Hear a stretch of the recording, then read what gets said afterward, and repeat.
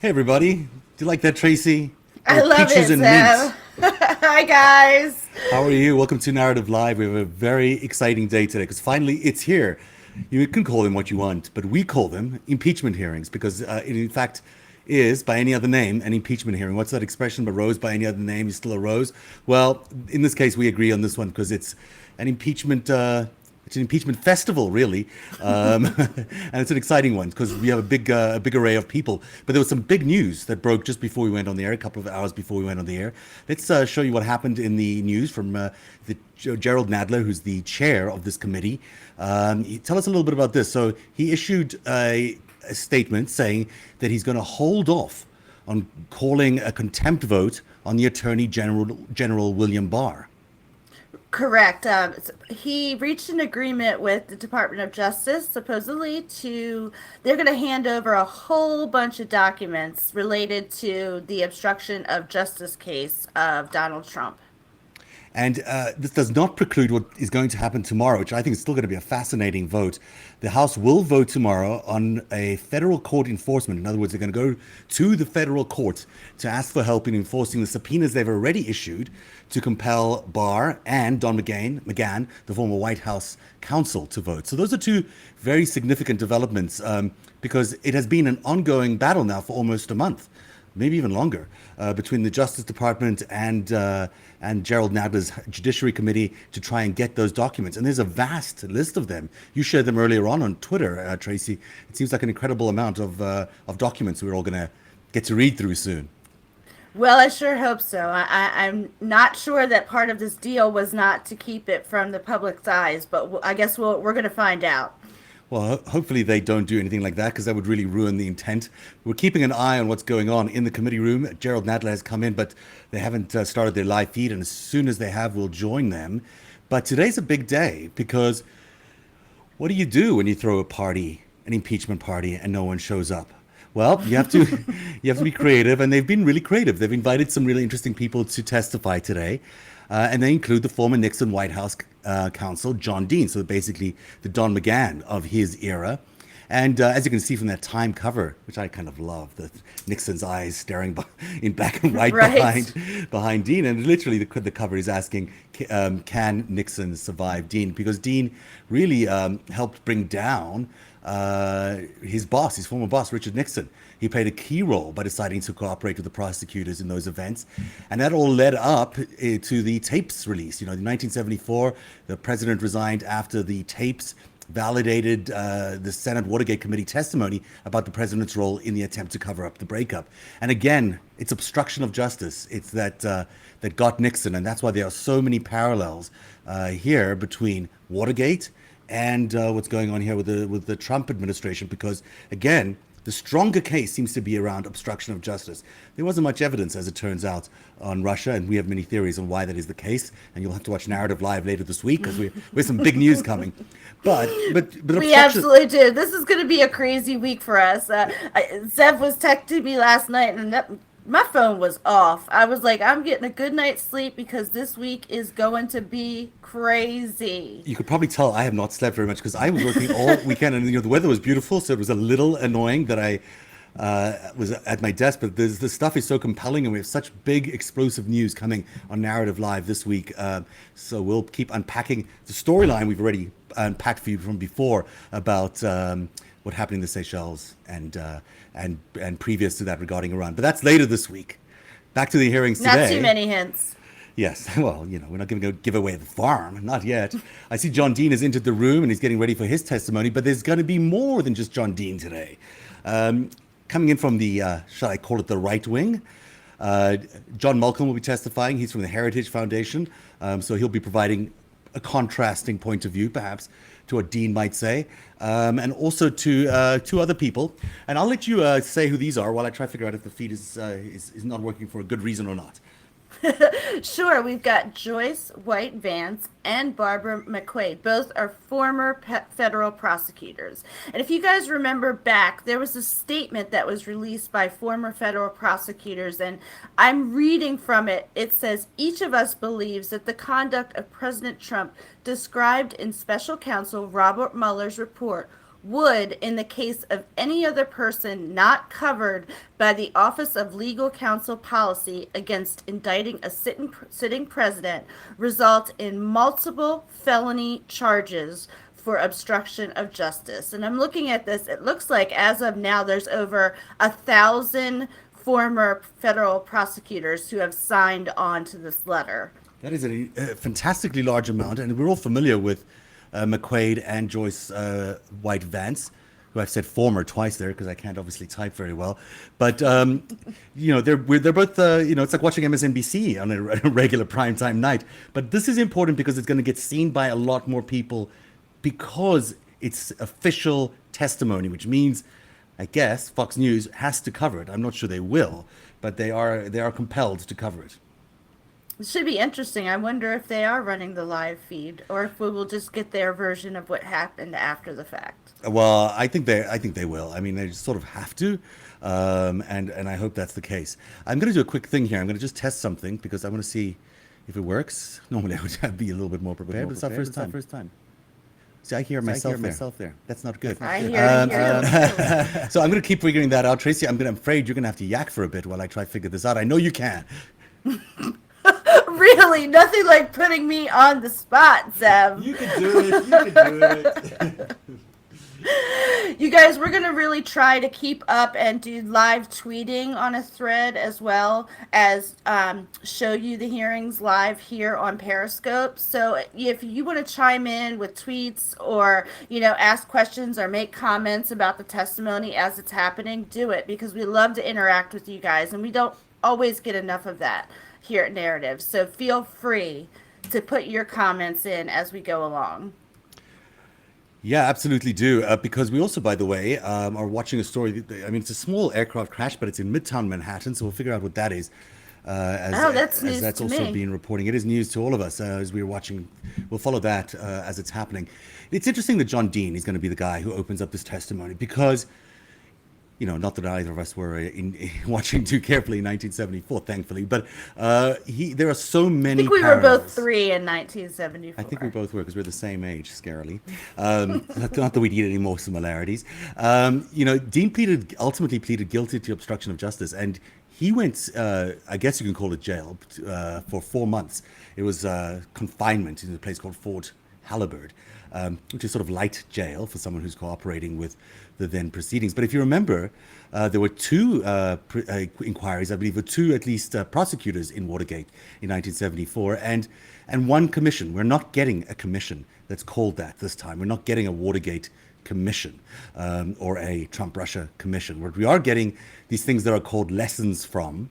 And today it's lessons from Mueller, because there is resistance, as we all know, from the leadership of the Democratic Party to actually go through with an impeachment process that they know ultimately result in him getting exonerated. And in the recent past, we've heard Nancy Pelosi saying that she's going to oppose impeachment until she gets a what did she call it, a hard and fast case or something like that, because she doesn't want to burn the opportunity of trying Trump in real court. In other words, she wants to see him going to prison. She's not that interested in impeachment. And she believes, although I think this is wrong, but in fact, constitutionally, this is wrong because, the impeachment process is very different from the judicial process. But she believes that there might be a feeling that if he's exonerated by the Senate, why put him through the federal courts? I don't know. It's too early to tell. Too early to tell how much frustration is going to go on. I've seen a lot of back and forth thinking from some of our lawyer friends on that several of them are against that, saying that they don't believe that there would be any charges for an obstruction of justice after he's left office. So I don't know, just a couple of people have said Here they are. that. They're taking the seat as Gerald Nadler. Of the committee at any time. We welcome everyone to today's hearing on lessons from the Mueller report, presidential obstruction and other crimes. I will now recognize myself for an opening statement. Just over 2 years ago, Special Counsel Robert Mueller was charged with conducting a full and thorough investigation of the Russian government's efforts to interfere in the 2016 presidential election, unquote, including an examination of, quote, any links and or coordination between the Russian government and individuals associated individuals associated with the campaign of President Donald Trump, and any matters that arose or may arise directly from the investigation, close quote. He concluded in his own words, quote, Russian intelligence officers who were part of the Russian military launched a concerted attack on our political system. Those officers used sophisticated cyber techniques to hack into computers and networks used by the Clinton campaign. They stole private information and then released that information through fake online identities and through the organization WikiLeaks. We now know that the Russian government timed their operation to interfere with our election, to harm the candidacy of Secretary Clinton, and to benefit the Trump campaign. Separately, the special counsel concluded that Russian entities, quote, engaged in a social media operation where Russian citizens posed as Americans in order to interfere in the election, close quote. Using fake identities on social media platforms like Facebook and Twitter, these operatives planned rallies in favor of the president and spread lies about Secretary Clinton made to look like legitimate media. Again, these activities represent a direct attack on our democratic process. With respect to these two specific operations by the Russian government, the special counsel did not find sufficient evidence to charge Trump campaign officials with conspiracy against the United States.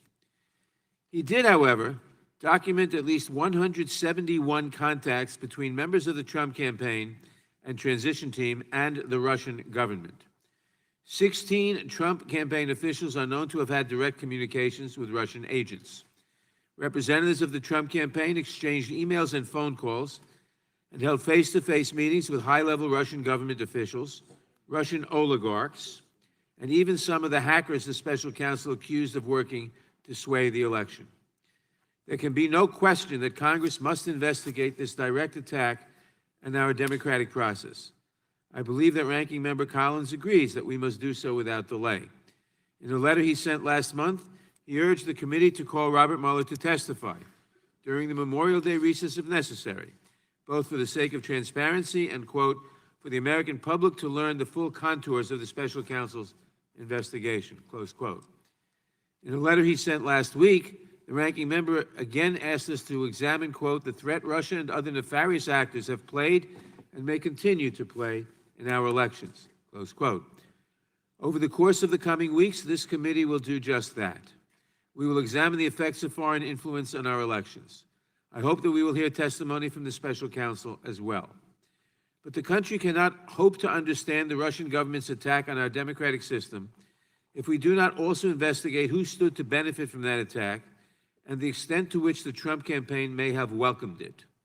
Similarly, we cannot fully understand the special counsel's work without also discussing President Trump's repeated attempts to undermine it. In his report, the special counsel describes 10 separate incidents in which the president attempted to change the scope or direction of the investigation or to end it altogether. At one point, President Trump ordered White House counsel Don McGahn to fire the special counsel. Later, he asked McGahn to write a letter stating that the incident never happened. McGahn said he would rather resign. At different stages, he asked Attorney General Jeff Sessions to unrecuse, in quotes, himself and to step in to direct the investigation away from the president's conduct. And of course, the president's public statements about this investigation before and after the results of the Mueller report are at best at odds with the evidence laid out in the report itself. There can be no question that this committee must investigate this behavior as well. Today's hearing is the first in a series of hearings designed to unpack the work of the special counsel and related matters. We have a responsibility to do this work, to follow the facts where they lead, to make recommendations to the whole House as circumstances warrant, and to craft legislation that makes certain no president, Democrat or Republican, can ever act in this way again. Our witnesses today include 3 former federal prosecutors, each of whom has considerable experience weighing the kind of evidence laid out by the special counsel in his report and in his indictments of 34 individuals, including President Trump's national security advisor, his campaign manager, his deputy campaign manager, and his personal attorney. Our panel also includes Mr. John Dean, who served as White House counsel to President Nixon and who became a critical witness for prosecutors and congressional investigators attempting to respond to President Nixon's attempt to obstruct the Department of Justice and the FBI. We will rely on the expertise of these witnesses to help draw our own conclusions about the findings of the special counsel and other evidence before us today. We will do so mindful of the House rules that prevent us from making inappropriate personal references to the President, to members of this committee, and to other members of Congress. But the rules of decorum in the House of Representatives are a shield, not a sword. The rules are designed to focus the debate on the facts and the law, and can therefore help us discuss the findings of the special counsel with the seriousness they deserve. The rules are not, however, an opportunity to avoid discussing serious allegations of misconduct altogether. I know that the ranking member and I disagree on any number of topics, including on what conclusions we should draw from the facts laid out by the special counsel. For example, in his last letter, he argued that President Trump has been, quote, vindicated, unquote, by the special counsel's report. I cannot agree with that conclusion. Neither, I believe, could the special counsel, given his insistence that his report, quote, does not exonerate the president, close quote. But I also know that the ranking member and I agree on the seriousness of the attack on our elections, that we must work together to make it more difficult for any president to ignore the danger that presented itself in 2016. That work continues in this hearing room today, and it continues at the Department of Justice later this afternoon, when this committee will begin to review some of the documents that Attorney General Barr previously denied us. I am pleased that we have reached an agreement to review at least some of the evidence underlying the Mueller report, including interview notes, firsthand accounts of misconduct, and other critical evidence, and that this material will be made available without delay to members of the committee on both sides of the aisle. As a result, I see no need to resort to the criminal contempt statute to enforce our April 19th subpoena, at least for now, so long as the department upholds its end of the bargain. But our arrangement with the department does not extend to the full scope of our request for the full Mueller report and its underlying materials, including grand jury information, nor does it extend to our demand that Don McGahn, a key fact witness, testify before this committee. Our work will therefore continue tomorrow on the House floor when we consider Chairman McGovern's resolution to authorize this committee to enforce its subpoena through civil litigation. It is my expectation that as a result of this authorization, Mr. McGahn will testify before long. And between now and then, we still have an obligation to investigate the deeply troubling evidence outlined by the special counsel. Not merely the portions that implicate Russian nationals, as some have suggested, but the entire report, including the volume that lays out some of the president's troubling behavior. The committee's work is serious. We should delay it no further. We should conduct ourselves in a manner that is consistent with the rules of the House and worthy of this chamber. And even if we cannot agree to draw the same conclusions from the evidence, we should at least proceed with a common understanding. We were attacked. We were attacked by a foreign adversary. President Trump's campaign took full advantage of the attack when it came. The descriptions of obstruction of justice in Volume 2 go to the heart of our legal system. If we can agree on this common set of facts as our starting place and agree to follow the facts and the law where they take us, I believe we can make a great deal of progress in this hearing today. I thank the panel for being here today, and I look forward to your testimony. Before we proceed further, I want to note for the record that the gentle lady from Pennsylvania, Ms. Dean, is unable to be with us today due to a death in the family. She very much wanted to participate in today's hearing, and I did not want anyone to misinterpret her absence. It is now my pleasure to recognize the ranking member of the Judiciary Committee, the gentleman from Georgia, Mr. Collins, for his opening statement. Thank you, Mr. Chairman, and I appreciate especially the last, and I would extend my prayers and thoughts to Ms. Dean as well. I'm just a little under a year. In fact, Monday this week will be 1 year from losing my mother. So it is, for all of us, we go through that, and it's an expression of love. However, I will come to this hearing today and say that we are continuing. I appreciate the chairman's understanding. I appreciate the chairman outlining a great deal of the basic conclusion that was an affirmative conclusion from the Mueller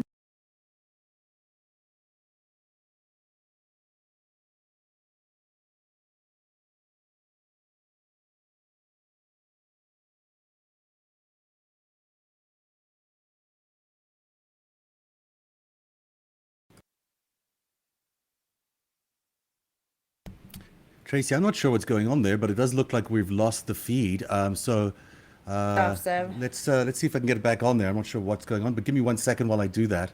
Again, okay. you get a chance to tap dance all by yourself.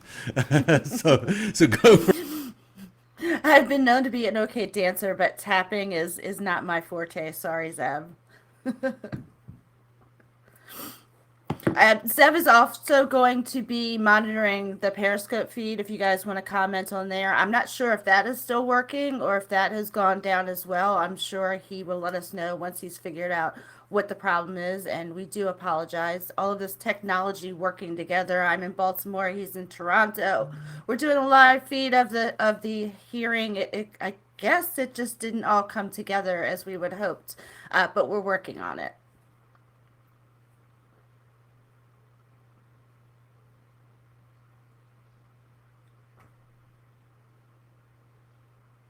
Any updates, Zeb?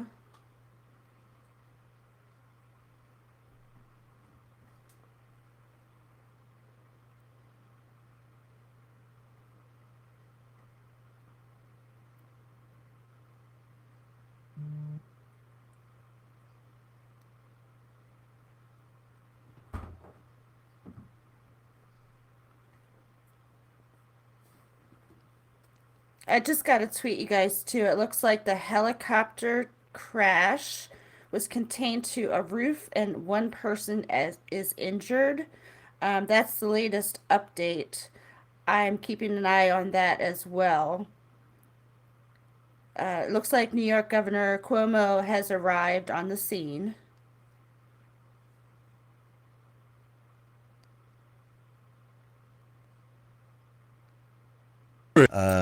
McGahn to testify. He believes the process that they're undergoing right now in the through the federal courts will ultimately have McGahn testify, and that I think is important and significant news. So I think that's something to be encouraged by, and I'm glad that that's finally getting sorted out, because without that, we know we'd never be able to hear from the horse's mouth, and we know how important these testimonies are when people are able to hear from people directly what happened, and McGahn is a particularly important person for that.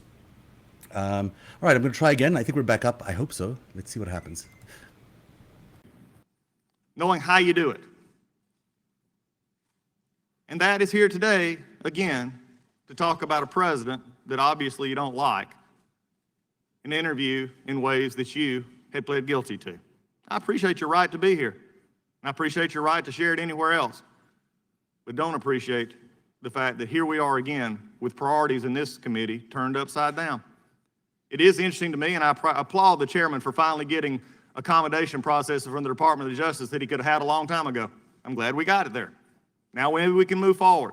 Maybe we can begin to put this committee in order. But I would just go back and just say that I would ask my chairman on who we do agree on some things. Hopefully tomorrow we're actually going to have a bill we agree on, the 9/11 bill. But while we continue this part, asking opinions from commentators, promoting their agendas, my question is this. At the end of the day, for these not here, they're here commenting on a report. I go back to what the chairman asked, and he said, well, we may get there. And I said, it was, we hope, I think was the exact words just a moment ago, to have Robert Mueller. Hope. This committee is obsessed with a document in which they could talk to the author, and we seem to not want to go there. We're hot and heavy to get everybody else here, but we don't want to go there. Because at the end of the day, the Mueller document, even spite his standing up and statements, stated there was no collusion, which is where it started. Where it started, there was that contact, and there was no charged obstruction. But here we are again today. Here we are looking at it as we go forward. Why? Because there is an obsession. There's another election around the corner. And that other election is simply being played out here. How can we damage the president? Because we don't like the cards that we got to run for re-election on with the economy and other things happening. So, Mr. Chairman, we're here again. I believe the priorities are wrong, but you've called the priorities. So now let the show begin. I yield back. Thank you, Mr. Collins. I will now introduce today's witnesses. John Dean was the White House counsel under President Richard Nixon. He is most well known for his role as a principal witness during the Senate Watergate hearings, where his testimony was later fully corroborated as to its truthfulness by the revelations in President Nixon's White House tapes. Prior to his time in the White House, Mr. Dean served as the Republican chief counsel of this committee, as well as the associate director of the National Commission on Reform of Federal Criminal Laws. He has a BA from the College of Worcester, and he received his JD from the Georgetown University Law Center. Joyce White Vance served as the U.S. Attorney for the Northern District of Alabama from 2009 to 2017. She also served on the Attorney General's Advisory Committee and was the co-chair of its Criminal Practice Subcommittee. She is currently a distinguished professor of the practice of law at the University of Alabama School of Law. Ms. Vance received her bachelor's degree from Bates College and a JD from the University of Virginia Law School. John Malcolm is the vice president for the Institute for Constitutional Government and director of the Meese Center for Legal and Judicial Studies at the Heritage Foundation. He also serves as chairman of the Federalist Society's Criminal Law Practice Group. From 2001 to 2004, Mr. Malcolm served as a Deputy Assistant Attorney General in the Department of Justice. He received his bachelor's degree from Columbia College, my alma mater, and a JD from Harvard Law School. Barbara McCade served as the U.S. Attorney for the Eastern District of Michigan from 2010 to 2017. She also served as Vice Chair of the Attorney General's Advisory Committee and co-chaired its Terrorism and National Security subcommittees. She is currently a professor from practice at the University of Michigan Law School. Ms. McQuaid received her bachelor's degree from the University of Michigan and her JD at the University of Michigan Law School. We welcome our distinguished witnesses and we thank you for participating in today's hearing. Now, if you would please rise, I will begin by swearing you in.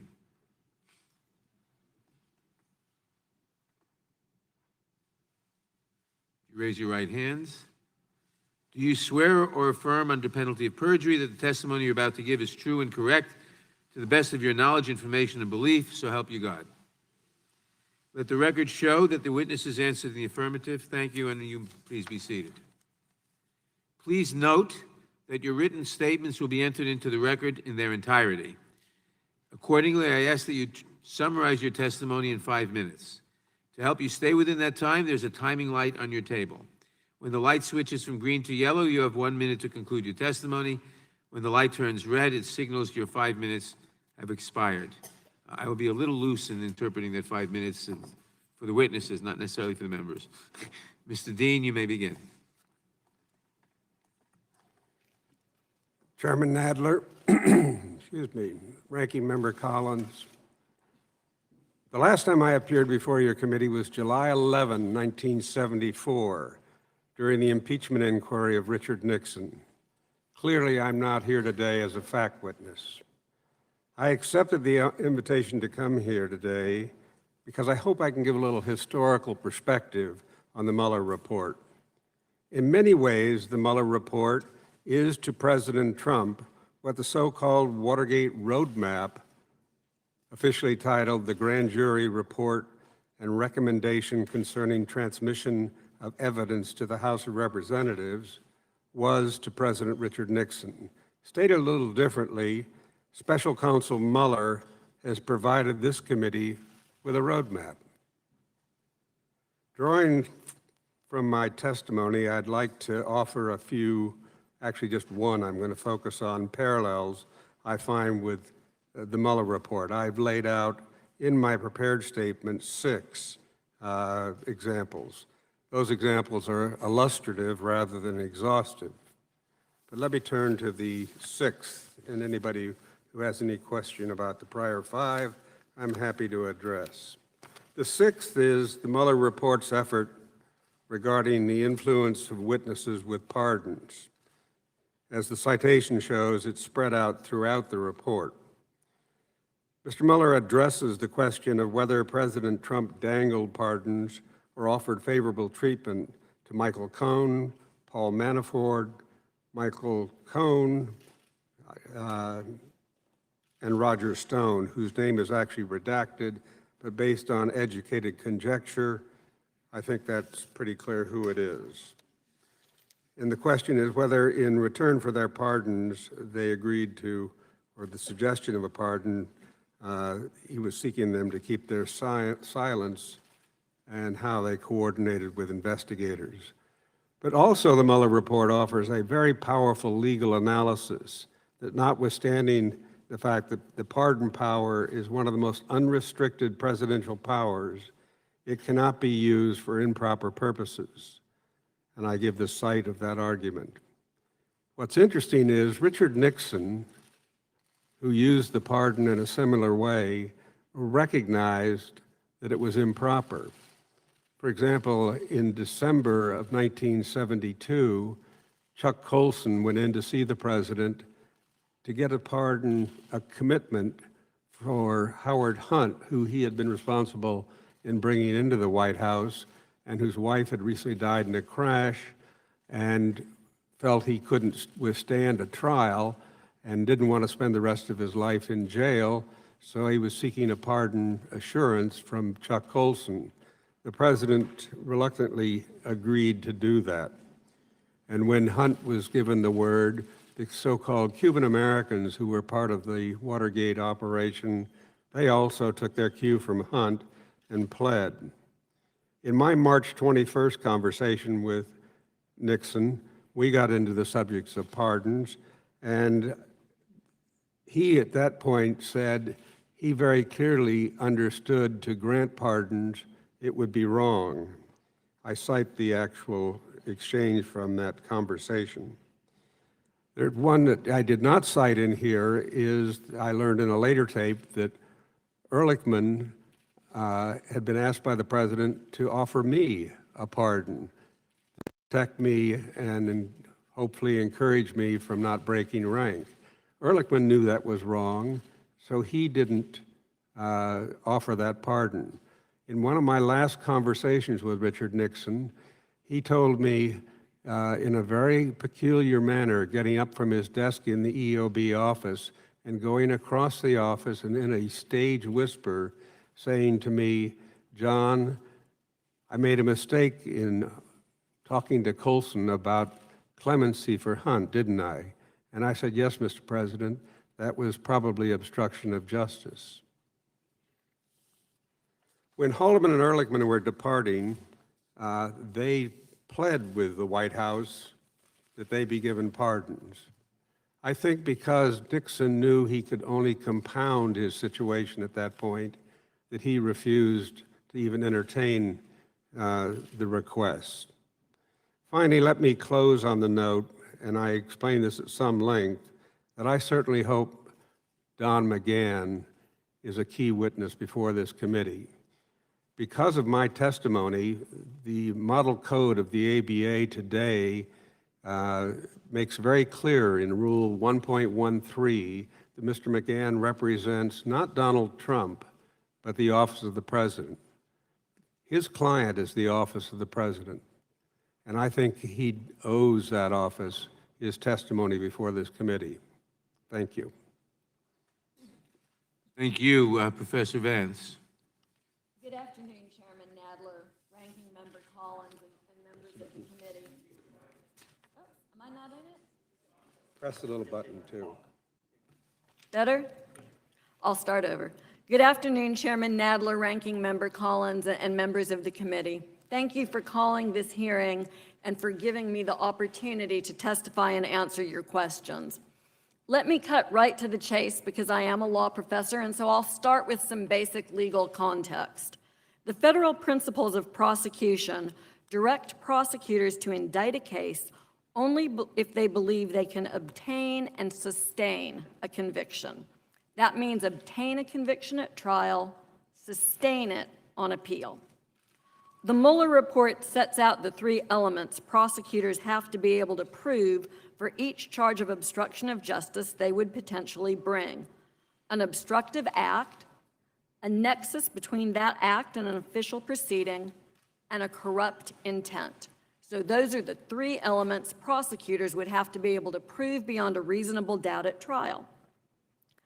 Because the special counsel followed DOJ policy and guidance in memos issued by the Office of Legal Counsel that prohibit indicting a sitting president, the report analyzed the evidence it contained without making an ultimate decision as to whether the evidence was sufficient to indict. Now, people can debate the merits of that position that's taken by the Office of Legal Counsel in the memo, but as long as that memo is in effect, it binds DOJ lawyers, and Robert Mueller, in his consideration, committed to following the law. I've reviewed Volume 2 of the special counsel's report, which lays out the evidence collected while investigating 10 potential instances of obstruction of justice. And based on my years of experience as a prosecutor, if I was assessing that evidence as to a person other than a sitting president who's covered by the OLC memo, the facts contained in that report would be sufficient to prove all of the elements necessary to charge multiple counts of obstruction of justice. The evidence is not equivocal, nor is the charging decision a close call. And I would be willing to personally indict the case and to try the case. I would have confidence that the evidence would be sufficient to obtain a guilty verdict and to win on appeal. Here's what I see as a prosecutor reading this report. There was an attack by a foreign country on our country and on our elections.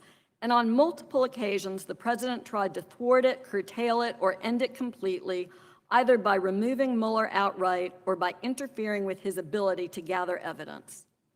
Here are some examples of the president's behavior documented by witness testimony and evidence collected by the special counsel. In the middle of the investigation, the president ordered his White House counsel to fire the special counsel. When that effort to fire the counsel became the subject of news reports, the president asked his White House counsel to lie about it and to create a false record to back up the lie. When the White House counsel declined to carry out his orders, the president moved outside of government, asking his former campaign manager to get the attorney general to unrecuse and to restrict the investigation to interference in future elections. In other words, no investigation into the president's conduct, the conduct of his associates, or the conduct of Russia in attacking our elections. When the president's campaign manager refused to carry out this order, the president began to pressure the attorney general personally, telling him in the Oval Office that he would be a hero if he unrecused himself, and making clear at the same time that he would be fired if he didn't carry out the president's demands. And he was ultimately fired. The president pressured multiple aides, including General Flynn, Manafort, and Cohen, not to cooperate with the investigation. He dangled the possibility of pardons if they didn't cooperate with the investigation. The president's personal counsel told his former campaign manager, Manafort, that he would be taken care of if he sat tight and refused to cooperate. This is some of what I see in the report.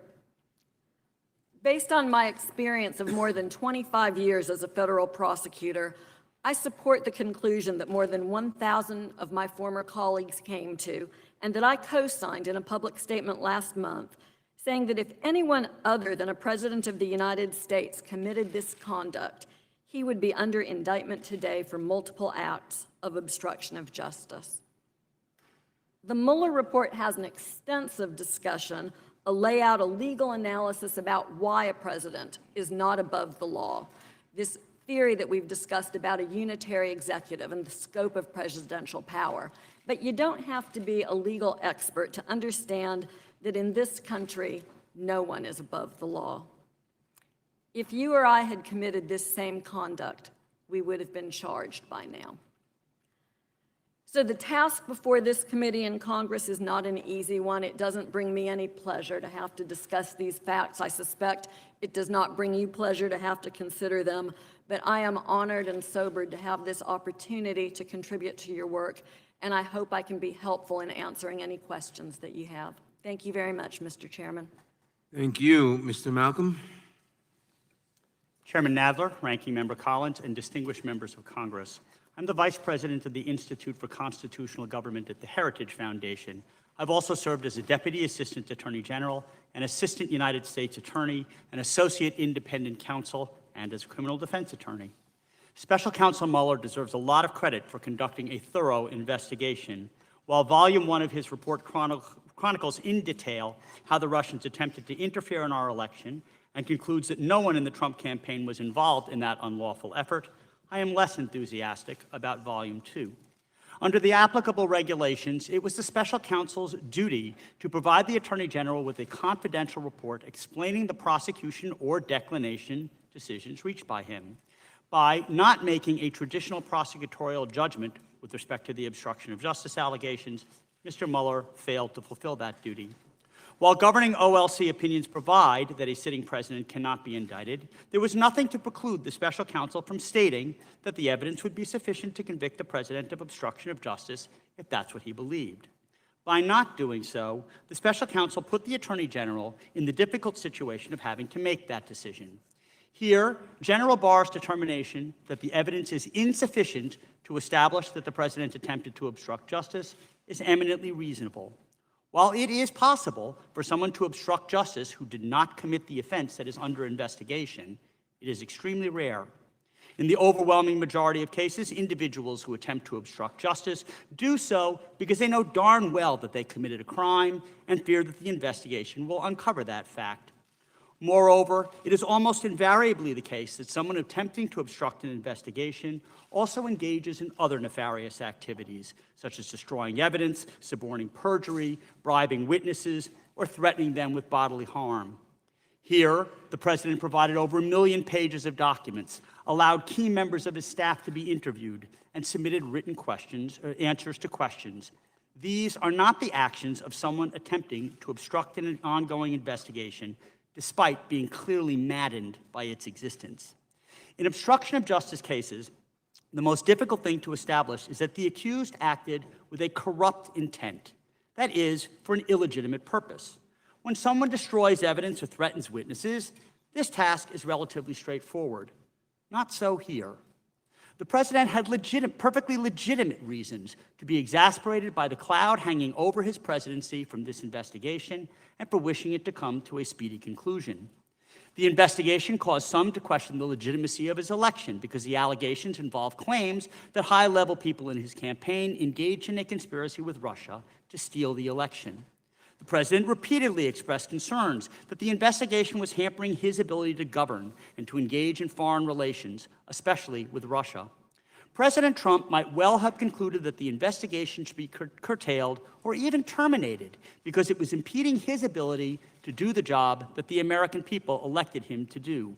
Such an alternative, non-corrupt motive, rather than naked self-interest, might also explain his conduct. Further, adopting Mueller's legal theory could have a chilling effect on a president who might well hesitate before engaging in some controversial action, such as removing an official, signing an executive order, or issuing a pardon, out of fear that his subjective intent might be questioned at some point in the future by a prosecutor, perhaps a politically motivated one, undertaking a criminal investigation. For this reason, the law requires that Congress issue a clear statement before a generally worded statute, such as the one that Mr. Mueller relied upon, can be applied to the president. No such clear statement exists here. To be sure, OLC has stated that some statutes, such as the bribery statute, can be applied to the president. However, while it is easy to disentangle facially criminal acts, such as paying a bribe or threatening a witness, from legitimate exercises of presidential authority, the same cannot be said of many of the acts that were investigated by the special counsel, such as criticizing the fairness of the investigation, asking subordinates to publicly defend him, removing an official, or contemplating issuing a pardon, each of which may have been undertaken for a mixed motive or an entirely pure one. Deciding which is which would inevitably interfere with the president's ability to serve the nation as he sees fit in the exercise of his Article II powers, thereby raising profound separation of powers issues. While it is certainly true that no man, including the President of the United States, is above the law, it is equally true that the President occupies a unique position in our constitutional structure and that some laws apply differently to him and some don't apply at all, at least when there has been no clear statement by Congress that the law should apply to him, or when doing so might impinge upon the exercise of his constitutional prerogatives. I thank you for inviting me here to testify today, and I look forward to answering any questions you might have. Thank you very much, Professor McQuaid. Thank you, Chairman Nadler, Ranking Member Collins, and distinguished members of this committee. I am honored to be here today, and thank you for the opportunity to talk with you about obstruction of justice. I've read the special counsel's report, and to me, the most significant finding in that report is that Russia interfered with our election in sweeping and systematic fashion. And through that lens, I will share two observations. First, about what happened, and second, about why that matters. First, the conduct described in the report constitutes multiple crimes of obstruction of justice. It's supported by evidence of guilt beyond a reasonable doubt, and I'm confident that if anyone other than a sitting president committed this conduct, that person would be charged with crimes. Second, why does that matter? Well, the obstruction described in the report created a risk to our national security. It was designed to prevent investigators from learning all of the facts about an attack on our country by a hostile foreign adversary. Let me explain each of those observations briefly. First, what happened? The special counsel's report describes 10 episodes of potential obstruction of justice. And with regard to 4 of those episodes, the special counsel found substantial evidence for all 3 elements of obstruction of justice. Those obstruction crimes include requesting that White House counsel Don McGahn remove Robert Mueller as special counsel, asking Don McGahn to falsely deny public reports about that order and to create a false document to support that lie. It includes reports of efforts to persuade Attorney General Jeff Sessions to reverse his recusal decision, which would have been unethical, and to publicly announce that the Russia investigation would focus on future elections only. It also talks about efforts to influence the testimony of Paul Manafort, a former campaign chairman. Let me focus on just one of those incidents, and that's the incident where the report describes persistent efforts to curtail the special counsel's investigation by directing Attorney General Sessions to reverse his recusal decision and to limit the investigation to future elections. President Trump asked various intermediaries, including Corey Lewandowski, who was at that point a private citizen, to convey a message to Mr. Sessions, but ultimately none of them did it. But for the acts of those associates, Mr. Trump would have limited the investigation to future elections. That would have prevented Mr. Mueller from learning the facts about Russian interference in the 2016 election, essential to our national security. And although Mr. Mueller's investigation did not establish the crime of conspiracy against the Trump campaign under federal statutes, proof of underlying crime is not required to prove obstruction. And there's a very important reason for that. That's because it's the interference in the quest for the truth that the law prohibits. And let's not forget that the investigation did establish sufficient facts to charge 37 defendants with crimes, including Russian intelligence officials. And that's despite the fact that some people, including the president, refused to talk to Mr. Mueller. The report says that some people lied to the special counsel, some deleted communications, and some used encrypted applications to conceal their conversations. As the report says, given these gaps, the office cannot rule out the possibility that unavailable information would shed additional light. This body has the power to obtain additional information. The report identified possible motives, including personal embarrassment, the possibility that his conduct amounted to crimes, and the legitimacy of his election.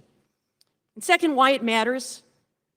If Mr. Trump had been successful in limiting the scope of the investigation to future elections, that would have harmed our national security by shielding Russia's conduct in attacking the 2016 election. But for the conduct of other individuals, Mr. Trump would have thwarted Mr. Mueller's efforts. By seeking to curtail the investigation, President Trump committed an act that threatened the national security of this country. As Robert Mueller concluded in his report, he reiterated that the central allegation of our indictments were that multiple and systematic efforts to interfere with our election occurred. That allegation deserves the attention of every American. I hope to answer your questions to give that allegation the attention that it deserves. Thank you. Thank you very much. We will now proceed under the 5-minute rule with questions.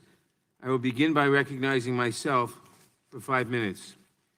Mr. Dean, as you're no doubt aware, the committee subpoenaed former White House counsel Don McGahn to produce White House documents shared with him and his counsel over the course of the special counsel's investigation and to testify before the committee on May 21st. At the direction of the White House, Mr. McGahn has not produced any documents. Additionally, the White House, while it has not formally invoked executive privilege over any specific information Mr. McGahn's testimony may cover, has nonetheless instructed him not to appear at all, merely because it may implicate the privilege. Do you agree with the White House, or does Mr. McGahn still have a legal obligation to appear before the committee? And if so, why? I have also read the OLC opinion of May 20th that says that a White House employee or a former White House employee has total immunity from testifying or appearing before Congress. That pushes the outer limit further than I have ever seen it pushed. And while they cite me in that memo, for 2 memos I received, both of those instances, the witness did appear. The Flanagan memo, for example, it was arranged that he would come to Congress. In other instances, when Henry Kissinger was asked to appear, we found a middle ground to have a meeting in Blair House. So there are solutions to this if the parties want to cooperate. So I think this is a smokescreen at this point, and I hope that the committee will pierce it because I think it's important. Thank you. Professor McQuaid, on page 1 of volume 2 of the Mueller report, the special counsel described the legal and policy considerations that guided his investigation. The special counsel begins by noting that his team determined not to make a traditional prosecutorial judgment and that his office accepted the Department of Justice OLC conclusion, which states that an indictment of a sitting president would, quote, impermissibly undermine the capacity of the executive branch to perform its constitutionally assigned functions, close quote. The special counsel, however, made clear as well that a federal indictment of a sitting president would also potentially preempt constitutional processes for addressing presidential misconduct and specifically referenced Article 1, Congress's Article 1 powers. What do you make of Special Counsel Mueller's reference here to Congress's separate authority? I think that what Mr. Mueller was doing there was being incredibly deferential because he was bound by the Office of Legal Counsel opinion that said he could not indict a sitting president. He thought it would be improper to even make an accusation that would disparage President Trump because he did not want to step on the powers of Congress, which alone has the power of impeachment. So do you agree that with the special counsel that Congress has an independent duty to investigate possible misconduct or malfeasance by executive branch officials, including the president, even if that's a do-over of the Mueller report? Yes, I do, and I don't know that I would even call it a do-over. I think it's a separate inquiry that this body has a responsibility to conduct. Thank you. Now, returning to the Mueller report, the special counsel specifically notes that he pursued his obstruction of justice investigation in order to preserve evidence and protect the integrity of future investigations. The special counsel's report states, quote, while the OLC opinion concludes that a sitting president may not be prosecuted, it recognizes that a criminal investigation during the president does not have immunity after he leaves office. And if individuals other than the president committed an obstruction offense, they may be prosecuted at this time. Given those considerations, the facts known to us and the strong public interest in safeguarding the integrity of the criminal justice system, we conducted a thorough factual investigation in order to preserve the evidence when memories were fresh and documentary materials were available, close quote. Now, Ms. Vance, Professor Vance, what is your reaction to the special counsel's inclusion of this language in the report? This language, I think, explains what we all know to be true. There has been a little bit of complaint that Special Counsel Mueller, once he realized he couldn't indict a sitting president, should not have continued to investigate. This language indicates that that's not the case. It was important to investigate while memories were fresh and evidence could be obtained. And that's because a president is not immune for all time from prosecution, only while he's in office. So Mueller could have been investigating for future prosecutors when the president was no longer in office. He could have been investigating information about other people, other than the president, who might have participated in crimes. There were abundant reasons for this investigation to continue, this investigation into the criminal justice implications of the president's conduct. Thank you. Finally, Ms. McQuaid, the Mueller report also acknowledges that Congress has the authority to prohibit the president's corrupt use of his authority in order to protect the integrity of the administration of justice. The special counsel further observed that under applicable Supreme Court precedent, the Constitution does not categorically and permanently immunize a president for obstructing justice through the use of his Article II powers. The separation of powers doctrine authorizes Congress to protect official proceedings, including those of courts and grand juries, from corrupt, obstructive acts, regardless of their source, unquote. As such, the special counsel concluded that, quote, Congress may apply the obstruction laws to the president's corrupt exercise of the powers of office. Congress may apply the obstruction laws to the president's corrupt exercise of the powers of office, accords with our constitutional system of checks and balances and the principle that no person is above the law. Do you agree with the special counsel's conclusion that the Constitution permits Congress to prohibit a president's corrupt exercise of the powers of his or her office, and if so, why? Yes, Chairman. There is an extensive section in Robert Mueller's report that talks about that. It addresses that theory that was first advanced by William Barr in the 19-page memo that he submitted to Congress last summer, taking the view that Congress cannot limit the president because of separation of powers. But I think the ultimate conclusion is that the president does not have just the power to execute the laws, but the Constitution requires that he faithfully execute the laws. And that means that he cannot act corruptly. He must always act in the best interest of the country. And so, yes, I do agree on that theory. Thank you. My time has expired. I'll now recognize the ranking member, the gentleman from Georgia, Mr. Collins. Thank you, Mr. Chairman. Interesting last comment there. We may get back to that as this issue of faithful and how that actually turns out. But I do want to go back to something that you and Ms. Professor Vance have both talked about, and it's this issue of did Mueller investigation, did they were going to charge or not charge based on OLC opinion. It's an interesting concept, especially when you go back to not was the final charge from Mueller, but then to Bill Barr himself when actually giving the report the ultimate charging authority here. And it said in the letter, the first letter that came from the Attorney General, it said, after reviewing the special counsel's final report on these issues, consulting with department officials, including Office of Legal Counsel, and applying the principles of federal prosecution that guide our charging decision, the Deputy Attorney General, Rod Rosenstein, and I have concluded that the evidence developed during the special counsel investigation is not sufficient to establish that the president committed an obstruction of justice offense. Our determination was made without regard to or based upon any limitations based on these considerations surrounding the indictment. Interesting, this has been discussed later on because it became after the discussion, there was a joint statement put out by the Attorney General's office and by the special counsel office that said this: the Attorney General has previously stated that the special counsel repeatedly affirmed that he was not saying that but for the OLC opinion, he would have found the president obstructed justice. The special counsel's report and his statement today made clear that the office concluded that it would not reach a determination one way or the other about whether the president committed a crime. And there's no conflict between these statements. So I think the interesting part that is coming along here is this discussion on the fact that it does appear, and you can take one part saying he was bound by this and you can go on that, but the Attorney General made it very clear that when he looked at it and it was up to him if he wanted to move forward with charge, he chose not to charge because Mueller had gave it to him and took into account the special counsel determination, and then later on with the special counsel himself saying that he wasn't going to charge either way and was not bound by this opinion. My question becomes, though, you've got great opinions, both of you, on these issues of obstruction, but again, as I said before in the starting of this, the main priority, and you both mentioned this, was the Russian interference in our elections.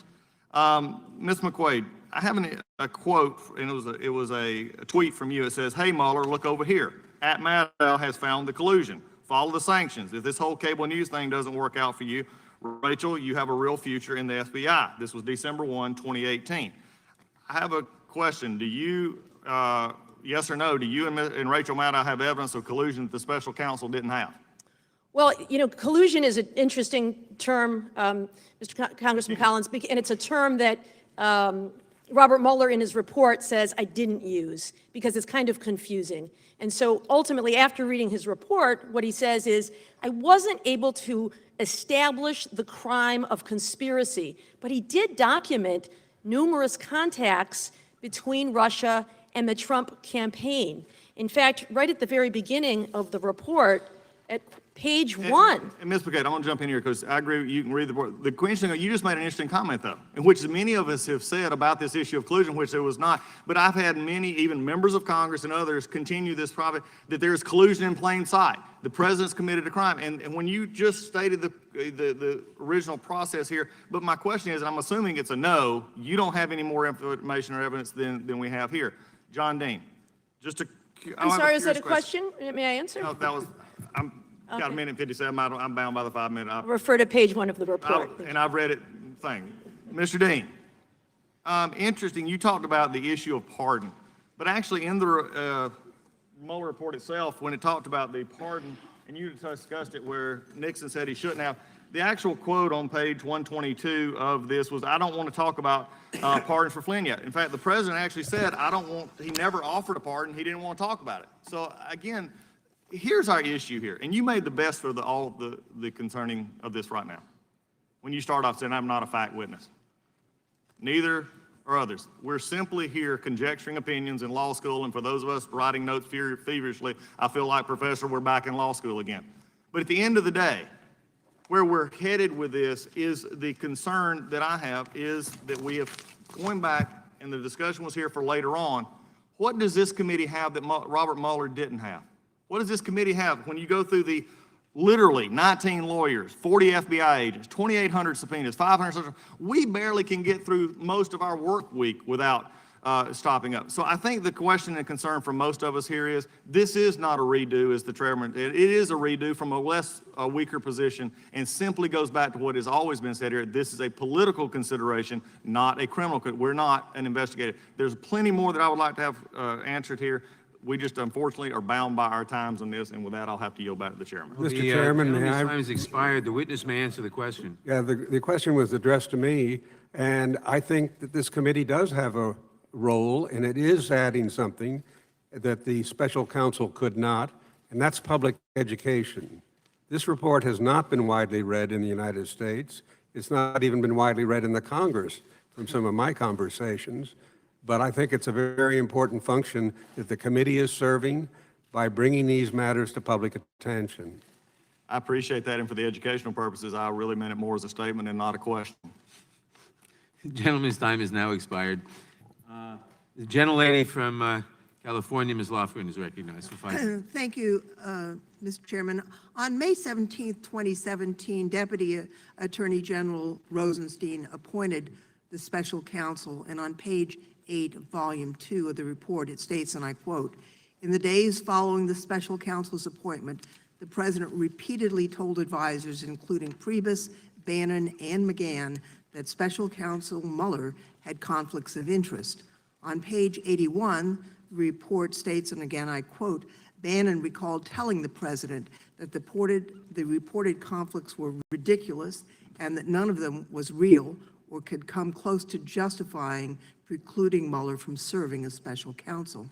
On May 23rd, the Justice Department cleared the special counsel of any conflicts. On page 81 of Volume 2, it describes the president's reaction, quote, "The president complained about the asserted conflicts and prodded McGahn to reach out to Rosenstein about the issue. McGahn said he responded that he could not make such a call, and the president should instead consult his personal lawyer because it was not a White House issue." Mr. Dean, you recall that you were here last, July 11th, 1974. I was here too, working for my predecessor, Don Edwards, who was a member of the judiciary at this time. You have extensive experience as the counsel for the White House. Understanding the role of White House counsel, why would McGahn refer the president to private counsel? Because what's happened since my day in the White House is the American Bar Association developed a rule, Rule 1.13, which makes it very clear in representation of an organization that the client are not the constituents of the organization or the person who runs the organization or people who run the organization. It is the organization. As a result, Mr.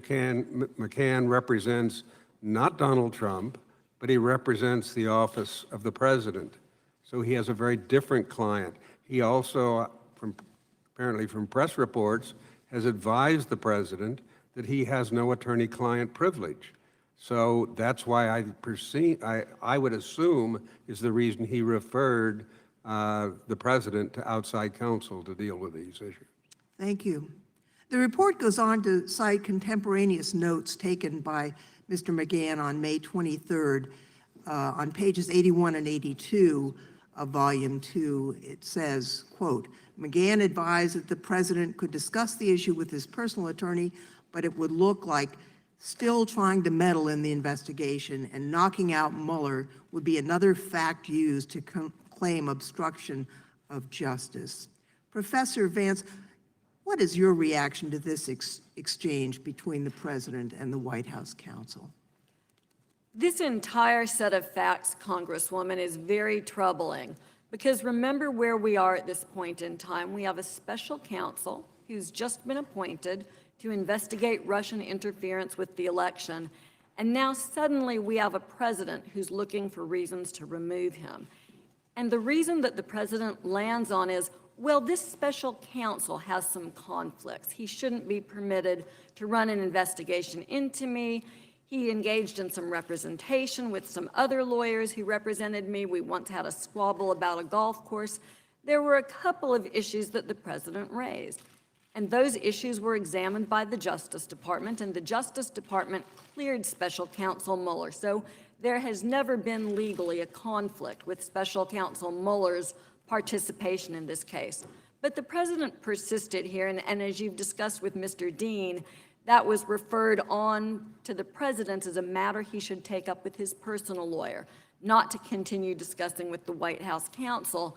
And this repeated fallback to the president by the notion that he should be able to somehow conflict the special counsel out of his job was receiving strong pushback. So the president's continued persistence here, at least in my judgment, forms one of the acts of obstruction, ultimately resulting in the president taking affirmative steps to have special counsel Mueller fired. But this entire colloquy that you refer to is very instructive on the issue of the president's intent at this point in time. Thank you, Professor. Professor McQuaid, do you see it similarly? What's your reaction to this? It is, and I think one of the things that's important, I know that the report is long at 448 pages, but it really is important to read the whole report, and I would urge everyone here to do so if they have not yet had an opportunity, and members of the public, because even though only a handful of the obstructive acts were found to have met each and every element of obstruction of justice, I think it's really important to see the whole context of behavior to understand the significance of those events. If this were a criminal case in court, a jury would be instructed to look at the totality of the circumstances so that they can have a full understanding of what's going on. And it seemed that what's going on here, looking at the totality of the circumstances, is that President Trump felt threatened by Robert Mueller. He felt threatened by him even though there was no ultimate finding of a crime of conspiracy. At the time the investigation was going on, President Trump didn't know that was going to be the outcome. In fact, he was aware of numerous contacts with Russia that may be exposed, the Trump Tower meeting with Russians and his family members. There was also the matter of Michael Cohen's payments to a woman to buy her silence before the election. All of those things could have been things that motivated President Trump. Let's not forget that one of the things that motivated Bill Clinton was covering up an extramarital affair. And so there are things other than the crime that the investigator is looking at that could motivate a person to try to end an investigation. And under the law, they are equally prohibited. My time has expired. Thank you, gentlelady. Gentleman from Ohio, Mr. Shabbat. Thank you, Mr. Chairman. Mr. Dean, it's, to the best of my knowledge, I don't think that we've ever met. I'm one of 435 members of the House. There are a lot of us, but only one of you, and you're pretty famous. Let me take you back a ways. Back in 1972, I was a freshman in college, and I voted for the president for the first time. I'd have been 19 years old. I voted for Richard Nixon, principally because I thought he was improving relations with Russia and with China, and I thought that was a good thing. Well, the next year, 1973, in June, June 22nd to be exact. I married my high school sweetheart. Next week we'll have been married 46 years now. And on our honeymoon in Gatlinburg, Tennessee, and then in Mammoth Cave, Kentucky, among other things that I remember watching you testify before Congress about the president that I had voted for and about some very bad things that he had done. The next year, of course, that president resigned in disgrace and was replaced by Gerald Ford. A lot of my friends, people my age at the time, were really turned off from politics, thought they were a bunch of crooks. Why would anybody ever want to be involved in politics? It had just the opposite effect on me. I thought we needed people involved in politics for the right reason, that want to help their community or the country. So I decided that someday I was going to get involved in politics. And I voted for, a couple years later, 76, I voted for Jimmy Carter, by the way, for president, because I thought it was wrong that Ford had pardoned Nixon, figuring that there'd been some sort of crooked deal that went on there. So anyway, a couple years later, I did get involved in politics, and I ran as an independent for Cincinnati City Council. I lost. Then 2 years later, I ran as a Republican, and this time I lost again. So finally, I did get elected to council the next time, served for 5 years there, served for 5 years as a county commission, and then lo and behold, back in 1994, in the Republican Revolution, I got elected to Congress and got appointed to this committee that I wanted to be on. So 25 years after watching you on television relative to Nixon and Watergate, I was a member of the Judiciary Committee impeaching another president, this time William Jefferson Clinton, and I'm one of only two members in the House who were actually House impeachment managers in the Senate trial. Jim Sensenbrenner was the other. Now it's 20 years after that, and it's been alleged that another president did something wrong, that he allegedly colluded with the Russians to win an election. I thought the responsible thing to do was to reserve my judgment until the special counsel, this time Robert Mueller, it was an independent counsel back under Clinton, until the special counsel this time completed his report on the matter. He did, and he found no collusion. He sort of punted on obstruction of justice, but the Attorney General determined no obstruction of justice. So, Mr. Dean, my question to you is this. Rather than reserve your judgment until the Mueller report came out, like I did, you were an outspoken critic of President Trump, and you alleged publicly on more than one occasion, even before the Mueller report came out, that you believed President Trump had colluded with the Russians. Isn't that true? I don't think I quite said collusion. I think there is evidence, incidentally, in the report of collusion. There have been a number of well-done articles that draw on the different contacts between the Trump people and the Russians and make a fairly strong case for collusion. I think you did say Congressman, collusion or colluded. Yeah. I'd just like to correct you on one fact, that you couldn't have, in 1971, have been attracted to Nixon because of China, because he hadn't gone to China I yet. voted in 72.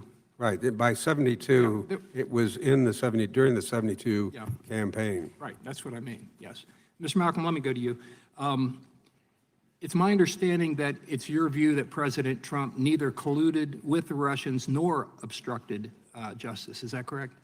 Well, it's the special counsel Mueller's conclusion on the former, and then on the latter, I don't think as a legal matter under the statute that Mueller relied upon, he could be convicted of obstruction of justice, and I thought the determination based on the facts was an eminently reasonable one that he did not engage in obstruction of justice. Okay, and real quickly, when Attorney General Barr announced his determination on alleged obstruction of justice, was he within the scope of his authority to do so? He was within the scope of his authority to do whatever he wanted. I thought that the regulations say that he was supposed to make a prosecution or declination decision, which he failed to do. But, you know, he was given the authority to investigate these matters, and he did what he did in his report. Thank you very much. My time's expired, Mr. Chairman. Thank you. The gentlelady from Texas, Ms. Jackson-Lee. As I hold this book up, all that we say refers to this roadmap. On June 13, 2017, the acting Attorney General testified before Congress. There was no good cause to remove the special counsel. On June 14, 2017, the President issued a press statement stating he had no intention of firing Mueller. However, on the page 90 of volume 2 of this report, the report says, quote, "But the next day the media reported that the president was under investigation for obstruction of justice and the special counsel was interviewing witnesses about events related to possible obstruction, spurring the president to write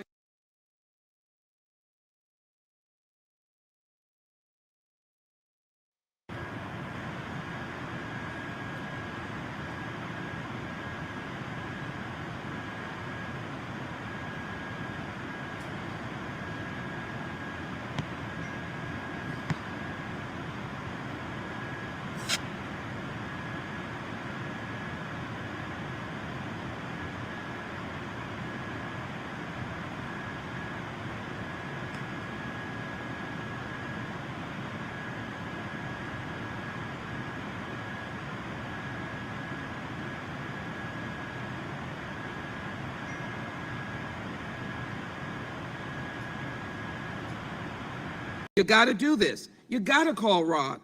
McGahn said he told the president that he would see what he could do. McGahn was perturbed by the call and did not intend to act on the request. Mr. Dean, speaking as a former White House counsel, why would that call from the president perturb McGahn? Well, I think Mr. McGahn has stated that he was very aware that firing the special counsel could provoke an equivalent to the Nixon Saturday Night Massacre, which, while he wasn't old enough to have remembered it personally, he'd certainly read about it and knew the negative consequences that had flowed from it. And so he stepped away from it and didn't want any part of it. Page 86 of volume 2 of the report describes the second call, quote, "When the president called McGahn a second time to follow up on the order to call the Department of Justice, McGahn recalled that the president was more direct, saying something like, 'Call Rod, tell Rod that Mueller has conflicts and can't be the special counsel,' more direct. McGahn recalled the president saying, 'Mueller has to go and call me back when you do it.' McGahn understood the president to be saying that the special counsel had to be removed by Rosenstein. What do you believe, or what is your reaction to this exchange, and would you find such behavior concerning?" Professor Vance, and then Professor McQuaid. Yes, this conduct to me seems to have all the elements prosecutors would need to have to successfully charge obstruction of justice. There's an obstructive act, the effort to go ahead and have the special counsel fired. There's a nexus to an investigation. At this point, the president is aware that investigation is ongoing. And there appears to be a corrupt motive as well, curtailing the special counsel's investigation. So this entire series of conversations and conduct is deeply troubling. Thank you, Professor McQuaid. Yes, Congresswoman, I would agree with that. In fact, it prompted Don McGahn to believe he had to resign because he could not participate in something that would be akin to the Saturday Night Massacre in the firing of Robert Mueller. He understood the significance of it, the consequences, and that it would amount to a crime of obstruction of justice. And this idea that Robert Mueller was in any way conflicted really was frivolous, as officials advised him.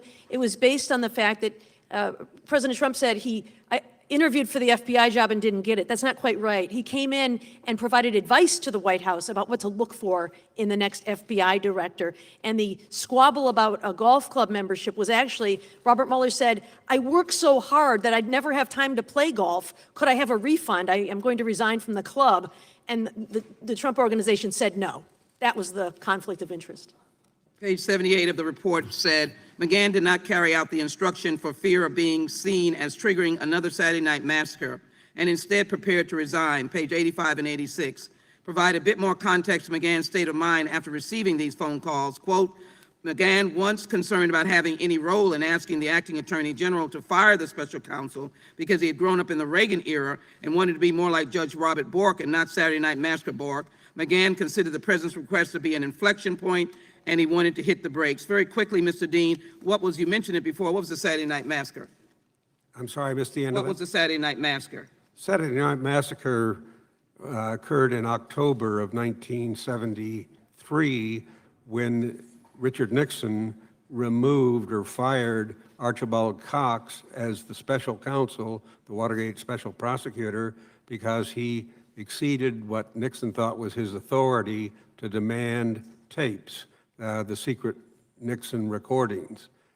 He had told him that they would offer them to a member of the Senate, John Stennis, who happened to have a very bad hearing problem, to validate the White House prepared transcripts, and the special counsel Cox rejected it.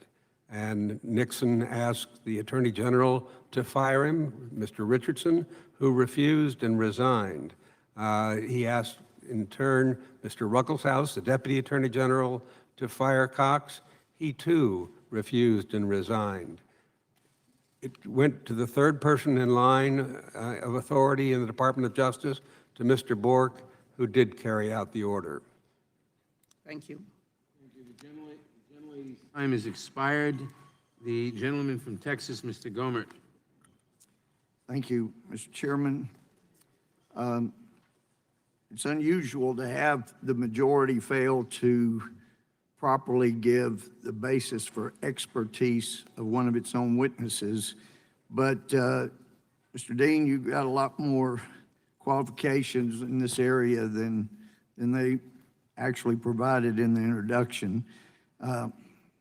Back when New York Times was more accurate, they reported that in your case, John Sirica, the judge, read the formal charges regarding the conspiracy to thwart the investigation, and he read as follows, that you were suborning perjury, giving false statements and concealing evidence in the trial before Judge Sirica last winter of the men arrested in the break-in, offering clemency to the defendants, paying to keep the arrested men silent, asking the Federal Bureau of Investigation for information, attempting to get the CIA to provide money for the payments. In furtherance of the conspiracy, Judge Sirica continued reading. Dean had committed 6 specific overt acts on or about June 27, 72. He directed G. Gordon Liddy to tell Howard Hunt to leave the United States. He asked General Vernon Walters, the Deputy Director of the CIA, whether the CIA could use covert funds to pay the bail and salary of those involved in the Watergate break-in. He had asked the president's former private attorney, Herbert Kalmbach, to raise funds with which to make the payments to the Watergate defendants. He had met with Jeb Stuart Magruder on the campaign staff to help Magruder prepare false, deceptive, and misleading testimony to give the grand jury. He had asked John Caulfield to offer executive clemency to James McCord, another of the original defendants, and he had asked L. Patrick Gray, former acting director of the FBI, for reports of information gained in the investigation break-in. We've heard different reports from different people involved.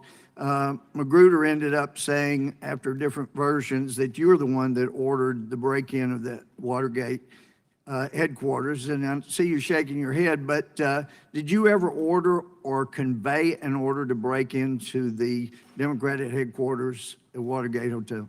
First of all, on your description of my pleading guilty. Yeah, that came from the New York Times. You can take it up with them. Right. But did you ever order? May I explain before I answer? Well, you can either answer the question or not. Be happy to answer your question. Please. The question is, did I ever Did you order or Yes, ever convey the order to break into the Democratic headquarters? No. All right, thank you. And I know I wasn't. In fact, I have no evidence that anybody at the White House Look, I've only got knew of 5 it. minutes, and Okay. the chairman's not as liberal with us as he is with the Democrats. But for those who are not familiar with the statements here, in his last civil suit, Mr. Dean said, it could be that I misspoke myself. It's either a misstatement or an incomplete transcription, highly possible. I just misspoke myself. We were trying to paint with the broadest brush we could. I may be not artfully stating here, maybe it was imposing hindsight on events. That is a less than accurate description, talking about what he had said previously. Obviously, it was a self-serving answer, so maybe I can help some of my colleagues if you're tempted to go after questions like that. But I don't even know what you're referring to. it was the last civil suit you were involved in with Mr. Liddy, where he had begged you to sue him because he called you the biggest liar in the world and things of that nature, and you finally sued him with a bunch of other people and ultimately dismissed the case against him without going to trial as he had asked you to do. That is not But correct. let me, there are similarities, you're right, with regard to Watergate, and both an administration was seeking to illegally spy on another candidate, and both people were hired to attempt to gather evidence that could be used against a candidate. In Watergate, the committee to re-elect the president hired burglars to break into the DNC headquarters. In Watergate, administration officials tried to find ways to use federal dollars to pay for their criminal spying. In Russiagate, members of the federal government used the Intel, DOJ, and FBI communities to attempt to defeat a presidential candidate. Then when that failed, to have him removed from office. In Russiagate, the Clinton campaign and the FBI paid a foreign agent to collude with Russians to produce opposition research that turned out completely false, as the Mueller report indicated, that could be used to commit a fraud upon the FISA court and get multiple warrants to spy on opposition campaign. In Russiagate, it was the Clinton campaign through Fusion GPS in concert with the FBI and possibly intelligence who hired people to do the spying. And what really bothers me, oh, and by the way, Professor White Vance, I have amazing admiration. I used to tell people, if you ever talk to a lawyer that says, I'm going to win at court on this and I'll win the appeal, you run from them because they're either incompetent or they're corrupt. But you have such amazing ability. You know you could win at court on an appeal, so I'm in admiration. But let me tell you, the frauds that were committed on the FISA court in this matter and the abuses of American citizens' Fourth Amendment rights and the fact that people who once cared about this country's Fourth Amendment rights are now more concerned with taking out another party's president, making sure he doesn't get reelected, tells me that we are in a greater danger for our Constitution at this time than we were from the outside World War II. And I appreciate getting nearly 30 seconds short of what y'all did. Thank you. Gentleman's time is expired without questions. The gentleman from Tennessee. Thank you, Mr. Chair. First, Mr. Dean, I appreciate your role in history in ending a corrupt administration and restoring justice. Are you using a mic? Secondly, you were being asked by Congressman Lee about Don McGahn and his refusal to fire or ask that special counsel be fired, and he didn't want to be compared to Bork and the Saturday Night Massacre. What did you think McCain meant by comparing the special counsel being fired for the Saturday Night Massacre to the role he was asked to engage in, and what was your reaction to the phone calls between the president and Mr. McGahn? Well, when I read the Mueller report and the details, my first reaction was that McGahn took the high road, acting more like Elliot Richardson and Bill Ruckelshaus, and I thought that was admirable. He had said he would consider resigning, and he was prepared his resignation. Is that correct? Yes. The report goes on to detail how trapped McGahn felt. Quoting from page 86 of Volume 2, McGahn recalled feeling trapped because he did not plan to follow the president's directive but did not know what he would say the next time the president called. McGahn decided he had to resign. Page 87 describes McGahn's phone calls later that evening with Priebus and Bannon.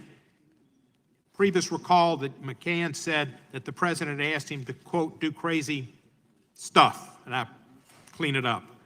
But he thought McGahn did not tell him the specifics of the president's request because McGahn was trying to protect Priebus from what he did not need to know. Ms. Vance, if McGahn had carried out the president's orders, would McGahn face legal jeopardy himself? So it's difficult to answer questions like that without knowing exactly what would have transpired, but there's an enormous risk that he would have. And at that point, there would have been both completed obstruction and a conspiracy to obstruct. Mr. Dean, as a former White House counsel, are these types of requests in the normal course of business? No. Mr. Dean, understanding the circumstances, was Don McGahn's decision to ignore the call to get Mueller fired and McGahn's reaction to resign reasonable and appropriate and commendable? Yes. Mr. Dean, understanding your history as someone who was in a similar position but chose differently, what did you think Don McGahn was afraid of? Why did he feel the need to protect both his chief of staff and other advisors? Well, I think he's somebody who learned from history. And if we don't learn from history, we're doomed to repeat it, are we not? Exactly. Yes, sir. The following quote and questions may pose a parliamentary risk. Yeah. Let me ask you this. Ms. Vance, you said that there was a different standard, that the collusion was in plain sight, and that you said that that we had to prove when they brought a case that they had to win it at trial and they had to win on appeal. Is that the same standard Congress would face in an impeachment hearing? You know, it's not, and that's a very good point. We've talked a little bit about whether a congressional inquiry would be a do-over of the Mueller investigation. And a congressional inquiry is very different. When prosecutors consider cases, they have to find a federal statute, a law that you all have enacted, and make sure that a defendant has violated, that they can prove a violation of all the elements of that statute. So here, the notion of a corrupt act, a nexus, and corrupt intent. Congress doesn't have those same restraints. When Congress examines conduct in its oversight and its impeachment function, your jurisdiction, as I understand it, is much broader, and you could reach conduct that we might categorize as lawful but awful, something that would be so inappropriate for a president that Congress would determine it needed to be sanctioned. So kind of, would we have it's a different standard, but would the standard be kind of preponderance of the evidence instead of guilt beyond a reasonable doubt? So I think that's correct, and that the way that you deal with impeachment proceedings is largely up to how Congress chooses to move forward, the standards that you set, the way that you define high crimes and misdemeanors. It's a process that's less cabined by existing statutory criminal law than the conduct of someone like a special counsel would be. Thank you.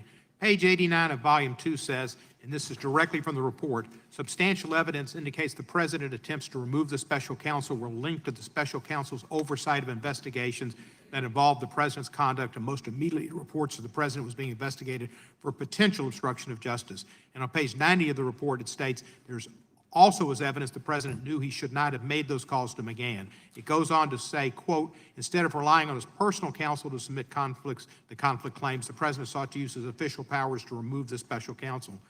Mr. Dean, do you agree, and why? Well, I think it was inappropriate to use special counsel, or the White House counsel, and White House counsel rejected being so used. And Ms. Vance, as a former prosecutor, how would you evaluate the evidence presented in the report, and how does it compare to other cases you've seen prosecuted? So for prosecutors, when they evaluate evidence, you know, I think it's important just to be frank about this and to note that we're all people, right? We all have different backgrounds, different likes, different views, different politics. What prosecutors are trained to do is to check those beliefs at the door. So the office that I worked in had, I assume, folks who were Republicans and Democrats. We largely didn't discuss politics in the office. We look at the evidence through a very narrow filter. That filter is evaluate what the law says, evaluate the evidence that you have, search for the truth, and charge cases where you believe you can prove beyond a reasonable doubt the elements of a crime. That's how we have to look at the evidence in the Mueller report. And in some instances, Mueller investigates in Volume 2 10 potential instances of obstruction of justice. In my judgment, some of those I would not indict. But in at least 3 core areas, the areas involving removal of Special Counsel Mueller and the president's efforts to get Jeff Sessions to unrecuse and restrict the nature of the investigation, there appears to me to be substantial evidence that would permit prosecutors to move forward. Thank you so much. I yield back the balance of my time. Gentleman from Ohio, Mr. Jordan. Thank you, Mr. Chairman. At a memorial event for David Hamburg, Speaker Pelosi and I had a chance to discuss impeachment. Mr. Dean, who wrote that? I did. 1 month ago, May 11th, 2019, haven't we been too long in not giving Trump a meaningful moniker? Should it be deranged Don, deadbeat Don, demagogue Don? Thoughts, please, comments. Mr. Dean, who wrote that? I assume that was mine. It was yours. 19 days ago, May 22nd, 2019, there was this. We are witnessing Trump's massive cover-up of his criminal behavior as POTUS. He is incapable of accomplishing anything. Mr. Dean, you know who wrote that? I suspect that was me again. It was you. I want to focus on that last sentence. As POTUS, as President of the United States, he, Donald Trump, is incapable of accomplishing anything. when you made that statement, Mr. Dean, what did you have in mind? You thinking about the 3.2% economic growth rate we had the last quarter? Thinking about the fact we got the lowest unemployment in 50 years? How about the fact the hostages are back from North Korea? Maybe you were thinking about this. When you said the President of the United States was incapable of doing anything, were you thinking about the fact that the embassy is now in Jerusalem? I mean, I think about this one. Every single candidate for as many cycles as I can remember, Republican and Democrat, have promised the American people, you elect me, we're going to move the embassy to Jerusalem. And guess what? They get elected and they come up with a million reasons why they can't do what they said they were going to do. But this president didn't.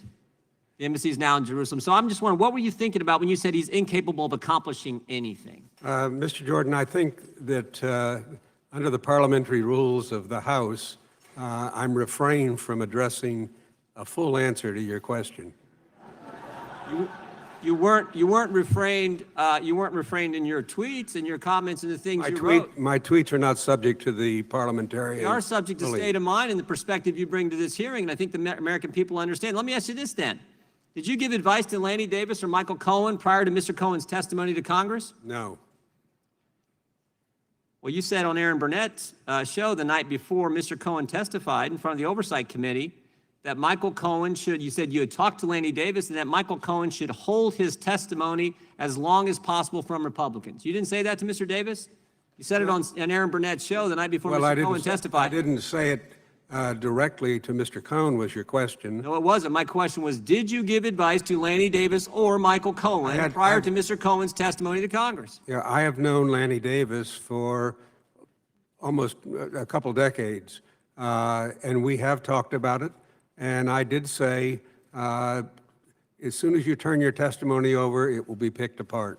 So you instructed Michael Cohen's lawyer to keep information from Republicans to obstruct the committee work that we were doing in the Oversight Committee just a few months ago? You told that to Michael Cohen's lawyer?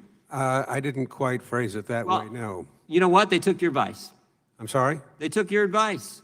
Did they? Yeah. Mr. Cohen kept his testimony from us for as long as possible. But you know what else Mr. Cohen did that day? Lied. Lied 7 times. And this is what I think concerns so many Americans. This is what concerns, I think, so many Americans about the work that's going on in this Congress, this 116th. The first announced witness of the 116th Congress was Michael Cohen, the guy who sits in prison today for lying to Congress. Today, Chairman Nadler brings in front of the Judiciary Committee a guy to talk about obstruction of justice who went to prison in 1974 for obstructing justice. I did not go to prison. Okay. You pled guilty to obstruction of justice. I'm glad you got to stay out of prison then, I guess. What bothers me the most, though, is this committee's failure to investigate how the whole Trump-Russia thing started. This is the Judiciary Committee. We're supposed to, how this whole thing began. And I said this a few weeks ago, but I want to remind this committee what the Attorney General of the United States said 8 weeks ago when he testified in front of the Senate. He said 4 important things about the beginnings of the Trump-Russia investigation. He said there was a failure of leadership at the upper echelon of the FBI. His words, not mine. Upper echelon. That's certainly true. Comey, McCabe, Baker, Strzok, Page, they've all been fired, demoted, let go, they're gone. Some of them are under investigation by the Justice Department. He said spying did occur. He said it twice. He said there's a basis for his concern about the spying that took place. And he used 2 terms that, again, I think this committee should find frightening and should be looking into.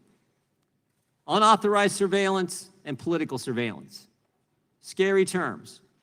So the good news is, even though this Congress has memorandums of understanding between the key committee chairmen on how they're going to coordinate their attack on the president, even though this Congress' first big witness, first big hearing, Michael Cohen, a guy who sits in prison for lying to Congress, and even though we now have a guy testifying about obstruction of justice who pled guilty to obstruction of justice, we should be looking into the things Bill Barr's looking at. Now, the good news is Mr. Durham's doing that. But this is the part I think that frustrates so many. Mr. Chairman, I would hope the Judiciary Committee and the history this committee has for protecting fundamental liberties would begin to look into those key issues, the whole premise for how this Trump-Russia investigation started in the first place. And I'll finish again with this. Emmett Flood wrote a letter to the Attorney General a few weeks back, made an important point. He said, we would all do well to remember, if they can do it to a president, imagine what they can do to you and me. Imagine what they can do to regular citizens across this great country. That should be what this committee most safeguards and most protects. And instead, we got memorandums of understanding between the chairman. We got Michael Cohen testifying for 7 hours, getting advice from the witness here on obstructing the committee work and not sharing the information with us in a timely fashion. And now we got John Dean, 45 years ago, pled guilty to obstruction of justice, and now coming in to enlighten the Judiciary Committee on obstruction of justice when we could be going right to the start of how this whole thing started. I yield back. I thank the gentleman. Before I go to the next witness, I want to point out that this committee has no memorandum of understanding with any other committee with reference to any investigations. So I don't know. I don't know. This committee has no such memorandum of understanding. I'm not aware of any others, but there may be. But this committee has no such memorandum of understanding. And number two, since the gentleman from Ohio cast aspersions on the witness, I would remind everyone that after Mr. No, I didn't, Mr. Chairman. I read his statements. I did not cast aspersions. I read his statements. Very well. Since I believe the gentleman cast aspersions... You're wrong. Fine. Since I believe the gentleman cast aspersions on the character and truthfulness of the witness, I would remind everyone that after exhaustive testimony in 1973, when the tapes were revealed, it was revealed that everything that Mr. Dean said was correct and truthful. The next witness... Mr. Chairman, if I could. The gentleman from Georgia is recognized. Thank you, Mr. Gentleman from Georgia is recognized. Thank you, Mr. Chairman. Mr. Dean, relatively early on in the Nixon cover-up, you told the president that there was a cancer on the presidency, and then you came forward and blew the lid off of the whole cover-up. Then you pleaded guilty, you paid your debt to society, and since that time you have been an exemplary individual committed to truth, justice, and protection of the rule of law, and for that I want to thank you for your service to our country. For the rest of the witnesses, thank you for your testimony today. On January 25th, 2018, the New York Times reported that in June of 2017, the president ordered Don McGahn to have special counsel Robert Mueller fired. Shortly after that news broke, the president went on TV and said, quote, "Fake news, folks, fake news, a typical New York Times fake story," end quote. The report, however, documents a flurry of events. The Mueller report documents a flurry of events behind the scenes after the Times reporting came out. Volume 2 of page 114 of the Mueller report says, quote, "On January 26, 2018, the president's personal counsel called McGahn's attorney and said that the president wanted McGahn to put out a statement denying that he had been asked to fire the special counsel and that he had threatened to quit in protest.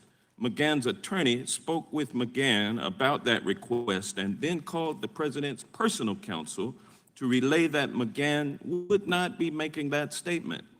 McGahn's attorney informed the president's personal counsel that the Times story was accurate in reporting that the president wanted the special counsel removed. Accordingly, McGahn's attorney said, although the article was inaccurate in some respects, McGahn could not comply with the president's request to dispute the story, end quote. Mr. Dean, why could Don McGahn not comply with this request to put out a statement denying that he had been asked to fire Mueller? Excuse me, because it would have been I suspect what he had in his, I'm projecting myself into his position. He didn't want to put out a false statement. He didn't want to become embroiled in something that he knew was troublesome. He'd already expressed that. It's not dissimilar from a situation I found myself in when Nixon announced on August 29th of 1972 during the campaign that when he was asked why didn't he appoint a special counsel He said, well, because the Congress is investigating Watergate, the FBI is investigating Watergate, the General Accounting Office is looking into why the burglars had fresh $100 bills in their pocket. There are a number of committees of Congress that are starting to look at it. But he said, most importantly, my White House counsel, John Dean, has investigated this entire matter and found that nobody presently employed in this White House had anything to do with this bizarre incident. And that was a lie? And that was a lie. It was the first I heard of my investigation. And I was then asked after that repeatedly to issue a report based on my non-existent investigation. And you declined to do so? Why? I did because it would have been a lie. And what would have been the result for you? Theoretically, depending upon the venue, it could have been anything from a false statement to a perjurious statement. You could have gone to prison, in other words. Yes. For doing what you were asked to do. By the president. Thank you. Page 115 of Volume 2 states, quote, on January 26, 2017, Hope Hicks recalled that the president asked White House Press Secretary Sarah Huckabee Sanders to contact McGahn about that New York Times story, and McGahn told Sanders there was no need to respond and indicated that some of the article was accurate, end quote. Mr. Dean and also Professor Vance and Professor McQuaid, what is your reaction to this internal effort to get McGahn to dispute the press report? Mr. Dean? I'll defer to the ladies to start first. Well, Congressman, I'll just say that this is part of 4 successive steps that the president takes in an effort to get the White House counsel, Don McGahn, to change the story. And this isn't just in response to a press report. The Mueller report is very careful to say that at the point that this cascading series of requests go from the president to McGahn, they're outside of that window where you would just be trying to respond in the press. And this looks like an affirmative effort to create an official record that would confirm the president's story here, which is that he did not try to get McGahn to fire Bob Mueller. And so there are actually 4 conversations. As you've reflected, there's the counsel-to-counsel call. There's Hope Hicks's testimony about the president's conversation with his press secretary. He has an additional conversation with Rob Porter, the staff secretary, and then finally, there's this Oval Office meeting where the president says to Don McGahn, look, you need to change your story. I did not ask you to fire Mueller. And McGahn pushes back. And so we have this series of efforts that don't culminate in obstruction because McGahn refuses to cooperate. But as Professor McQuaid has already told us, this sort of crime, obstruction of justice, does not depend upon completing the crime. The attempt to obstruct justice is really the problem here. That's what interferes with the functioning of our criminal justice system, and that's why this conduct is so deeply troubling. The time of the gentleman has expired. The gentleman... Could I ask that Ms. McQuaid, Professor McQuaid, also be able to answer that If she's question? brief.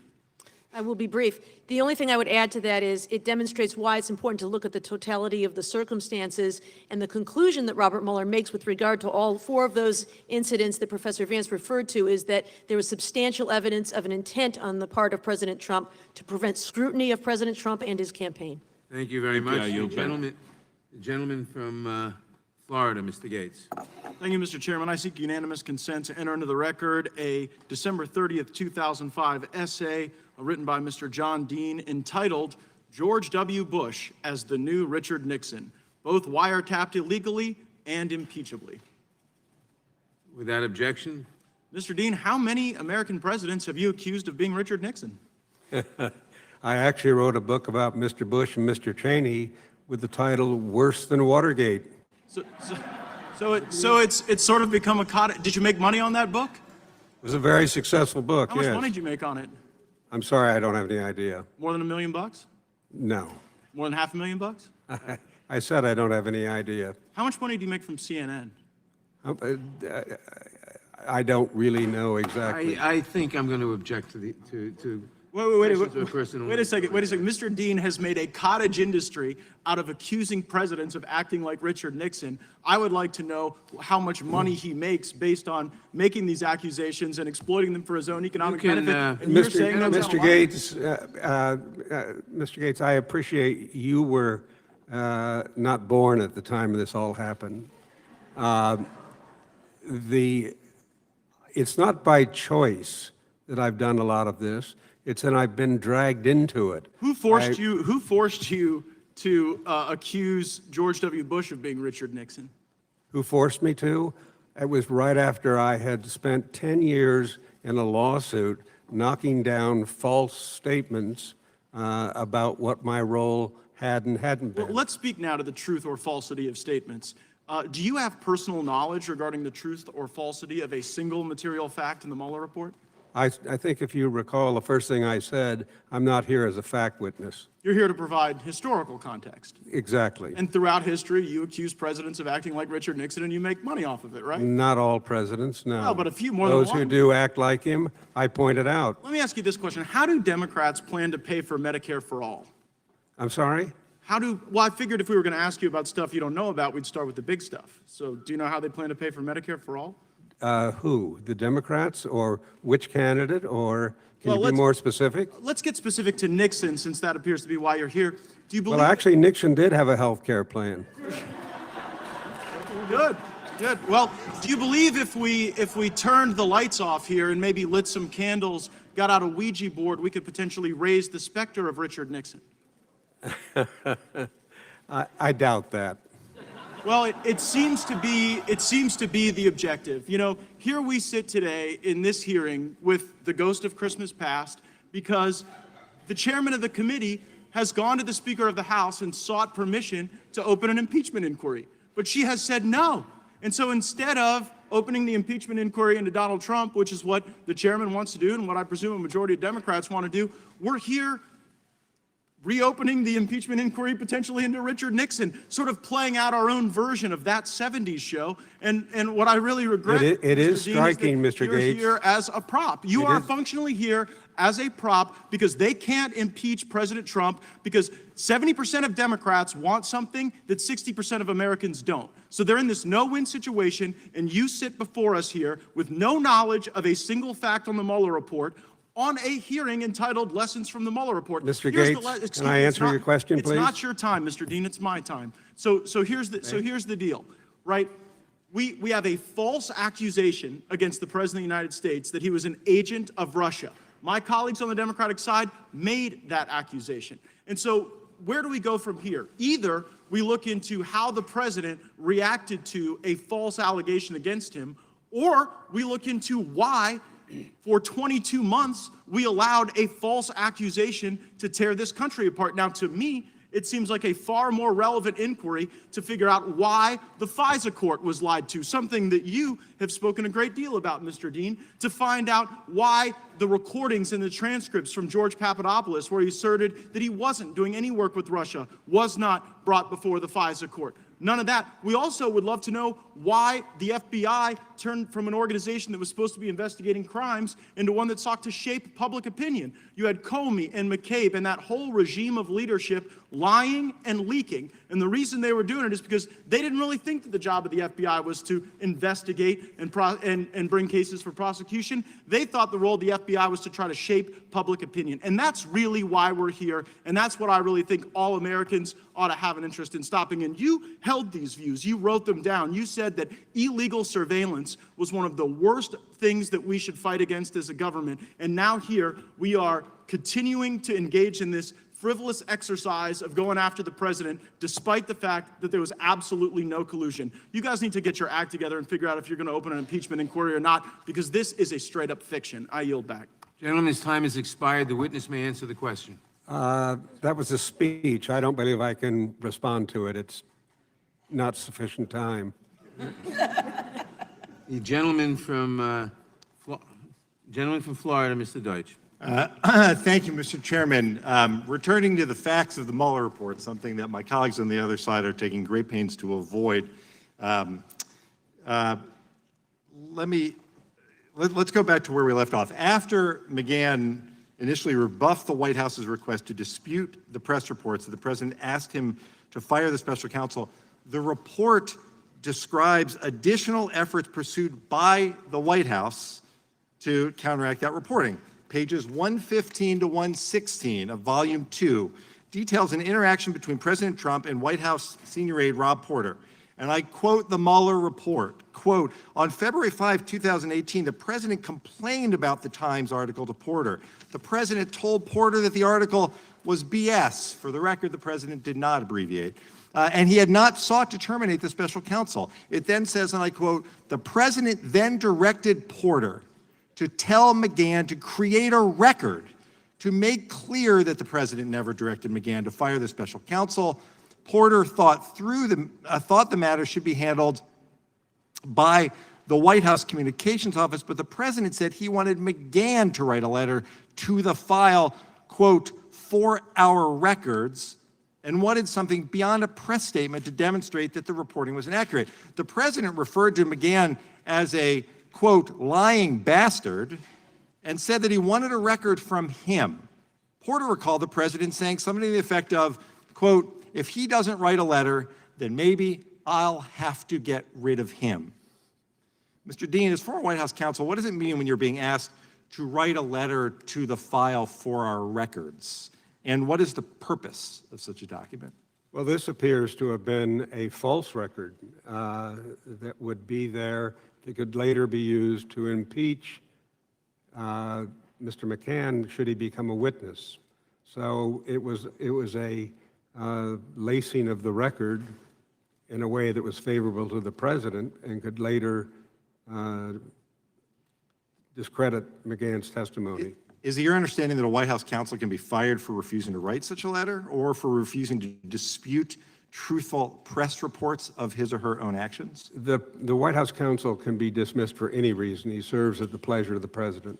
So on page 116 of Volume 2, there's a description of Porter and McGahn's subsequent discussion about the press reports and the president's request. Quote, McGahn had planned to resign rather than carry out the order, although he had not personally told the president he intended to quit. Porter told McGahn that the president suggested that McGahn would be fired if he did not write the letter. Professor McQuaid, what's your reaction to this request for a letter from McGahn? This to me, Congressman, is perhaps the most serious allegation of obstruction of justice in the entire report.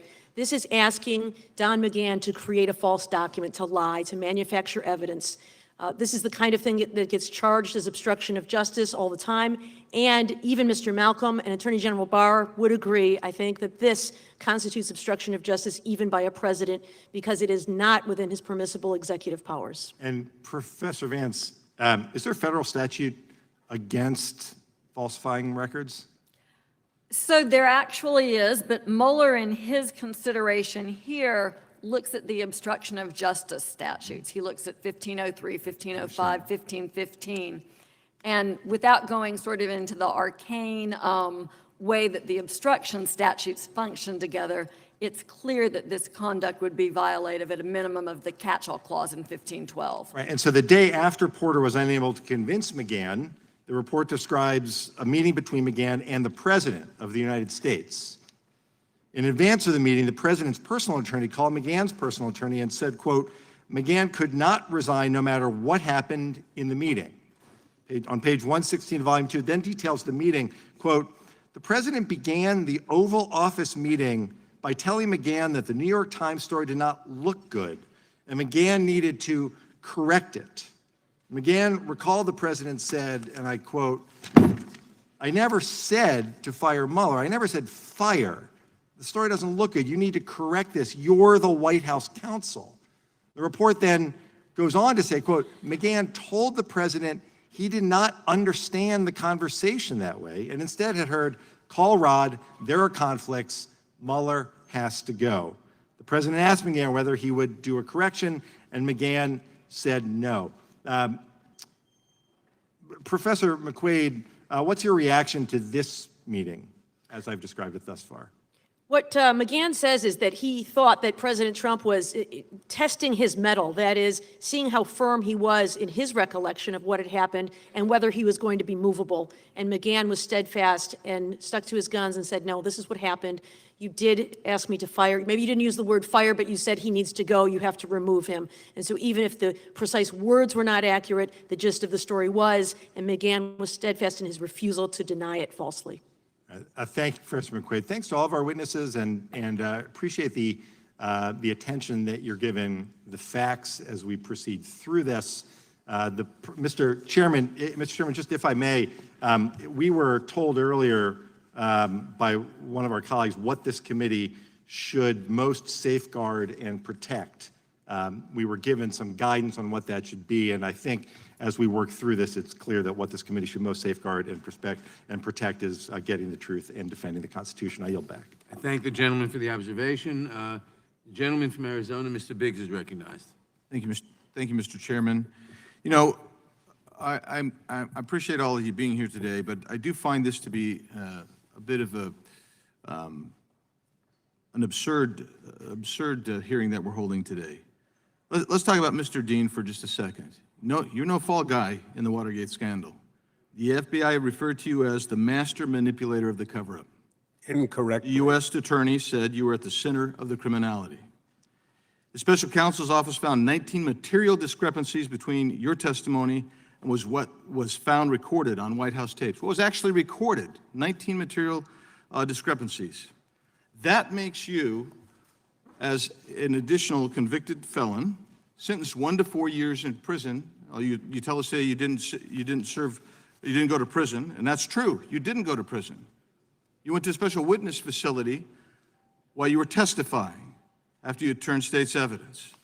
Allegations against you included the conspiracy to obstruct justice, rehearsing Jeb Magruder for his false grand jury testimony, which would be subordination of perjury, destroying documents retrieved from Howard Hunt's office, which would be destruction of evidence, taking $4,000 of campaign funds from your office safe to pay for your honeymoon, that would be embezzlement, and improperly disclosing prosecutorial information to Watergate defense counsel, which would be misuse of government information.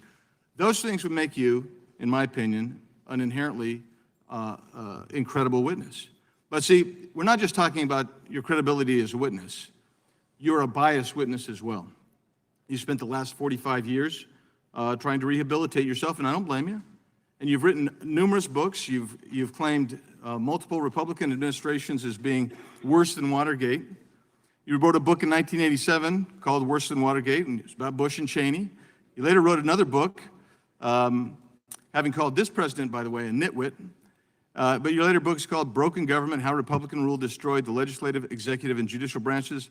Somehow, the impeachment against former President Clinton you described as absurd, but every Republican president since virtually has been accused of impeachable offenses by you.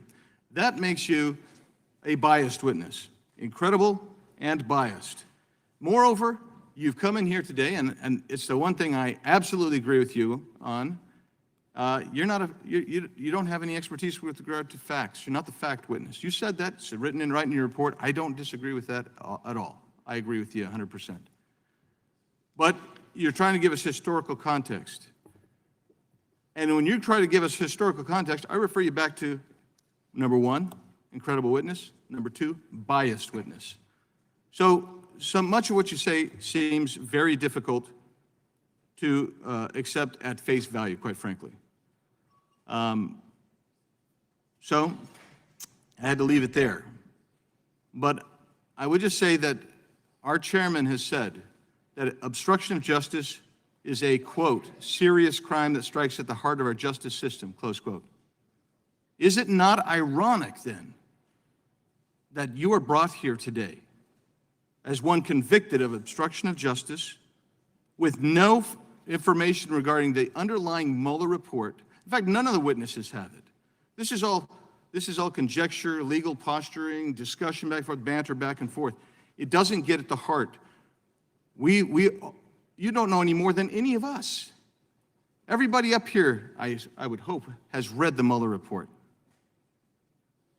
If you've read it, and it sounds like most of you have, and all of you have, then that's a good thing. but it doesn't mean you have any kind of special kind of information to give to us today. So that's a problem. I'm going to cut right now to this distinction that was made by Professor McQuaid, which I thought was quaint. Execute versus faithfully execute. Who determines whether someone's faithfully executed it? Well, it would be the executive branch. Well, that'd be the president. So let me give you some things. Delaying the ACA past its enactment date. Would that be faithfully executing? Probably not. Refusing to enforce federal drug laws under, quote, prosecutorial discretion. Probably not faithfully executing. Allowing the IRS to target conservative groups. Probably not faithfully executing your duties under the law. Creating DAPA in addition to DACA, which was ruled unconstitutional by the U.S. Supreme Court. Probably not faithfully executing your duties. Attempted to recess, appoint 3 NLRB members and the CFPB head. All found to be illegal. Probably not faithfully executing your duties.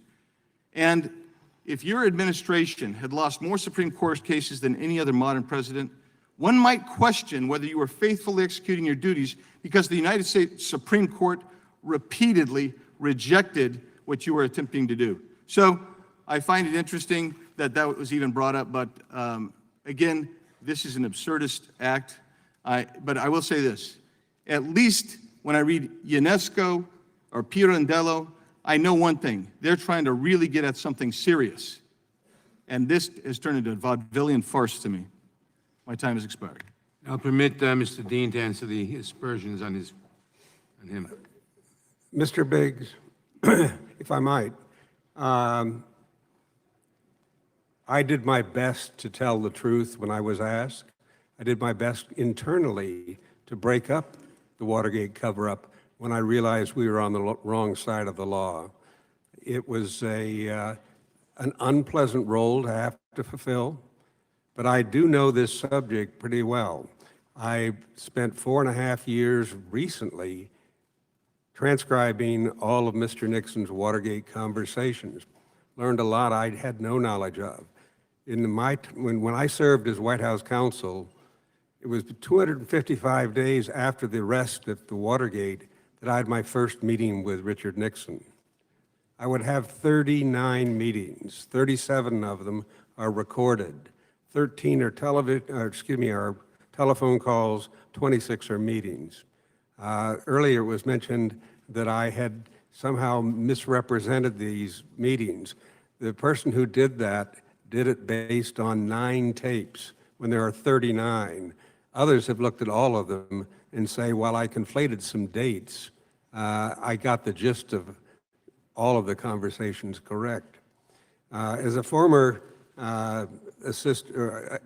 U.S. attorney, I think you can appreciate when somebody's in the witness protection program, there's a pretty serious reason. I was in and out of it for 18 months because of the death threats. That wasn't a pleasant place to be. Finally, I noticed that you went to ASU. I happen to have been the Goldwater Professor of American Institutions there, and I guarantee you I tried to educate those students on the facts. So you might want to take it up with the regents if you have these kinds of problems with me. Gentleman's time has expired. The gentlelady from California, Ms. Bass. Yes, I want to continue to focus on page 116 of volume 2. The president asked McGahn in the meeting why he had told special counsel office investigators that the president had told him to have special counsel removed. McGahn responded that he had to, and that his conversations with the president were not protected by attorney-client privilege. Mr. Dean, as a former White House counsel, why would such conversations not be covered by attorney-client privilege? Congressman Bass, the rule, there could be partial coverage of attorney-client. What happened during the Clinton impeachment is that this was tested in the courts in the District of Columbia and determined that indeed there was no such privilege, that government lawyers really do owe it to the public to be, when asked, able to report their relationships with their principals. So it's more of a matter of, transparency than privacy in these instances. So Bruce Lindsay was ruled, for example, in the Lindsay case, to not have a privilege with the First Lady, Hillary Clinton. Thank you. Before continuing, I'd like the witnesses to look at the demonstrative displayed, which goes through a timeline of these events. And I'd like to ask Professor Vance, what is your reaction to the events in this timeline? So this is the timeline. I'm sort of trying to read it quickly as we look at it. The mic, please. Sorry, y'all. I'm reading the timeline as I'm responding to your question. But this is, again, the president's, this cascading conduct where the president tries repeatedly to get McGahn to fire the special counsel. We already know what his reaction was to news of the special counsel's firing. Now he seems determined to have him removed. And Don McGahn, by the same token, as Mr. Dean has explained, realizes that he cannot participate in that for the obvious reasons. This reflects these 4 different steps that the president takes, repeatedly trying to get McGahn to fire the special counsel.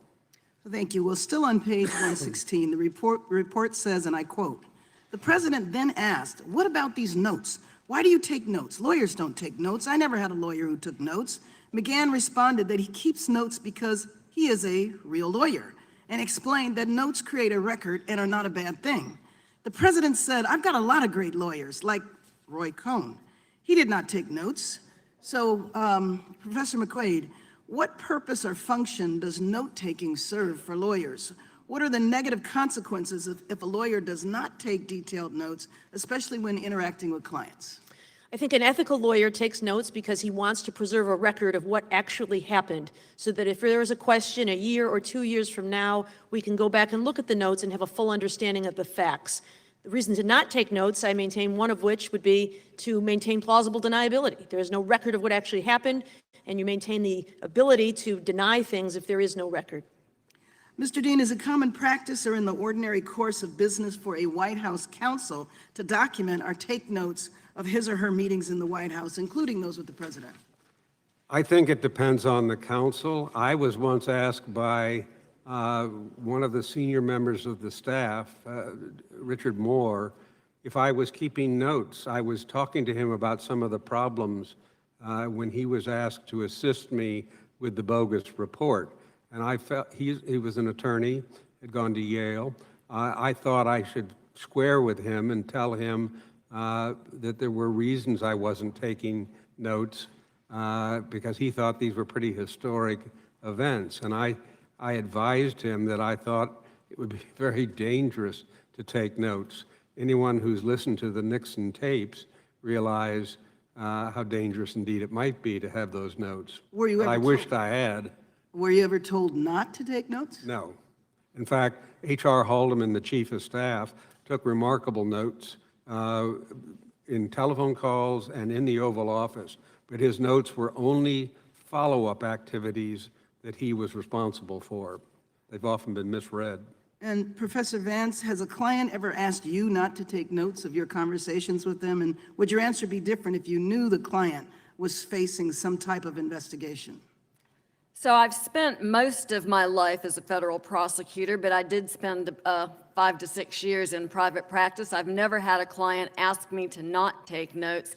And in fact, that would be a red flag that there was a problem if someone did. Thank you. I yield.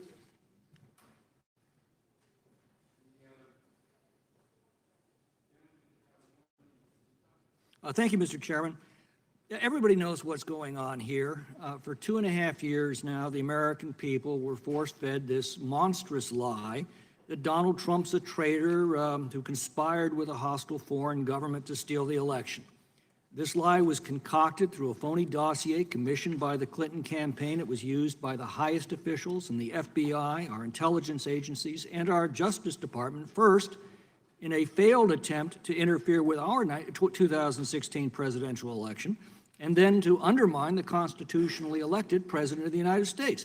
The first calls for Donald Trump's impeachment were heard within 1 week of the election. That was 2 months before he was even inaugurated as president. The day after the 2018 election, the chairman was overheard discussing his impeachment plans on an Acela train. Despite an outrageously biased team of partisan zealots who were assembled by Mr. Mueller, which initially included the now infamous Peter Strzok and Lisa Page, and some of the most abusive prosecutorial tactics employed, the $25 million, 22-month investigation found no evidence to support the collusion lie. So now we have a new lie, that the president obstructed justice in the investigation in which he was falsely accused of treason. The only evidence we're presented is that he was blowing off Trumpian steam behind closed doors in words that amounted to no action whatsoever. And they ignored the fact there was no underlying crime. His campaign and administration turned over every document requested of them, some 1.4 million pages. He waived executive privilege to allow his White House counsel to testify. And by the way, he had the authority to do directly what he's accused of suggesting others do, and he did not. I have to tell you, if every politician told who tells his staff, "I'd like to strangle that guy," is ipso facto guilty of attempted murder, well, you might as well turn out the lights and close the doors in this building. Now, Mr. Malcolm, you're a former Assistant U.S. Attorney and Deputy Assistant Attorney General. I'd like your professional opinion of several aspects of the Mueller report. The entire genesis of the Russia collusion hoax was the Steele dossier and how it was used by government officials to promote this false narrative, to influence our election, and to use it as the basis of warrants to spy on the Trump campaign. Yet the Mueller report largely ignores the very seminal acts that gave rise to these charges in the first place. Does that raise any red flags with you? First of all, thank you for the question. I was feeling lonesome here. I look forward to reading the Department of Justice's Inspector General's report on that very issue, but there is scant mention of it in the Mueller report. Does that trouble you? You know, look, he did what he did. He had his focus. There are other things that he could have focused on that I wish he would have, but it seems that those matters are getting the attention that they deserve now. Well, two revelations have already arisen involving the Mueller report. One concerns the report's recount of a conversation between John Dowd, the President's counsel, and Robert Kellner on behalf of Michael Flynn. It omitted about half of Dowd's words to give the false impression of suborning a witness. The other thing we've learned recently is that references to Konstantin Kilimnik's interactions with Paul Manafort in the Mueller report identify him as having ties to Russian intelligence, but omit the fact that Kilimnik was, in fact, a U.S. intelligence asset. Do these material omissions raise any concerns with you? Well, I've read both of those. With respect to the references to the joint defense agreement, even when I read it at the time in the Mueller report, there's nothing wrong with the defense counsel for another person calling up, even someone who's cooperating with the government, and said, look, one, you can't breach what was said in the joint defense agreement. But omitting the exculpatory words. I'm sorry? Omitting the exculpatory words in the report, does that bother you?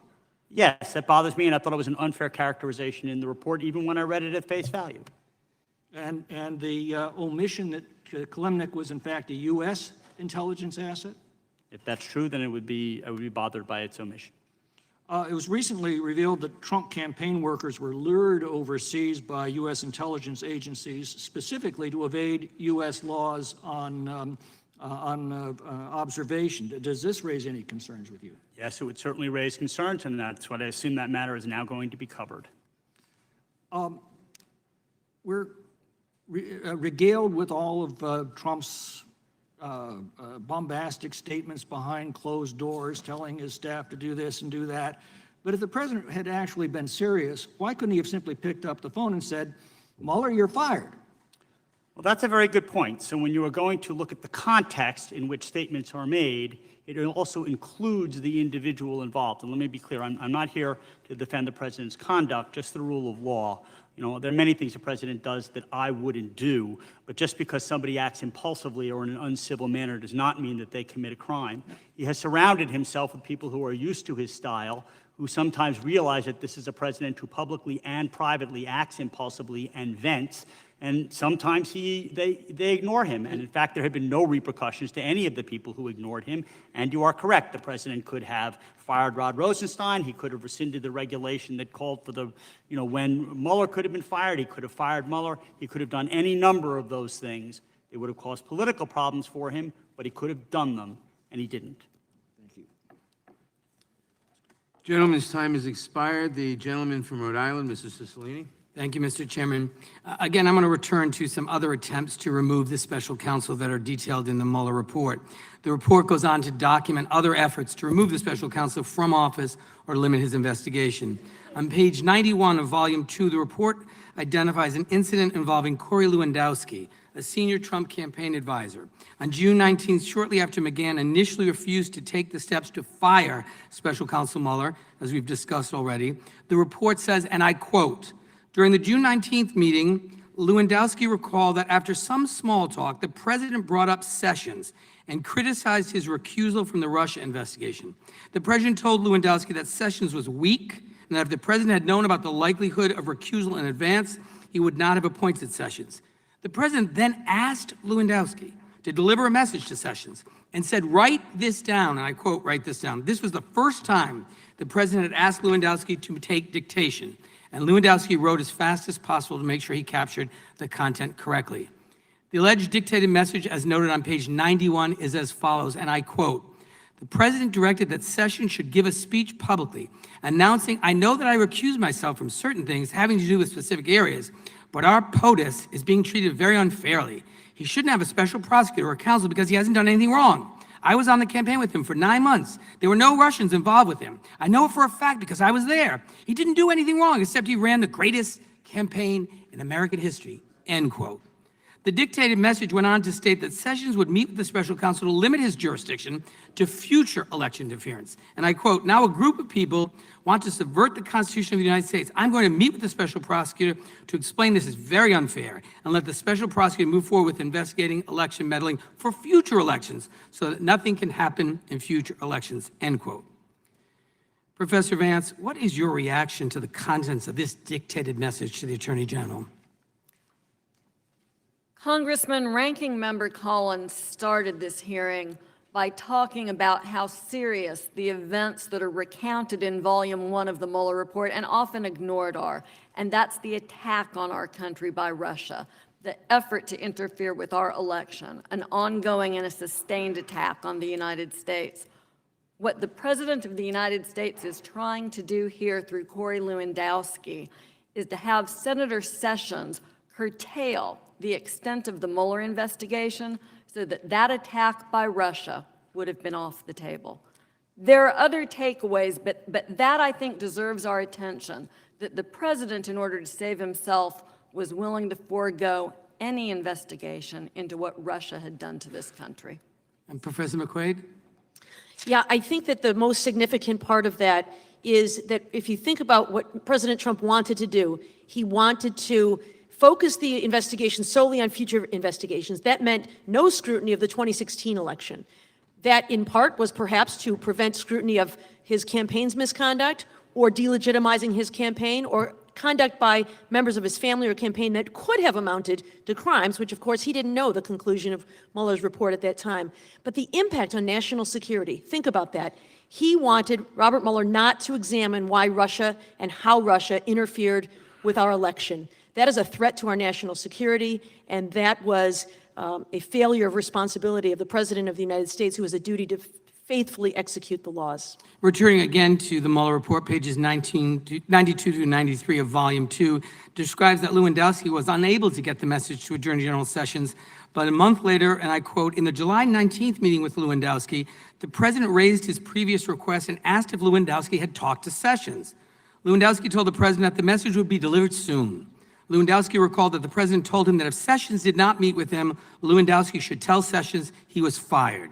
Immediately following the meeting with the president, Lewandowski saw Dearborn in the anteroom outside the Oval Office and gave him a typewritten version of the message that the president had dictated to be delivered to Sessions. Mr. Dean, is it in the normal course of business to use non-government personnel to communicate with cabinet-level officials? Well, I think presidents have their kitchen cabinets through which they often undertake some actions, but not of this nature where you're trying to remove an attorney general would be highly unusual. What struck me in reading all this, as with the references to Porter, is that there's no conspiracy charge in here because these people, while they went up to the line, it's not clear how close they came to agreeing and participating or just stepped back. Thank you, Mr. Dean. Mr. Chairman, I would just note for the record before I yield back that there's been a lot of clamor for fact witnesses, and maybe our colleagues on the other side of the aisle would find the same strong voice in condemning the administration's efforts by encouraging witnesses to defy subpoenas and refuse to come before this committee. Maybe they will join us in our ongoing effort to get witnesses before the committee. And finally, there's been a lot of discussion about the origins of the Russia investigation. I would just suggest to my colleagues on the other side of the aisle, go to pages 80 through 96, and the American People as well. It gives significant detail about the beginning of this investigation and the role of George Papadopoulos, and I think it should settle all your questions. And with that, I yield back. I thank the gentleman for yielding back, and it is true that fact witnesses have been ordered by the White House not to appear before this committee, but we'll get them. Gentleman from Virginia, Mr. Klein. Thank you, Mr. Chairman. It's my hope that we do have the witnesses in question, because this has really degenerated into a sad spectacle. The majority has a bunch of questions. They have neat charts that all have questions that are really meant for the Attorney General or Special Counsel Mueller or Mr. McGahn. But instead, we have these witnesses here. I hope that the majority would enter into real negotiations with the White House instead of what happened, which was several weeks of demanding that the Attorney General release grand jury testimony against federal statutes and break the law in violation of code, and instead move off of these demands that we have staff, lawyers, ask questions of the Attorney General, which has not been done in any other case outside of an impeachment hearing, and actually negotiate with the Attorney General. And I bet we could have these questions before the actual fact witnesses instead of MSNBC stars and stars of miniseries. You know, and Mr. Dean, I'd say in '79 when you were played by Martin Sheen, that was great. In '95, you were played by David Hyde Pierce. That's a little bit of a step down there. And in '99's Dick, you were played by Jim Brewer from Saturday Night Live. I hope there's not another remake of that, because I don't know where you go after that. But I want to focus on some of the statements that have been made about Volume 1. You know, if we were really doing the work of the people here, we would be focused on Volume 1 and how to stop Russian interference in our election system. Instead, we're focused on, I guess, talking to some of the final people who really believe that there still is some kind of collusion. I'll ask Ms. Vance, Professor Vance, on November 30th, 2018, you tweeted, "At some point, all the times he said no collusion are going to come back to haunt this president." Do you still believe that there was collusion? So it's important to note, as Mueller does. That's a yes or no. I've got 2:45 left. It's not a yes or no answer. Okay, then let me go to your next There's tweet. a difference between I'm going to collusion reclaim my and time. conspiracy. Okay, do you believe there was conspiracy? Mueller finds that he has insufficient evidence to charge a conspiracy, but he also notes that much evidence was kept from him, that people took the Fifth Amendment, people lied to him, people destroyed evidence on applications like WhatsApp. Okay, so he And didn't exonerate, but do you... notes that if he had had the opportunity to get that evidence, he might have been able to view the situation differently. As a former prosecutor, do you believe that it's the job of a prosecutor to exonerate the defendant, potential defendant? In a typical case where I'm looking at indicting a bank robber, say, or a drug case, I would agree that it's not my job. Okay. On July 6, 2018, you tweeted, "The president's sowing hatred, fear, and distrust in hopes he can divide the country enough to survive when the truth comes out about his campaign's collusion with Russia." Do you believe the truth has come out about the president's collusion with Russia and that there is none? Again, I think that there's an enormous difference between collusion and conspiracy. There's evidence of a lot of contact, a lot of welcoming with open arms by this president, cooperation and help on the campaign from Russia. So the American people should read Volume 1 of the report and draw their own conclusions about what that gap is between collusion and Mueller not having sufficient evidence to charge a conspiracy? On January 8th, you tweeted, video clips of people saying no collusion have not aged well. I would argue that these tweets have not aged well. And with that, I would yield to the gentleman from Ohio. I thank the gentleman for yielding. Mr. Malcolm, I have the appointment of Special Counsel Mueller, the one-page document that makes it happen on May 17th, 17, signed by Rod Rosenstein.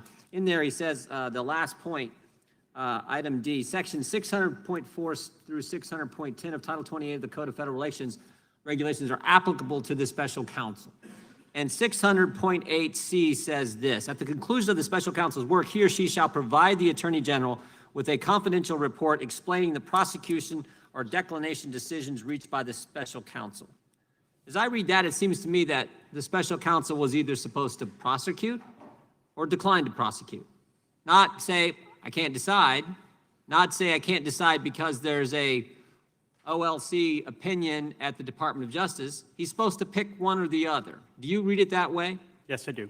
And you said that in your testimony. I think your written, I don't know if you said that in your statement, but in your written testimony, you said it was the duty of the special counsel to provide the Attorney General with the confidential report explaining what I just read, the prosecution or declination decision reached by the special counsel. So you think Robert Mueller failed to do his duty in making a decision? That is my opinion. Okay. With that, I yield back, Mr. Chairman. Gentleman yields back. The gentleman from California, Mr. Swell. Thank you, Mr. Chairman. And before continuing, I'd like to ask the witnesses to direct their attention to what's referred to as slide 7. It's a timeline. It goes from June 14, 2017, with an NBC News story saying Trump being investigated for possible obstruction of justice. And then it goes through various tweets from the president, including on June 15, you are witnessing the single greatest witch hunt in American political history, led by some very bad and conflicted people, to a June 17 story of Trump directing McGahn to fire the special counsel. On June 19, Trump dictates to former campaign manager deliver a message to the Attorney General directing him to not investigate Trump, concluding on the 6th of December with Trump pressuring the Attorney General, special counsel to protect Trump and shield the president from the ongoing Russia investigation. And just going back, Professor McQuaid, to Mr. Cicilline's questioning, how do you interpret the directives to Corey Lewandowski by the president? What was your interpretation of that type of behavior and directive? Directing Corey Lewandowski to go see Attorney General Jeff Sessions and ask him to take an unethical act in unrecusing himself strikes me as a matter that would go even consistently with Mr. Malcolm's theory and Attorney General Barr's theory beyond the scope of executive powers. He is acting outside by asking a private citizen to persuade Attorney General to unrecuse himself and to limit the scope of the investigation to only future elections is obstruction of justice under any theory. The report concluded the president's efforts towards Sessions were because he believed Sessions would shield the president from the ongoing Russia investigation. Ms. Vance, looking at the timeline, can you give us your reactions to this portion of the Mueller report? Something that we've talked about is the need to look at the entirety of the facts. You know, we want to focus on these 10 events and determine whether there's any misconduct, because as Congress, you all need to look at that. Also, though, as we look at this timeline, because this really blends two of the acts that we've been talking about, this effort by the president to fire the special counsel, but also this effort to get Attorney General, then Attorney General Sessions, to unrecuse and protect the president. And so these acts put together really show us a great level of intent. You know, I would make the point, Representative Smallwell, that when we reach the end of this, we essentially have a president who's saying, maybe I robbed some banks in the past, but I don't want you to look at that, Mr. Attorney General. I just want you to investigate whether I rob any banks in the future. And when we put it in those terms, I think that pops this into a little bit of relevance for us. Page 97 of Volume 2 summaries, quote, taken together, the president's directives indicate Sessions was being instructed to tell the special counsel to end the existing investigation into the president and his campaign, with the special counsel being permitted to, quote, move forward with investigating election meddling for future elections. Mr. Dean, do you agree with that interpretation by the special counsel and why? Well, it's, I think what the special counsel is saying and what the president's asking for is to, as was said by former U.S. Attorney Vance, is an effort to end the investigation into present activity and to pretend like they would focus on future activities when there's no basis for that.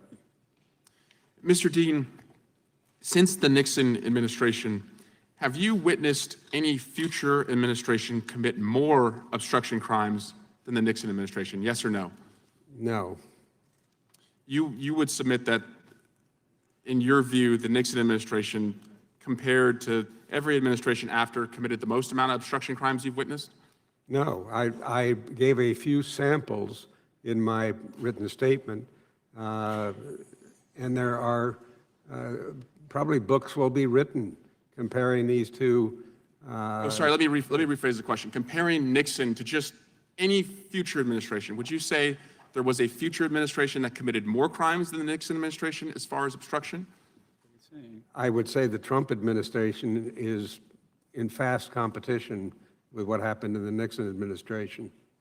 I would like to thank all of the witnesses for participating, especially Mr. Dean, Professor Vance, and Professor McQuaid. Your voices have been very important voices as our fragile democracy has been tested. And coming here today has laid out the foundation for our country as to what's at risk. You know, it's often said that history doesn't repeat, it rhymes, and we are hearing many of those rhymes today, and I would yield back. Gentleman yields back. The gentleman from North Dakota, Mr. Armstrong. Thank you, Mr. Chairman. We've heard several times today that we have to examine all of this in the totality of the circumstances, and I also would encourage everybody to read Volume 1. I'd encourage everybody to read the report. I'm on like my fourth time through it. I will admit I'm doing it by audiobook now. Well, I get to drive a lot in North Dakota, but I think how the witnesses, the tepidness to the answers regarding Volume 1 of the report speak volumes about where we're at in relation to this in relation to this report. There's 22 months, 2 years, hundreds of hours investigated, and all started under the basis of collusion. We've read some tweets from some of our witnesses and those things, and we get to the point, and there is no collusion or conspiracy, which is the legal version of what collusion would be in this example. And I think that's important. Not a single member of the President Trump's family has been indicted. The indictments that actually came out of the Mueller investigation, with the exception of 25 Russians, which is purely symbolic because we're never going to get those indictments served, are unrelated financial crimes, tax fraud, campaign finance, lying to Congress, only once, not twice. We haven't brought Mr. Cohen in for the second time of lying to Congress yet. Identity theft, failure to register as a lobbyist, and conspiring to violate lobbying laws. And then several obstruction and lying to investigators, and I've read all of those lying to investigators charges as well. So I guess my question for Mr. Malcolm, when we are talking about dealing with this in the totality of the circumstances, how important is not having the underlying crime of conspiracy when we look at these obstruction charges? Well, I certainly think it's a very important factor in terms of what would motivate the president to do what he did. He was being bedeviled by allegations that he knew to be false, and it was casting upon the legitimacy of his president and impeding his ability to govern. He had no problem looking into Russian interference in the election. I disagree, with all due respect to the characterization by Professor McQuaid about what he was asking Bob Mueller to do, but he clearly wanted Jim Comey to say that he wasn't involved in any kind of conspiracy or collusion, and he was frustrated by the ongoing cloud over his presidency. And then just for a question, if Mr. Trump wanted to fire Bob Mueller, could he have President Trump fire Bob Mueller? Could he have done it at any time? Sure. If he wanted to fire Jeff Sessions, could he have fired him at any time? Yep. If he wanted to fire Bob McGahn, could he have fired him at any time? Certainly could. Okay. So, and as we're dealing with Endeavor, which Endeavor is really just attempt. I mean, it's endeavor to obstruct is the same as an attempted crime. Now, when we typically deal with attempt, we deal with it, and it's important that we have it, because if I determine I'm going to rob a bank or I'm going to murder somebody, there are underlying factors that could cause me to not complete that action. You would agree, right? Yes. I mean, you have to look at what people do. You also have to consider what they say, but venting is venting, and this is a president who likes to vent. But you look at what he does, and in fact, he did not do any of the things that, he was talking about doing. And then even more so when we walked through with the people who he was venting to, none of them, as far as the Mueller report is concerned, none of them really appeared to have any consequences as well, did they? That is correct. Even people who knew that he was venting and didn't do what he asked them to do. Now, and I just want to walk through, I would love to walk through actually one of the obstruction charges, but have you read Inspector Horowitz's Inspector General report as it related to the Clinton administration and the FBI? It's been a while, but yes. And you would agree that Mr. Horowitz found a ton of bias and impure acts, or at least thoughts. I mean, we have text messages, some of those are salacious, have made the news, conducted by the FBI agents, right? Regrettably, he did. But in his final conclusion, he basically asserted that because while there may have been a potential impure thought, there were also legitimate reasons for why they were conducting that action. So he didn't recommend any real true accountability to the FBI agents at that point, right? Yeah, Inspector General Horowitz looked at the realm of reasonable decisions made by the investigators and prosecutors, and wherever possible, he gave them the benefit of the doubt. Sometimes he just couldn't because of the conduct involved. And I guess that's just my overall general question. When you're dealing with some of these issues, if you have illegitimate reasons and legitimate reasons, and you have no underlying crime, how do you prove the intent? Well, that is precisely the danger here, because you are talking about trying to determine what is an illegitimate or legitimate motive for core presidential discretionary actions. It's easy to do in the face of facially criminal conduct, such as paying a bribe or witness tampering or threatening a witness, but not with respect to the actions that the president undertook here, whether you like them or not. And then I'll just end with, we've been talking about tweets that age well or don't age well. This is a tweet from our president on June 15th of 2017. They made up a phony collusion with the Russian story, found zero proof, so now they go for obstruction of justice on the phony story. Nice. So with that, I'll yield back.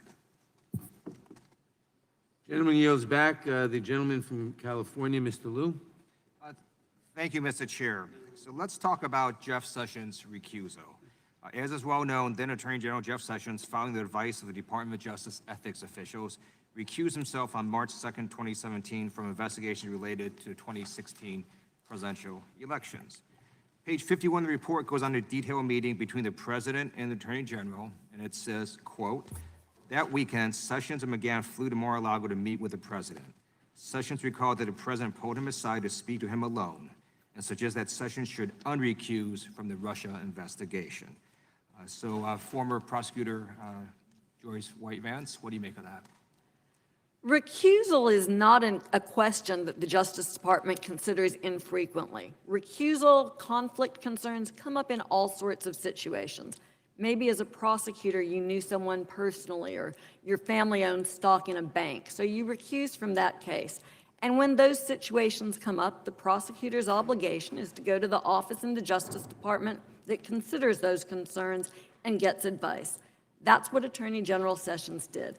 That was a dispositive conclusion that he had conflicts that meant that he could not be involved in any cases that were looking into the 2016 elections. So this request from the president that he revisit that, it's not just improper, it's incomprehensible. There is no such thing as unrecusal. Thank you. Former Prosecutor McQuaid, you are also a U.S. attorney, is that correct? Yes. All right. Per the Department of Justice rules, is Attorney General or other personnel allowed to unilaterally unrecuse themselves? No, there is no such thing as unrecusal. Think of it as he was tainted. A determination was made that he can be the Attorney General for many other cases, but not this one. Because of his political connections to President Trump, he correctly asked them to assess whether he could serve as Attorney General over this matter. They studied the matter and concluded that he could not, that he was tainted and he was unable to handle this case. And so to unrecuse oneself would be to ignore the taint and to commit an unethical act. Thank you. Page 78 of volume 2 of the report says, and I quote, "When Sessions told the president that a special counsel had been appointed, the president slumped back in his chair and said, 'Oh my God, this is terrible. This is the end of my presidency. I'm fucked.' The president became angry and lambasted the Attorney General for his decision to recuse from the investigation, stating, 'How could you let this happen, Jeff?' Sessions recalled that the president said to him, 'You are supposed to protect me,' or words to that effect. Mr. Dean, understanding what occurred during Watergate and in your experience, do you believe it is the role of the Attorney General to protect the president? That certainly wasn't the case during the Nixon presidency. As a former employee of the Department of Justice, where I served as the Associate Deputy Attorney General, I know there's a proud and professional workforce at the Justice Department that doesn't do anything other than represent the American people. I don't think the Attorney General, his task is to represent the president. John Mitchell, who was the initial Attorney General, followed by Richard Kleindienst, and then former Senator Saxby and Elliot Richardson, I really don't think they looked upon their job as to represent Richard Nixon. So this is a sort of unprecedented view from Mr. Trump as to what the Attorney General should and should not be doing. Thank you. Former U.S. Attorney McCrae, what is your understanding of the role of the Attorney General? The Attorney General is the lawyer for the people of the United States. He is to support and defend the Constitution, and he is to represent the people. He is not the personal attorney for the president. Thank you. Page 107 of Volume 2 of the report documents some point after the May 17, 2017 appointment of the special counsel, Sessions recalled that the president called him at home and asked if Sessions would unrecuse himself. According to Sessions, the president asked him to reverse his recusal so that Sessions could direct the Department of Justice to investigate and prosecute Hillary Clinton. And the gist of the conversation was that the president wanted Sessions to unrecuse from all of it, including the special counsel's Russia investigation. Former U.S. Attorney McCabe, what is your reaction to that phone call? It demonstrates to me that President Trump was persistent in his efforts to get Attorney General Sessions to unrecuse himself because he was so desperate to limit the scope of the investigation. He was concerned about a number of things. I know that the congressman said if there's no underlying crime, then there's nothing to cover up, but I disagree with that. Number one, as a matter of law, that's not correct. But President Trump knew that there were a number of things that could be exposed about him. The payment of hush money that caused him to be named as individual one, as an unindicted co-conspirator in the Southern District of New York. The meeting at Trump Tower with Russians that, but for definitions of willfulness and thing of value, could have amounted to a crime. The conversations with WikiLeaks, all of those things, I believe, were matters that were our collusion and could have concerned President Trump about discovery and exposure. Thank you. I yield back. The gentleman yields back. The gentleman from Florida, Mr. Stubbe. Thank you, Mr. Chairman. It's fascinating to me that the majority brings in Michael Cohen, a convicted liar who lied to Congress as a witness, and now the majority brings in Mr. Dean, who's convicted of obstructing justice and is paid by cable networks and others to opine against the president. So instead of legitimizing Mr. Dean's presence here today, I'll ask my questions to Mr. Malcolm. Mr. Malcolm, isn't it true that the president could have exerted executive privilege and prevented Mr. McGahn and others from cooperating with the special counsel? Yes. And in fact, not only did he encourage Mr. McGahn to cooperate, he allowed 20 White House officials to testify, including 8 people from the White House counsel's office. Correct. Isn't it true that the president has full constitutional authority without reason to fire the FBI director at any time? Yes. So how would it be obstruction to fire an FBI director? I don't think it was. I would also point out that the report also indicates that others within the intelligence community and Attorney General Sessions himself had suggested that the president ought to do that before the president decided to do it.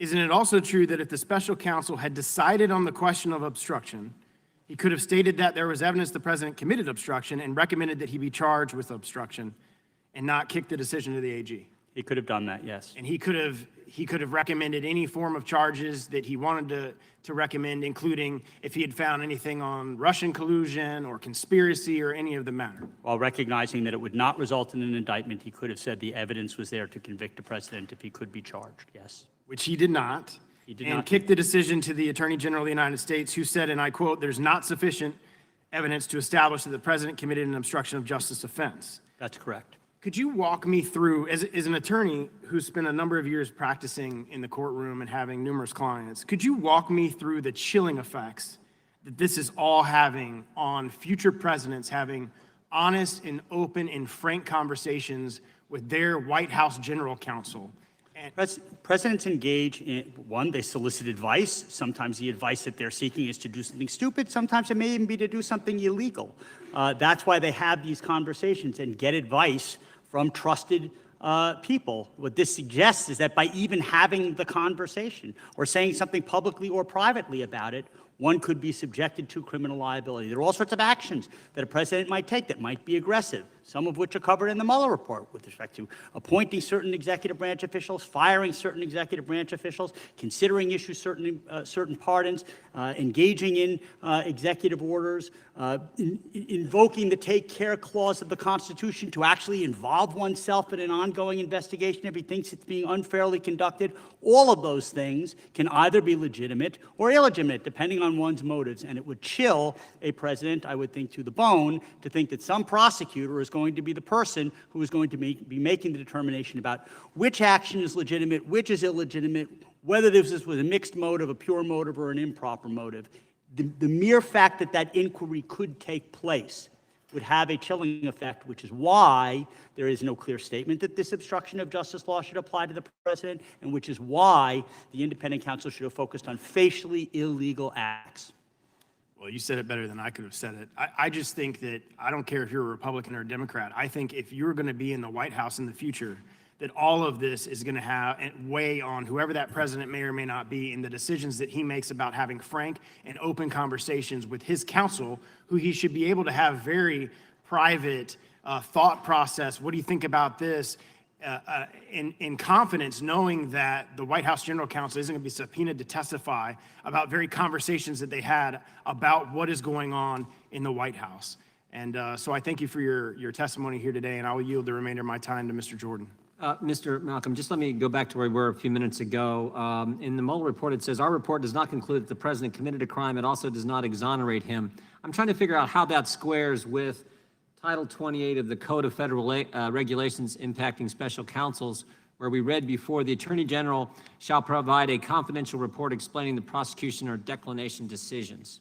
Well, I don't think that it does, in addition to the fact that I don't think that it is any proper standard for any prosecutor to decide whether or not somebody has been exonerated. That's not the role of a prosecutor. It's not even the role of a jury. If a jury comes back and acquits somebody, it just says that they weren't found to be guilty beyond a reasonable doubt, not that they were factually innocent. And it specifically says, when you read the section of Title 28, it specifically says the prosecution or declination decision reached by the special counsel. It doesn't say you don't have to decide at all. It says you got to pick one, and yet in his report he says our report does not conclude either way. I read it the same way you do. Okay. Now, why was he able to reach a decision though on one and not the other? That you would have to ask him. He obviously felt comfortable with the state of the evidence. My guess is that his team was conflicted as to what to do, but that's reading tea leaves, and I don't read tea leaves very well. All right. My time's expired. I thank the gentleman for yielding. Gentleman yields back. The gentleman from Maryland, Mr. Raskin. Thank you, Mr. Chairman. Mr. Dean, President Trump's National Security Advisor, Michael Flynn, pled guilty to making false statements to the FBI under 18 U.S.C. 101 and has been cooperating with federal law enforcement investigators. He resigned on February 13th, 2017.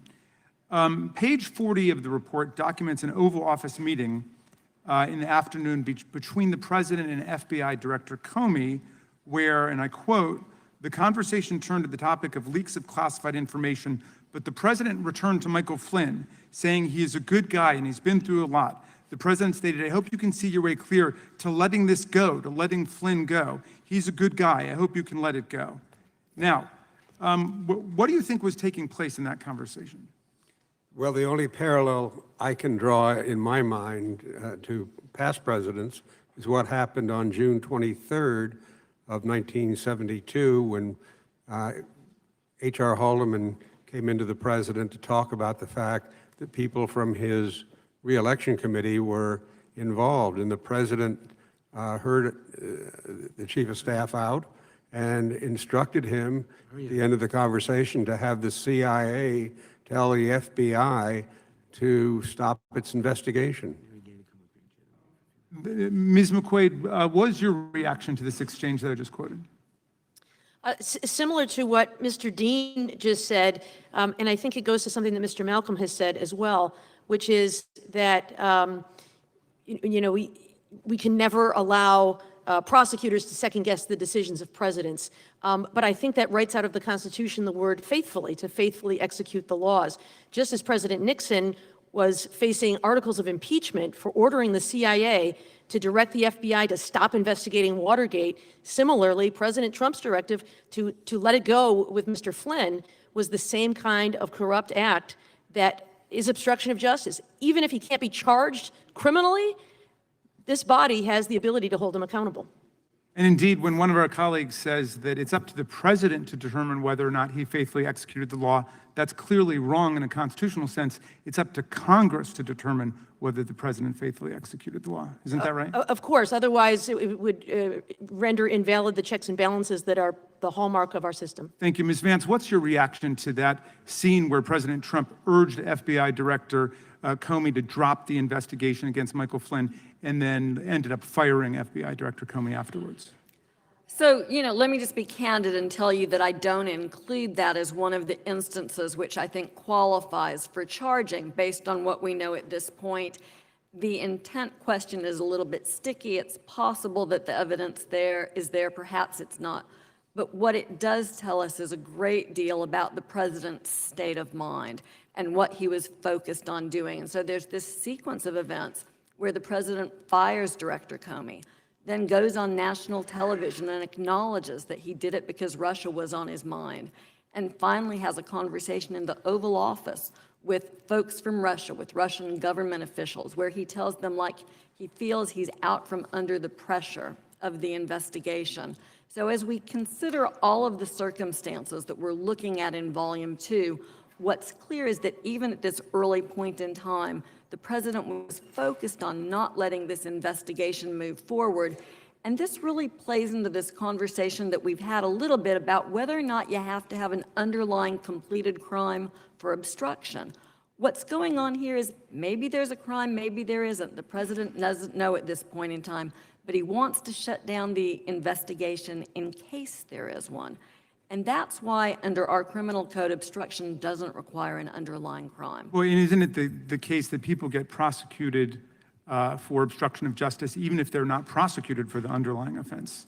That's true, that happens, and there's also a case cited in the Mueller report that comes from my own district where a defendant was charged with 2 counts of obstruction but also with other crimes. On appeal, those underlying convictions didn't hold up, but the court let the obstruction convictions stand alone. Mr. Dean, I want to come back to you for a moment. You and I are from different political parties. Indeed, you were the chief Republican counsel of this committee. You were the White House counsel for a president who put my father on his enemies list. My father was an official in the Kennedy administration and had a lot of problems with the Nixon administration. And so growing up, we were very fearful about the Nixon White House and what they would do to people. But you are clearly a man of honor and a man of integrity and a man who's standing up for the truth. And I wonder if you would just tell us why you have decided at this point in your career to come forward to talk about what is taking place in America and in the Trump White House. Well, Congressman, I can remember when working for this committee back in the 60s, this committee did an awful lot of good things. For example, when I was here, there were amendments made to the 64 Civil Rights Act. There was the 65 Voting Rights Act. There was the 18-year-old vote. There was the 25th Amendment. A lot of activities, and it required both Republicans and Democrats to work together. This was a wonderful place to start a career in government, working for this committee. I'm not so sure today. There's too much polarization. You sense it in the questioning sitting here and the shots that get taken at witnesses. So what brought me forward was the invitation in this instance where I thought, yes, I could share with particularly a lot of the people who were on this committee were either not born or they were very young when Watergate occurred. And it's quite striking and startling to me that history is repeating itself, and with a vengeance. So that's why I've spoken out. Thank you very much. I yield back, Mr. Chairman. The chair recognizes the gentlewoman from Arizona. Thank you, Madam Chair. Mr. Malcolm, I'm first going to read some excerpts from the Mueller report and then ask you to comment on them if you don't mind. Special counsel Robert Mueller is a prosecutor, and yet he did not recommend obstruction of justice charges against the president. And it has been said before by our ranking member Collins, there was a joint statement by the special counsel and Department of Justice that says the Attorney General has previously stated that the special counsel repeatedly affirmed that he was not saying that, but for the OLC opinion, he would have found the president obstructed justice. So let me again talk about some particular excerpts. And after reading the Mueller report, it was clear to me that Mueller knew that he may not have a clear case that could hold up in court. And in fact, he said, the evidence we obtained about the president's actions and intent presents difficult issues that would need to be resolved if we were making a traditional prosecutorial judgment. Namely, A, the president has Article II authority, and the acts the president engaged in are all exercises of the constitutional powers given to a president. B, second, there was no underlying crime. It would be almost impossible, I believe, to prove corrupt intent, which is required in the obstruction statutes. And Mueller himself said, unlike cases in which a subject engages in obstruction of justice to cover up a crime, the evidence we obtained did not establish that the president was involved in an underlying crime. He goes on to say, the absence of that evidence affects the analysis of the president's intent and requires consideration of other possible motives for his conduct. And then he further says, the term corruptly sets a demanding standard. Then C, Mueller report says many of the president's acts took place in public view. So with all those excerpts right from the Mueller report, in the words of Mueller himself, what do you think about my conclusion that he thought maybe this couldn't hold up in court, and that's why he didn't do the charges? Well, I certainly agree that any prosecutor who would consider bringing an obstruction of justice charge would weigh heavily whether or not the person who was alleged to have attempted to obstruct justice had engaged in the underlying criminal activity under investigation. And in light of the fact that the president did not engage, or any of his campaign team engage in that activity, he had all sorts of legitimate reasons to be upset by this probe and what it was doing to his ability to govern. And so you can like the president's conduct or not like the president's conduct. I don't think anybody here likes what the president does all the time. That would probably be an understatement. But whether he had a legitimate beef that caused him to do what he did goes to the issue of whether or not he had a corrupt intent. Thank you, sir. My next question is for Ms. McQuaid. In a January 2nd Newsweek article, you said, I think this case is far worse than Watergate. You said, I think this case is far worse than Watergate because it didn't just involve a burglary to intercept communications of your rival. It included allegedly and potentially a conspiracy to collude with an adversary, Russia. Obviously, you were wrong that there was conspiracy or collusion with Russia. Do you admit to that? I agree that Robert Mueller concluded that he could not establish the technical crime of conspiracy. However, I do think it was worse than Watergate. I think this president worked with Russia. The report says that the investigation identified numerous links between the Russian government and the Trump campaign. It also says that the investigation established that the Russian government perceived that it would benefit from a Trump presidency and worked to secure that outcome. Because I only have 25 seconds left. Ms. Vance, on July 6, 2018, you tweeted, dangerous is the right word. The president is sowing hatred, fear, and distrust in hopes he can divide the country enough to survive when the truth comes out about his campaign's collusion with Russia.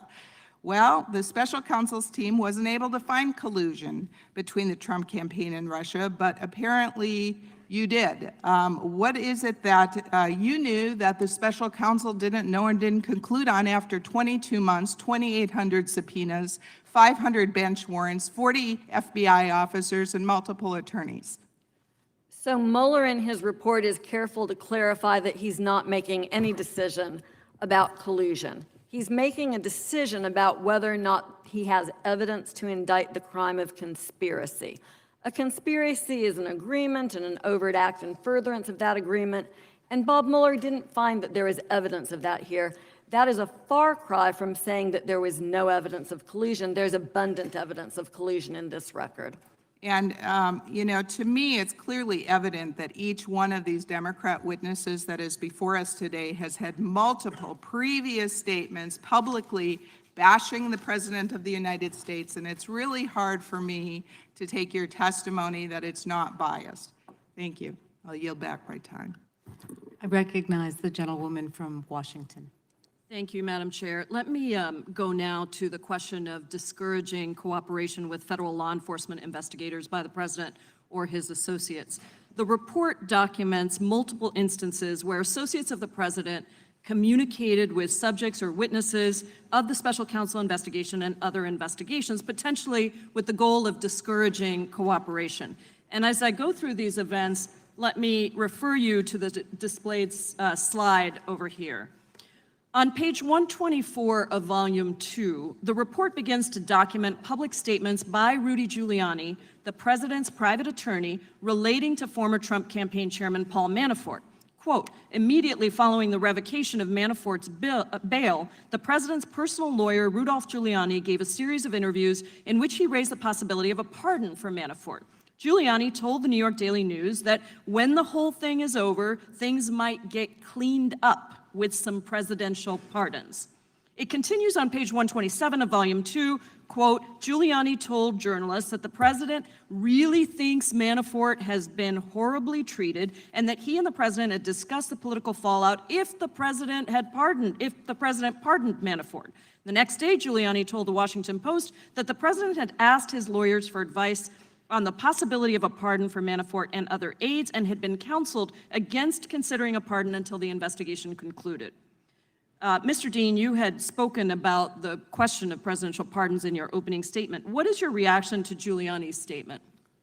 Well, first of all, I've been waiting for his response to this report, which he promised had been drafted before it had been written, which has not been forthcoming. So we don't have any formal answer from him on these issues. But it's really quite surprising. He certainly knows the history of Watergate. He knows that Nixon got in trouble because of his dangling pardons.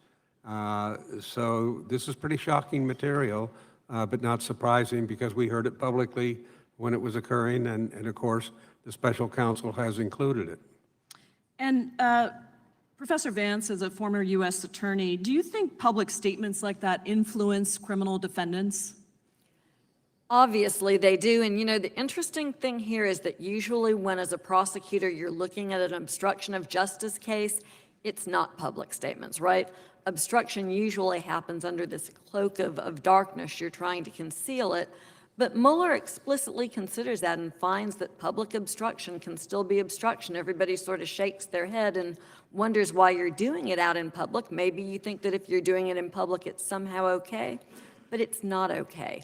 And we see these statements and we see their impact and we know that they do impact witnesses. So let me continue. On page 127, the report says, quote, Giuliani was reported to have publicly said that Manafort remained in a joint defense agreement with the president following Manafort's guilty plea and agreement to cooperate, and that Manafort's attorneys regularly briefed the president's lawyers on the topics discussed and the information that Manafort had provided in interviews with the special counsel's office. On November 26, 2018, the special counsel's office disclosed in a public court filing that Manafort had breached his plea agreement by lying about multiple subjects. So, Ms. McQuaid, what is your reaction to the evidence that Manafort lied, but also was briefing the president's private legal defense team after agreeing to cooperate with federal investigators? Is that common practice for defendants? And why was that behavior, Manafort's behavior, so concerning to the court? No, that is not common behavior. If you enter into a cooperation agreement, people sometimes even make the references, you've joined Team USA. You are going to cooperate, you're going to provide information to us, and the idea that you're taking information from the investigators, insights into their investigation, and sharing it with the defense, with the other side, is antithetical to a cooperation agreement. I can understand why at that moment they decided to tear up that agreement. So on page 131, the report summarizes the evidence related to Paul Manafort. It says, with respect to Manafort, there is evidence that the president's actions had the potential to influence Manafort's decision whether to cooperate with the government. Page 132, evidence concerning the president's conduct towards Manafort indicates that the president intended to encourage Manafort to not cooperate with the government. Ms. McQuaid, do you agree, and why? There is certainly evidence to support that. There are numerous tweets about being strong, not flipping. There were tweets about being a rat when you cooperate. And so looking at all of those things, it suggests that he was encouraging Paul Manafort to not cooperate with the government and continue to support him. And as someone who is so powerful, the President of the United States, who holds the pardon power, can deliver that message in a way that none of us otherwise can. Thank you so much to all of you for your testimony, and I hope that the American people watching this understand how important this report is and how essential it is to actually read the whole thing from front to back. Thank you, Madam Chair. I yield back. Gentlelady yields back. The gentleman from Louisiana, Mr. Johnson. Thank you, Mr. Chairman. And Mr. Chairman, sincerely, I want to thank you for returning, so help me God, the phrase to the oath today of the witnesses. As we've discussed, that's an important tradition the American people want us to maintain. Let me ask a few questions, Mr. Dean. First, a housekeeping matter. When were you first contacted about testifying at this hearing? I'm sorry, about this hearing? Yes, sir. Probably a couple of weeks ago. I was initially told it was planned for the 20th, and then later it had been moved to the 10th.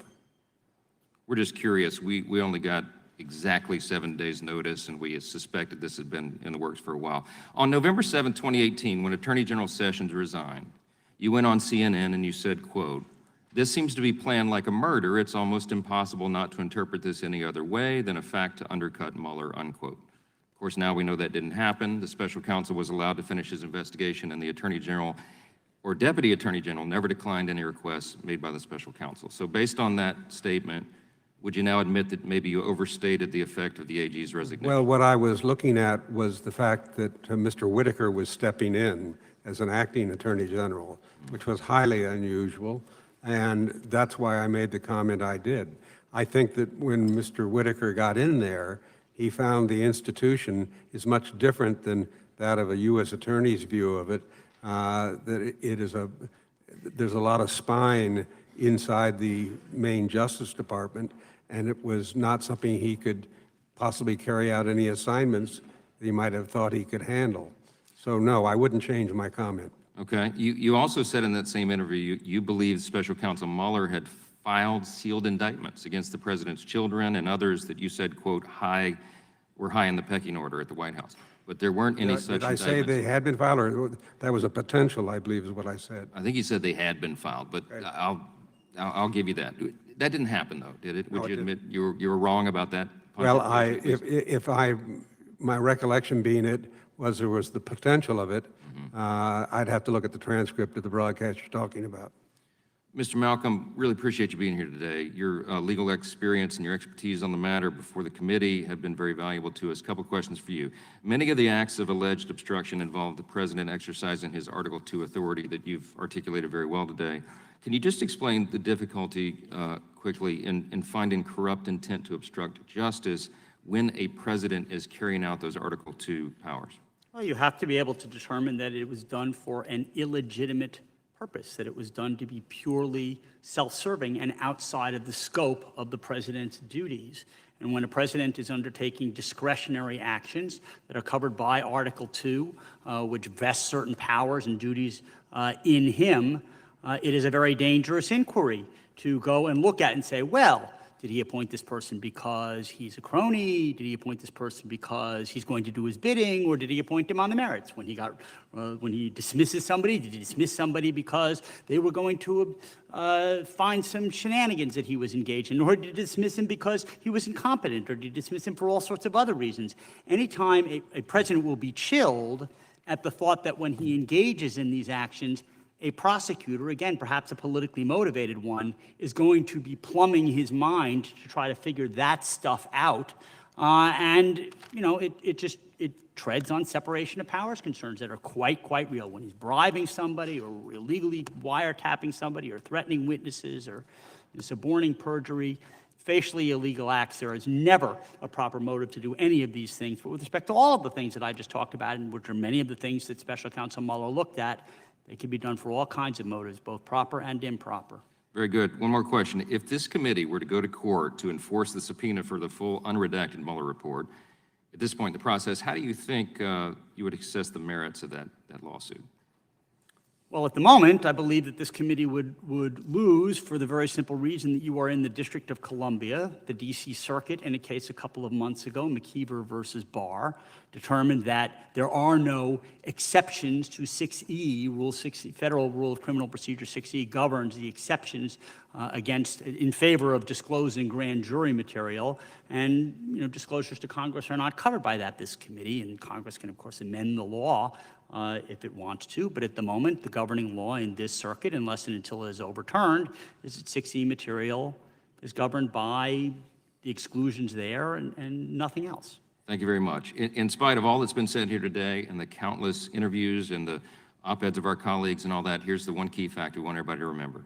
The White House and the Trump campaign provided unprecedented levels of cooperation with the special counsel's investigation. They produced over 1.4 million pages of documents to the special counsel. They allowed 20 White House officials to testify, including 8 people from the White House counsel's office. And in spite of all that, the Attorney General and former Deputy AG Rosenstein found the evidence developed by the special counsel was, quote, not sufficient to establish that the president committed an obstruction of justice offense, unquote.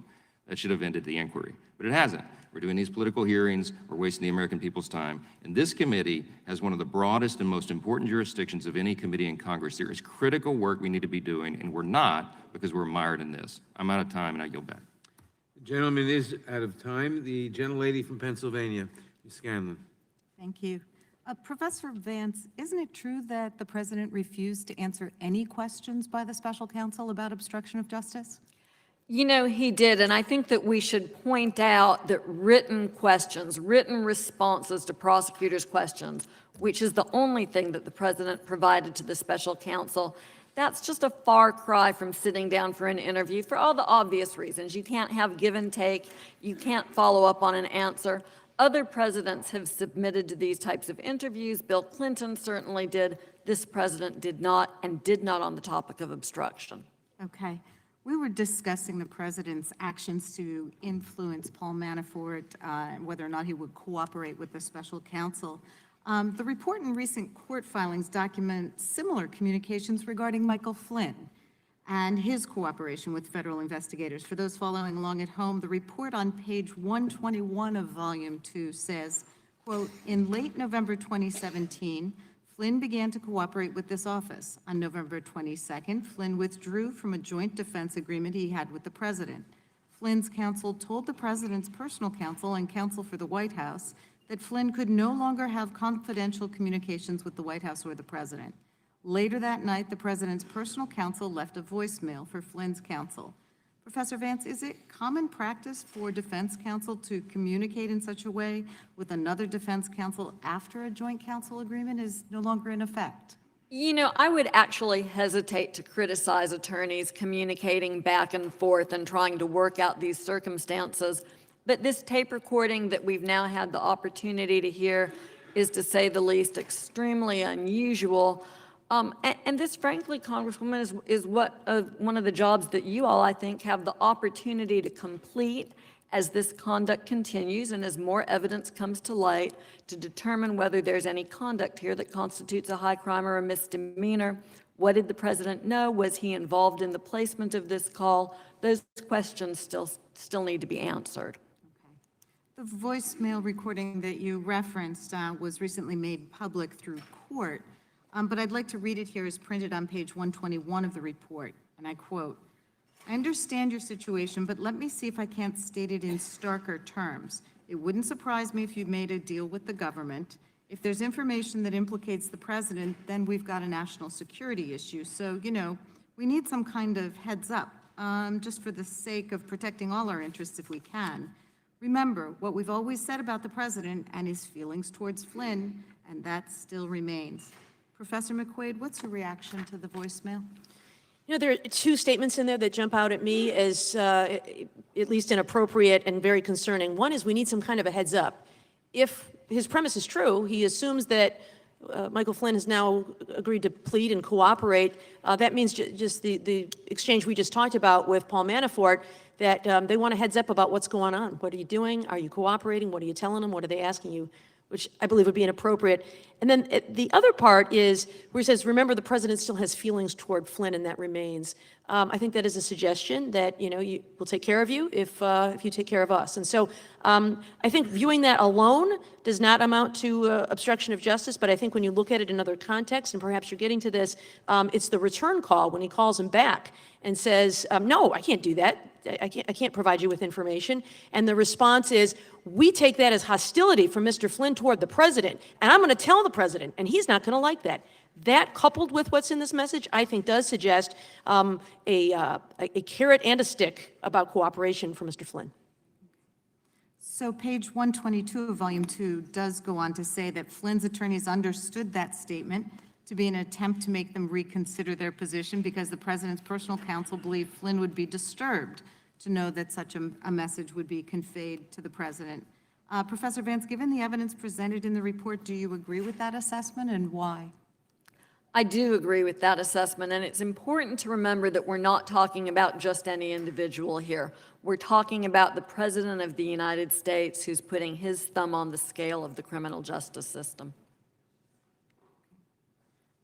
Finally, with respect to the president's former personal attorney and self-described fixer, Michael Cohen, on page 146 of volume 2 of the report, they describe back-channel conversations between Cohen and Trump's private legal team, where they said, quote, on or about April 17th, 2018, Cohen began speaking with an attorney, Robert Costello, who had a close relationship with Rudy Giuliani, one of the president's personal lawyers. Costello told Cohen he had a back channel of communication to Giuliani, and the channel was crucial and must be maintained.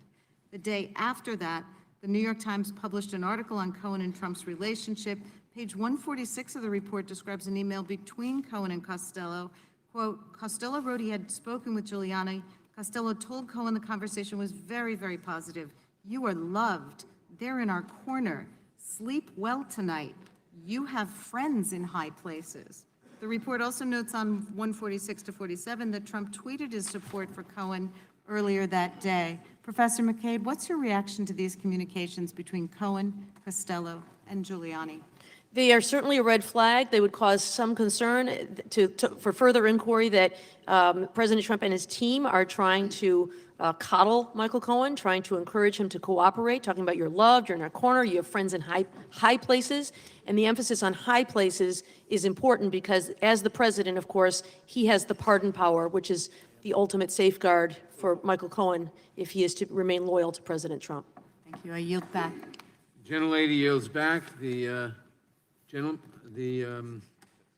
from Texas, Mr. Ratcliffe.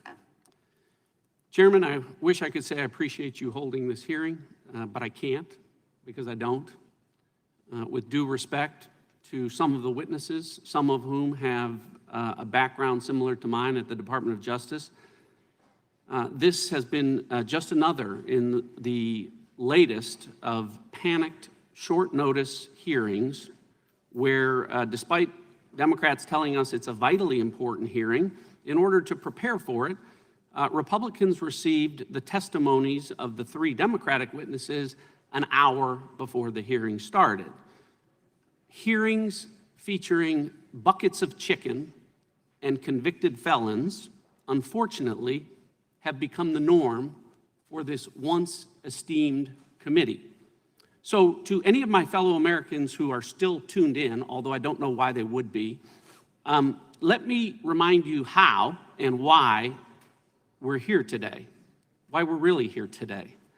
Hearings featuring buckets of chicken and convicted felons are being held by members of the Democratic Party that commissioned and paid for a dossier that falsely claimed that Donald Trump was part of a, quote, well-developed conspiracy, end quote, with Russia.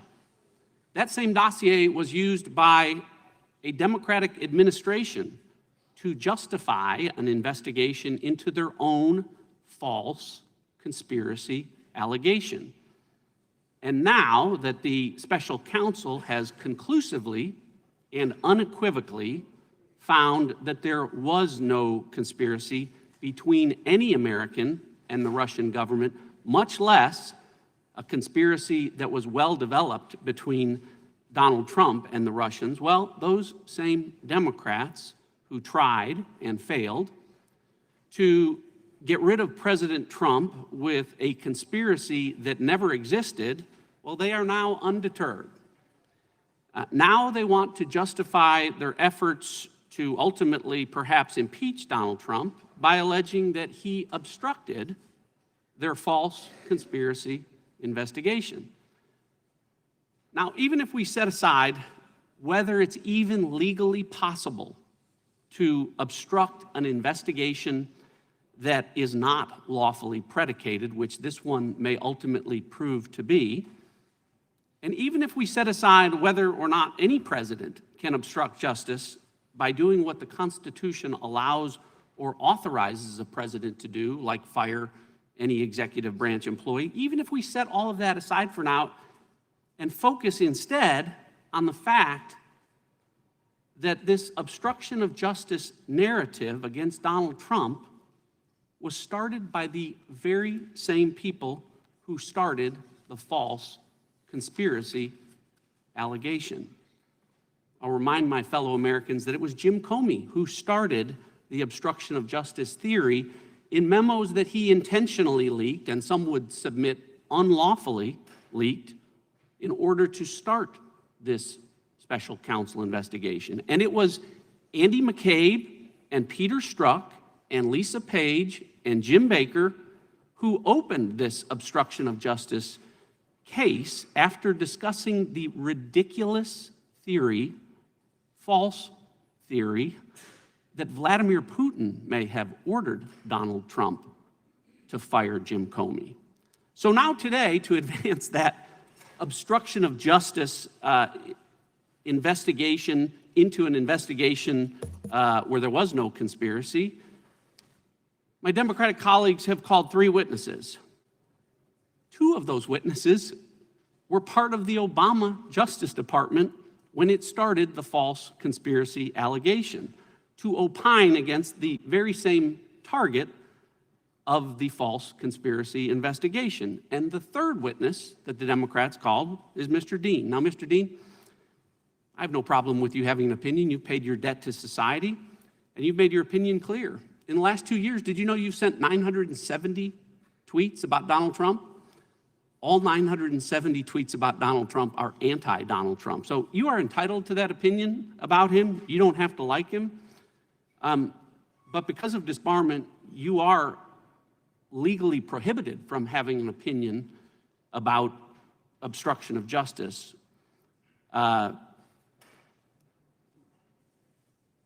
Look, to my Democratic colleagues, unlike Bob Mueller, who needed to find a crime to indict and did not, you don't need one to impeach Donald Trump. You don't need one. It's the same reason why the chairman, within days of Donald Trump getting elected, talked about impeaching him. It's why some Democrats on this committee voted to impeach Donald Trump just a few months after he was into office. It's why some Democrats on this committee voted to impeach Donald Trump before a word of the Mueller report was ever written. Look, you're in control of the House, and at the top of the House is a Speaker of the House who has reversed the presumption of innocence in this country to a presumption of guilt, and said last week that she plans to see Donald Trump in prison. So I don't know what your plans are. You all can do whatever you want, but stop wasting our time and just do it. I yield back. The gentleman from Colorado, Mr. Neguse.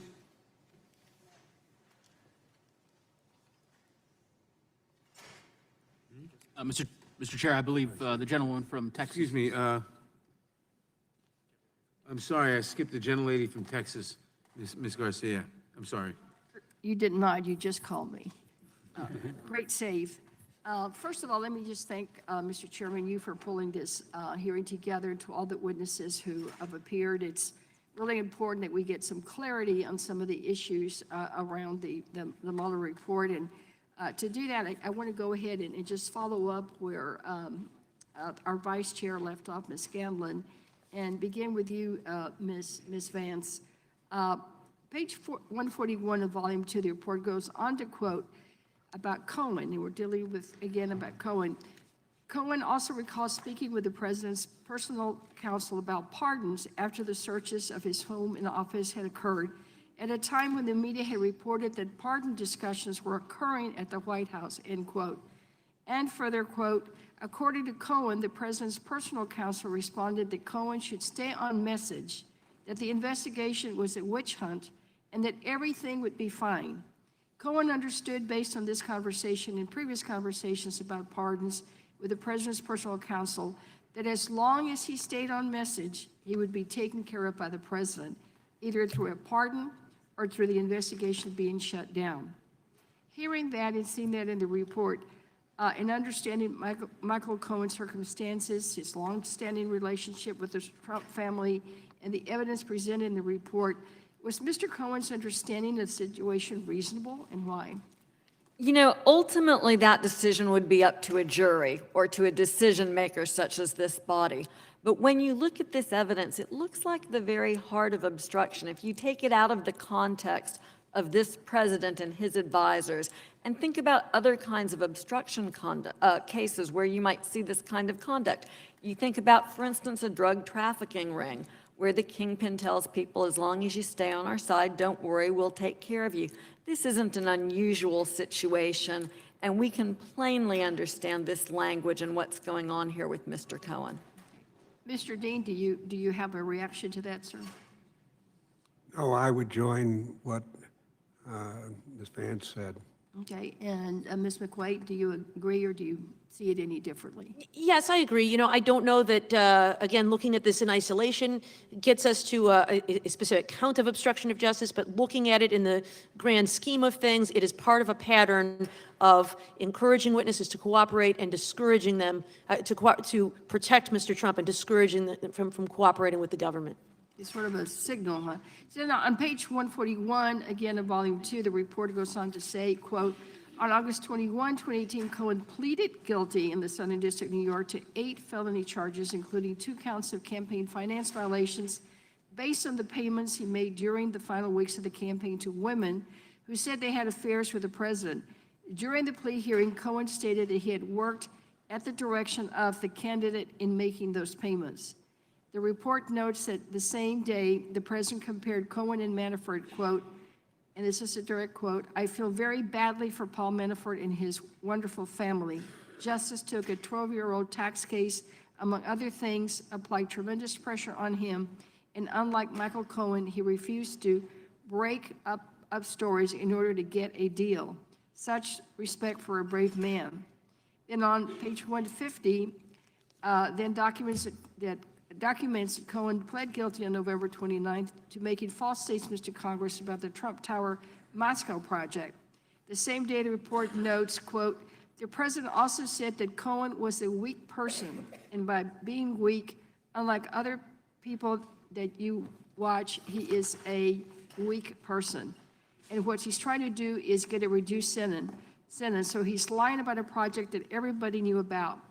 And pages 48 through 152 document numerous other statements that the president has made about Cohen, either in public or through tweet.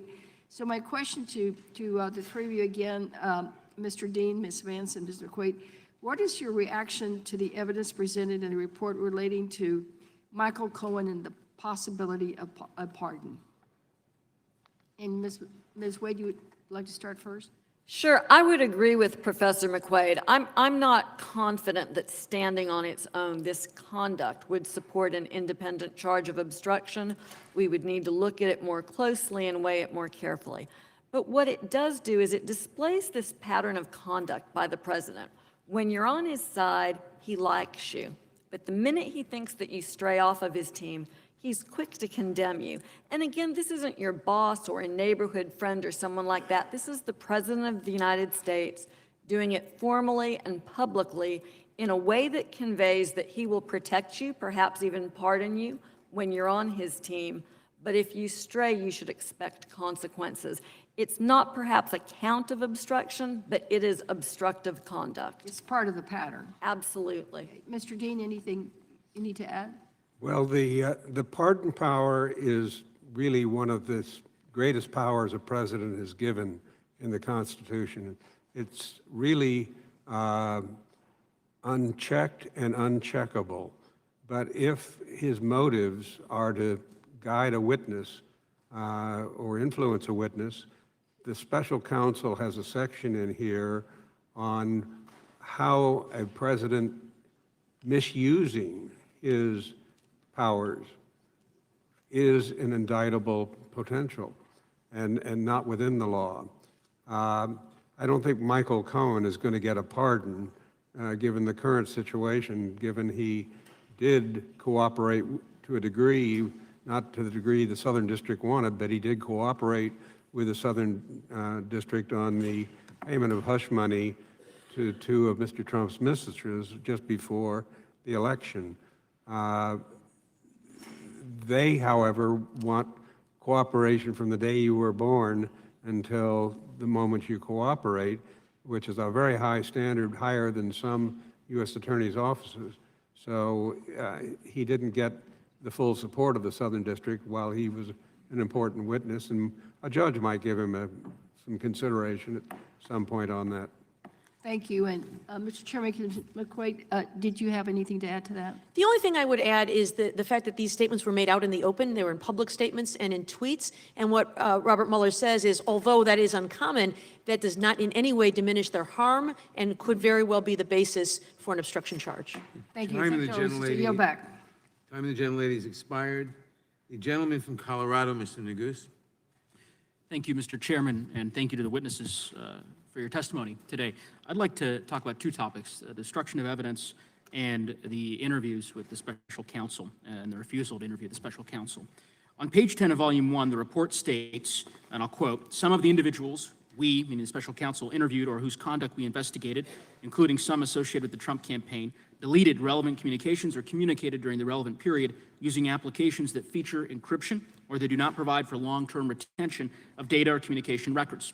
End quote. The report discusses on page 130 of volume 1 potentially destroyed evidence related to Manafort's communications with the Trump campaign members, the administration, and, quote, the peace plan and his meetings with Kilmenick.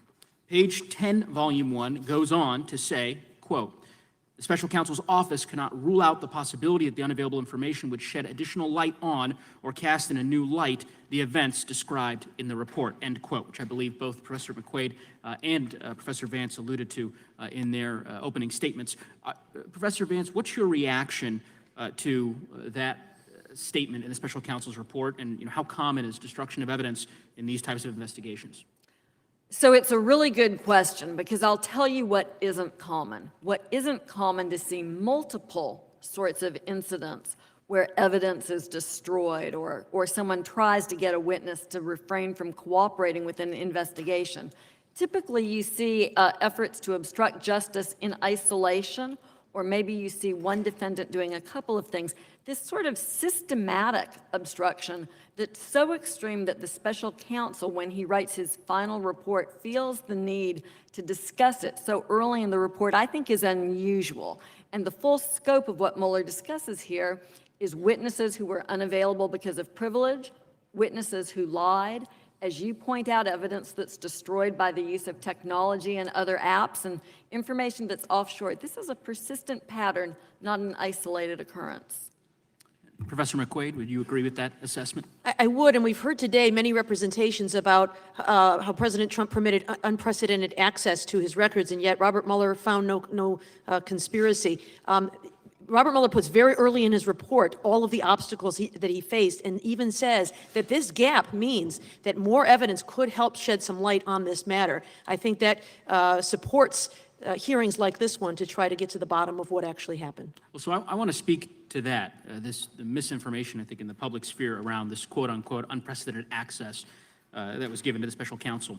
As identified in the report on page C1 of volume 2, quote, the president provided written responses through his personal counsel to questions submitted to him by the special counsel's office. However, page 13 of the volume states, quote, during the course of our discussions, the president did agree to answer written questions on certain Russia-related topics, and he provided us with answers. He did not similarly agree to provide written answers to questions on obstruction topics or questions on events during the transition. The special counsel's office also documented its effort to secure an interview with the president beginning in December of 2017. Still, on page C1, the report documents the office's discussions with the president's lawyers about a voluntary interview. I'll quote the report. We also advised counsel that an interview with the president is vital to our investigation. And quote, the president's attorneys, quote, did not provide us with reason to forego seeking an interview. We additionally stated that it is in the interest of the presidency and the public for an interview to take place, and offered numerous accommodations to aid the president's preparation and avoid surprise. So, question, Professor Vance, what is your reaction to that passage of the special counsel's report, and of course, given your experiences as a prosecutor, the value in being able to interview witnesses? Obviously, the experience that you have in the back and forth of questioning is much more productive for prosecutors. And the question that one's left with after reading this is, why wouldn't the president sit down and sit for an interview like other presidents had? If the explanation that we hear today, that there was so much cooperation from this administration, that witnesses were provided and documents were provided, and that this was a very cooperative effort by the White House to engage with the Mueller investigation, if all of that is true, then you have to ask yourself, why wouldn't they make the most important witness, the President of the United States, available? Thank you, Professor. With that, I yield back my time, Mr. Chairman.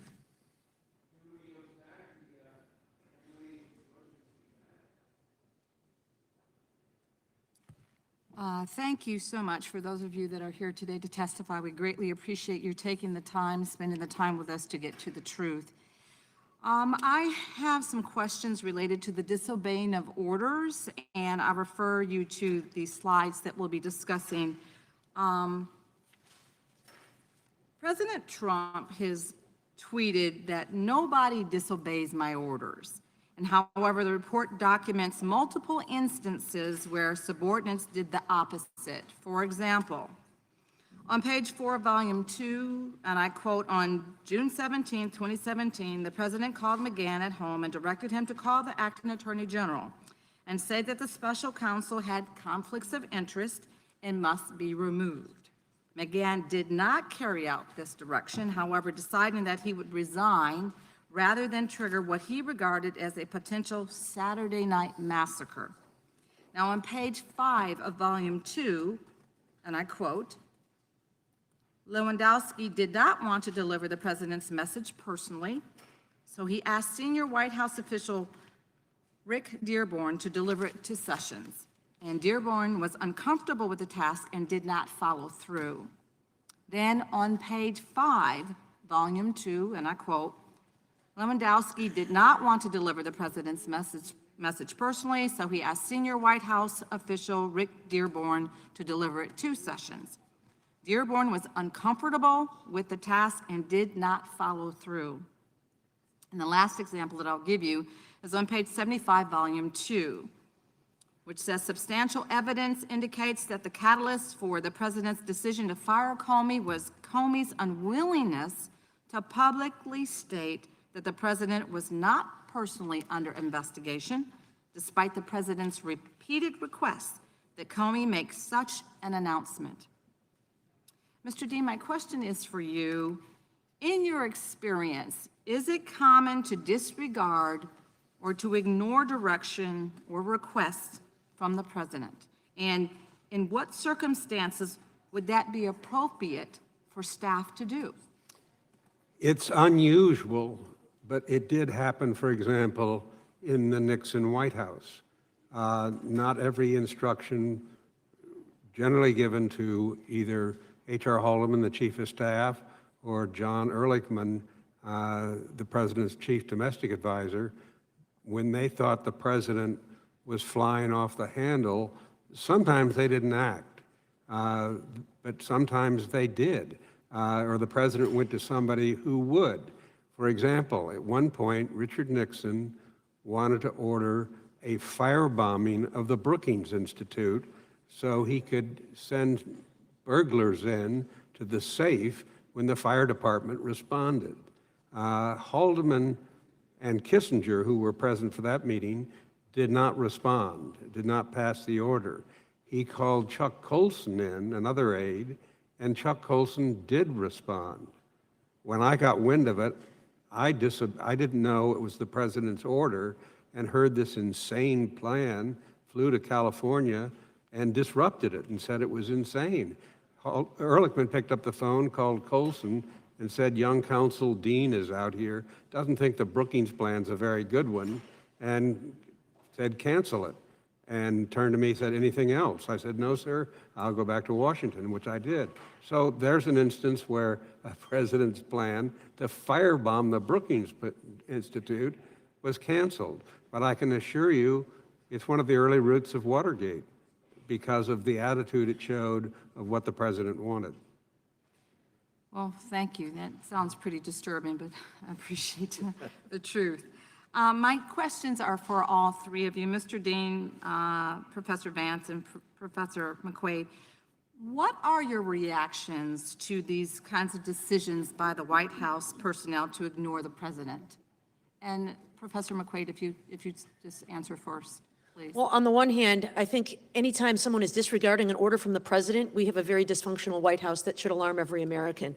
On the other hand, I am grateful that they disregarded these orders because if President Trump had gotten his way, then the investigation into Russian attack on our election would have ended. It would have focused only on future elections, and we would not have the information that we have that's necessary to keep our country safe. Thank you. It's important to remember that this is a really good example. This is an explanation of why the statute that makes obstruction a crime also makes the attempt or the endeavor to commit obstruction a crime. Because even without the willing participation from his staff that would have permitted the president to complete his obstruction, this evidence still shows that the president's mindset was such that he wanted to take these acts, that he was not committed to truth in the criminal justice system, that he wanted to divert it away from the truth for his own benefit. Thank you. Mr. Dean? I agree that I think it's healthy at times the staff does not always follow through robotically and does interpret orders. But as I say, it is not the norm. It's typically when the staff senses something is terribly amiss and then they don't follow up. Thank you. And I'm out of time. I yield the balance of my time. The gentlelady yields back. The gentleman from Pennsylvania, Mr. Reschenthaler. Thank you, Mr. Chairman. I yield to my colleague from Ohio. The gentleman for yielding, Mr. Malcolm. I'm going to go back kind of where Mr. Armstrong and Mr. Stubbe were earlier this afternoon. Does the president have the right to fire people? Yes. Does the president have the right to pardon people? Yes. Could a lawful action like a pardon or firing an individual be done with corrupt intent and therefore be criminal? It could be done for an improper purpose, again, but the president has plenary power to exercise a pardon. Could a lawful action with corrupt intent be, could that be obstruction of justice? Under certain circumstances, with certain people, yes. Okay, and could a lawful action with corrupt intent be criminal even if there is, in this situation, no underlying crime? Sure. Okay. But it seems to me, what if there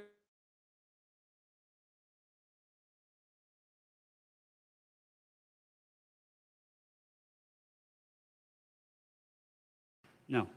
Did the president fire Rod Rosenstein? No. Did the president pardon Paul Manafort? No. Did he pardon Michael Flynn?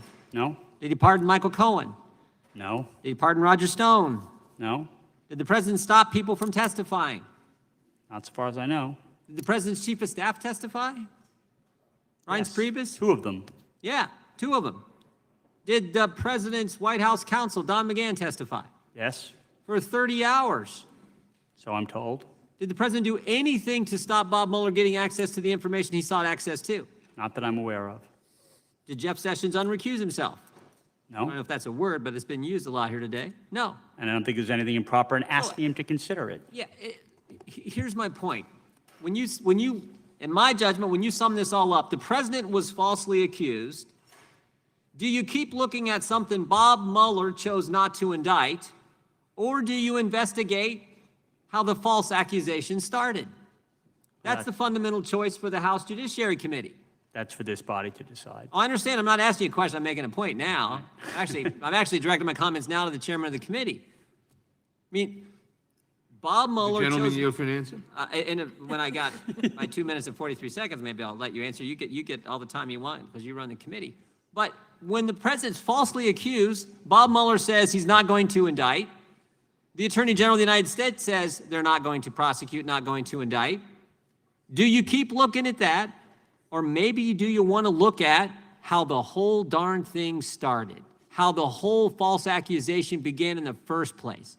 Seems to me, particularly when we're talking about something as critical as the FISA court and the potential to violate people's fundamental liberties as could happen at the FISA court, and the evidence we already have seen, seems to me that's what you want to look at. But this committee says, nope, we're not going to do that. We're going to keep going and looking at something Bob Mueller and the Attorney General of the United States have already looked at. So I don't get it. I think the House Judiciary Committee should be focused on that fundamental question, but unfortunately, that's not where it's headed. With that, I would yield to the ranking member of the committee. I appreciate the gentleman yielding.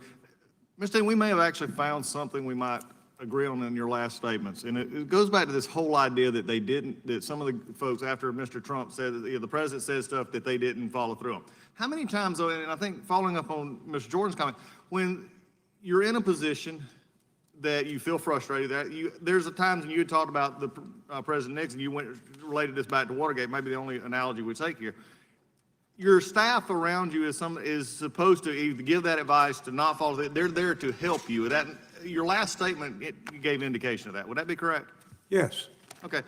Mr. Malcolm, in taking that step further, we're playing this as a bad thing that they didn't follow through, in going through this issue, but also there are times, wouldn't you also agree that there are times that that's what the staff is around you for, that you come up with, I come up with some, you probably have, the chairman I'm sure has, I have as well, came up with some bad ideas, and aren't you glad somebody's around you to say, or I'm just going to say, maybe he'll forget about it after lunch. Yes, that's correct, particularly if you're familiar with the individual and are used to his venting his frustrations. Exactly. I've got people who are very close, those are the ones you trust, and I think it's interesting here.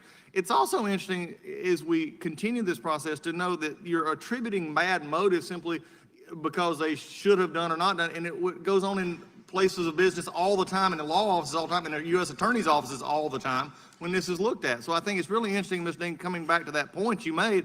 We may not agree on the end result, but I think the point made was something interesting. I'll let you finish. But going back to Ms. McQuaid for just a second, this is interesting that this is why this committee ought to be doing this. It's simply sitting here listening to people pontificate on the original of the Mueller report, which could be read and have different opinion, which we stated up front. That's not taking this a step further. This is simply regurgitating what has been your point of view for many years. What has been your point of view for many years. Mr. Dean, I'll yield to you to finish. I was just going to make the point, in your following up on Mr. Jordan, who has stepped out, if that were followed, Watergate would have never been investigated.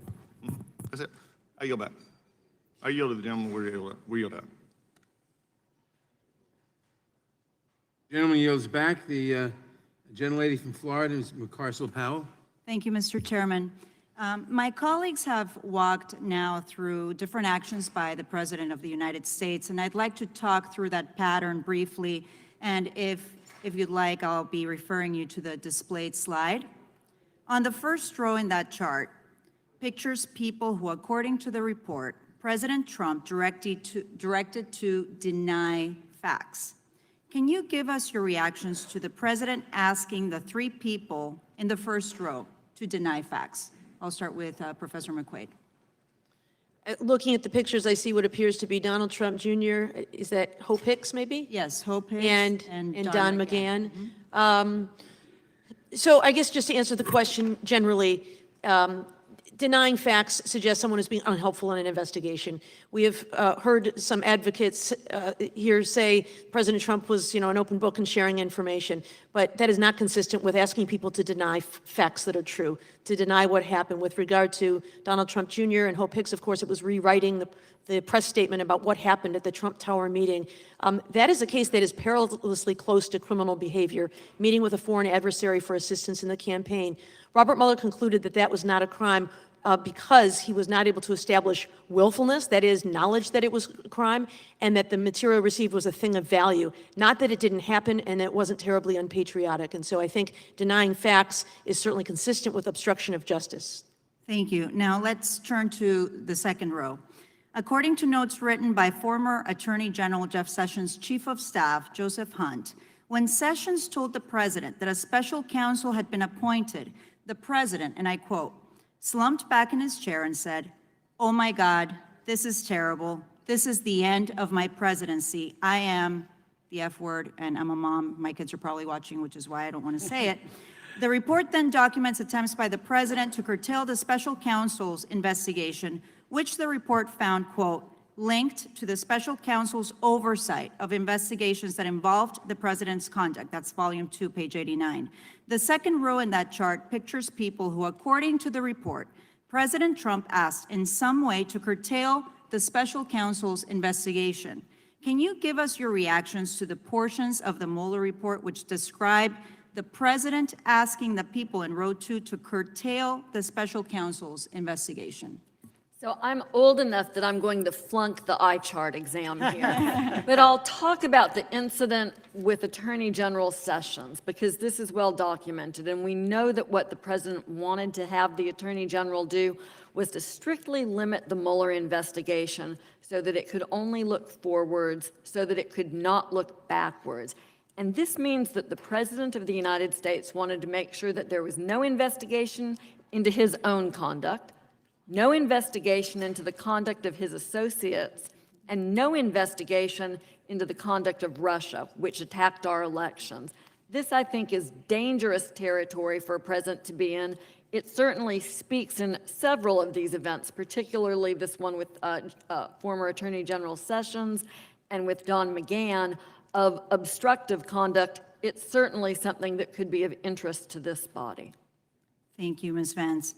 Now, let's turn to row 3. The report states, quote, that many of the president's acts directed at witnesses included discouragement of cooperation with the government and suggestions of possible future pardons, and that the president engaged in conduct involving public attacks on the investigation, non-public efforts to control it, and efforts in both public and private to encourage witnesses not to cooperate with the investigation. That's in volume 2, page 7. Row 3 shows people who, according to the report, President Trump encouraged not to cooperate with the special counsel's investigation. Can you give us your reactions to the portions of the Mueller report where the president contacted those witnesses? Either Ms. McCain. That question to me? Either. I'm old enough that I've had cataract surgery and I can see the chart. You can, that's great. And I did address that in my opening statement, the fact that pardons were dangled throughout and may still be the case that they're being dangled. There's no question that's an obstruction as far as the Congress is concerned. It was paragraph 9 of Article 1 of the Nixon impeachment proceeding. So this body has set the precedent as far as their view of presidential conduct that it is improper. Thank you, Mr. Dean. I yield back my time.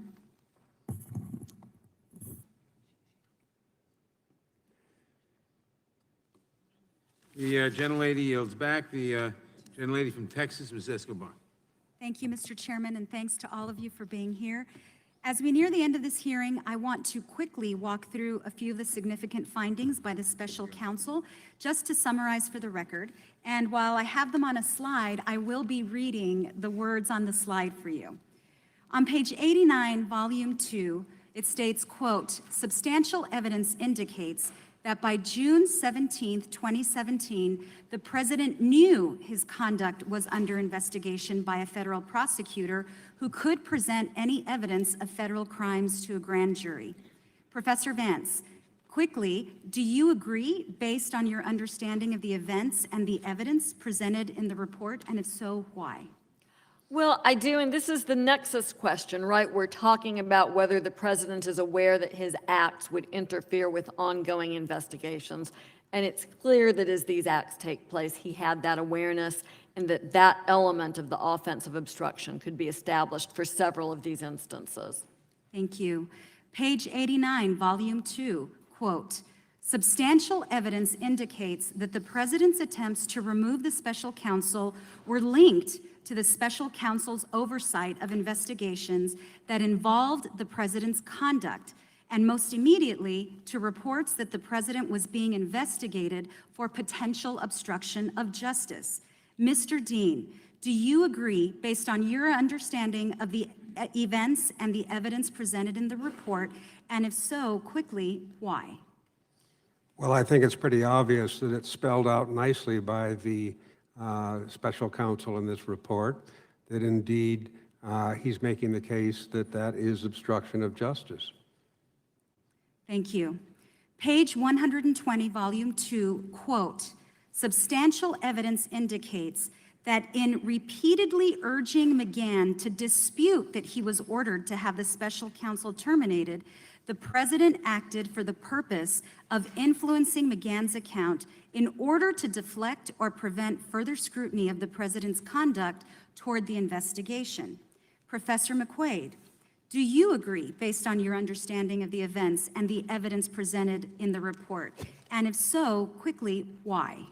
Yes, I believe this is the strongest example of obstruction of justice. This even goes beyond exercise of the president's Article 2 powers by directing McGahn to create a false document. I believe Mr. Malcolm and Mr. Barr even would agree that this is obstruction of justice. Thank you. Page 97, volume 2, quote, "Substantial evidence indicates that the president's effort to have Sessions limit the scope of the special counsel's investigation to future election interference was intended to prevent further investigative scrutiny of the president's and his campaign's conduct." Professor Vance, do you agree, based on your understanding of the events and the evidence presented in the report, and if so, why? So this again would ultimately be a fact question for a jury, but based on the evidence that we have in front of us in the report, I think a prosecutor could appropriately indict and expect to convict on the basis of this evidence. Thank you. Professor McQuaid, you've reminded us throughout this hearing that we need to look at all of this evidence in its totality. What does all of this evidence in its totality tell you? Number one, that Russia attacked our country.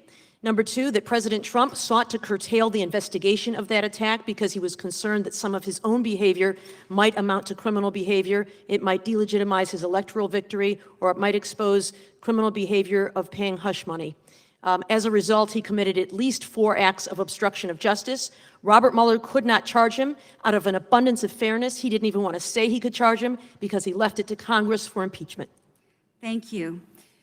As I'm sure you are all aware, the president recently declared that he is, quote, "fighting all subpoenas issued by Congress," and has directed all of his senior officials, including his former counsel, Don McGahn, not to testify. Recent polls show that nearly 3/4 of registered voters believe these officials should obey congressional subpoenas and testify. Mr. Dean, as a former White House counsel, how should congressional subpoenas be handled by the executive branch? There's no question they must be honored in some way. There is a May 20th of this year, the Office of Legal Counsel issued a memo that White House staff and close advisors of the president both sitting and former, are immune from subpoenas of this body. This is an extreme view to me. And I must add something to put the bigger picture together. Having watched Office of Legal Counsel, when I was in the White House, it was considered to be the president's law firm. That's always been the case. And the president's law firm tends to give favorable decisions to their client. And this is true from everything about not indicting a sitting president to making current staff totally immune from Congress. I think these all need to be tested in court because I don't think most of them will stand. Thank you. The Yield back. time of the gentlelady has expired. The gentlelady from Florida, Ms. Demings. Thank you so much, Mr. Chairman, and thank you to all of our witnesses for being with us today, for your endurance and your testimony. I'd like to talk a bit about the special counsel and the OLC opinion. Professor McQuaid, there has been some confusion related to Special Counsel Mueller's final determinations in the report. As a matter of background, I want to address the Department of Justice guidelines that were governing his work. In Volume 2, pages 1 through 2, the report states, and I quote, while the OLC opinion concludes that a sitting president may not be prosecuted, it recognizes that a criminal investigation during the president's term is permissible. The OLC opinion also recognizes that a president does not have immunity after he leaves office, and if individuals other than the president committed an obstruction offense, they may be prosecuted at that time. As a former federal prosecutor, do you believe the special counsel was confined by the OLC opinion? Yes, I believe that he found that he could not reach a traditional prosecutorial decision with regard to charging a sitting president, and so he sought to preserve the evidence, as he said, while memories were fresh and documents available. Thank you. Professor Vance, on page 2 of Volume 2, the report continues, and I quote, given those considerations, the facts known to us and the strong public interest in safeguarding the integrity of the criminal justice system, we conducted a thorough factual investigation in order to preserve the evidence when memories are fresh and documentarial materials were available. Given the restrictions placed on the department, why was it appropriate for the special counsel to conduct a thorough factual investigation in order to preserve the evidence? The best time to conduct a criminal investigation, as the Mueller report notes, is as close in time as possible to the events taking place. That's when people's memories are freshest, when documents are available. And so Mueller in the report acknowledges that although the OLC memo kept him from indicting a sitting president, that there were a number of other legitimate purposes for investigation. The president would not be immune from charges forever. There could be other people involved. And as the OLC memo explicitly notes, even though a president can't be indicted, he can be impeached in Congress. OLC almost seems to contemplate impeachment as the appropriate step to take for the one person in our society who's immune from prosecution. So you're saying even in the temporarily. OLC opinion, that is the inference or the They inference. explicitly say that the president can be impeached. Thank you. And Mr. Dean, on page 76 of Volume 2, the report states, and I quote, the evidence does indicate that a thorough FBI investigation would uncover facts about the campaign and the president personally that the president could have understood to be crimes or that would give rise to personal and political concerns. What is your reaction to that statement by the special counsel's office? Do you agree? And if so, why? I'm sorry, my phone was ringing in my ear during part of your statement.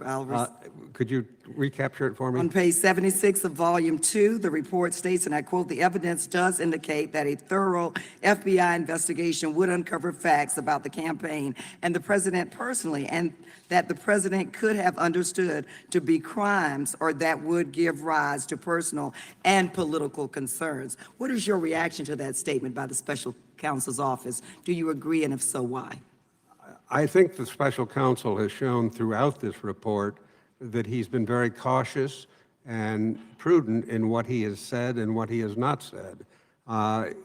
This is in the tradition not of the Ken Starr independent counsel investigation, but rather in the roadmap that was referred to this committee that was skeletal and just the minimum of facts, and clear facts based on the investigations, grand jury hearings, FBI interviews. So I think this is a very appropriate statement and very insightful. Thank you so much, and Professor McQuaid, back to you.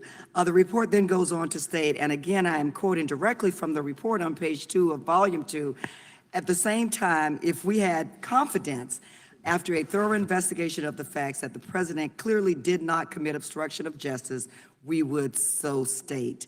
Based on the facts and the applicable legal standards, we were unable to reach that judgment. Accordingly, while the report does not conclude that the president committed a crime, it also does not exonerate him. What is your reaction to that statement in the special counsel's report? I believe that because Robert Mueller could not make a charging decision, he did not want to prejudge the evidence because he was leaving it for Congress. He did not want to preempt Congress's power of impeachment and wanted to leave that consideration open. It has been pointed out today that some have said prosecutors don't exonerate, they charge or don't charge. That's only true in a traditional case. We talk about the binary decision, but that can't be the case when you're dealing with the president who cannot be charged. Otherwise, that is a heads you win, heads I win, tails you lose. And so in that scenario, Robert Mueller simply put the evidence out there and he left it for Congress to decide whether impeachment was appropriate. And I think someone mentioned earlier that he almost went above and beyond to make sure of that, his decision in that. Yes, I think out of an abundance of fairness, he didn't even want to say that a crime had been committed because he did not want to prejudge the evidence for another decision maker, that is Congress. Thank you all so much, Mr. Chairman. I yield back. Gentlelady yields back. The gentleman from California, Mr. Correa. Thank you very much, Mr. Chairman. First, I want to thank all of the witnesses for being here today. This is very important. I think we're making history again in this United States of America. And Mr. Dean, I also want to thank you very much because, as was said earlier, you paid your debt to society, yet you still came up and you've taken some shots, so to speak, personal shots here, but yet you still wanted to be here and testify. Why did you decide to show up and testify? Congressman, when I worked for Mr. Nixon, I was really never worried about what the outcome would be and how it would be resolved. I've got to tell you that from the day Mr. Trump was nominated, and I was following in a separate set of polls, the Los Angeles Times as well as the Monmouth polls, and it looked pretty clear to these pollsters that Mr. Trump had a very good chance of winning. And I began developing a knot in my stomach that sits there to this day. So I'm trying to deal with that in the best way I can to try to tell people these are troubled times and we should go through these processes and sort them out. So anything I can do to add to the process, I'm more than willing. Thank you very much. I'm going to turn to the firing of FBI Director James Comey. Early 2017, the White House was warned that National Security Advisor Michael Flynn was being investigated after lying to federal authorities about communications with the Russian ambassador about sanctions on Russia for its election interference during the campaign.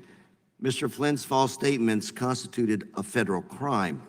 On page 31 of volume 2 of the report, it describes the initial warnings from the Justice Department, and I quote, open quote, "The public statements made by Vice President denying that Flynn and Kilshek discussed sanctions were not true and put Flynn in a potentially compromising position because the Russians would know he had lied." Yates disclosed that Flynn had been interviewed by the FBI.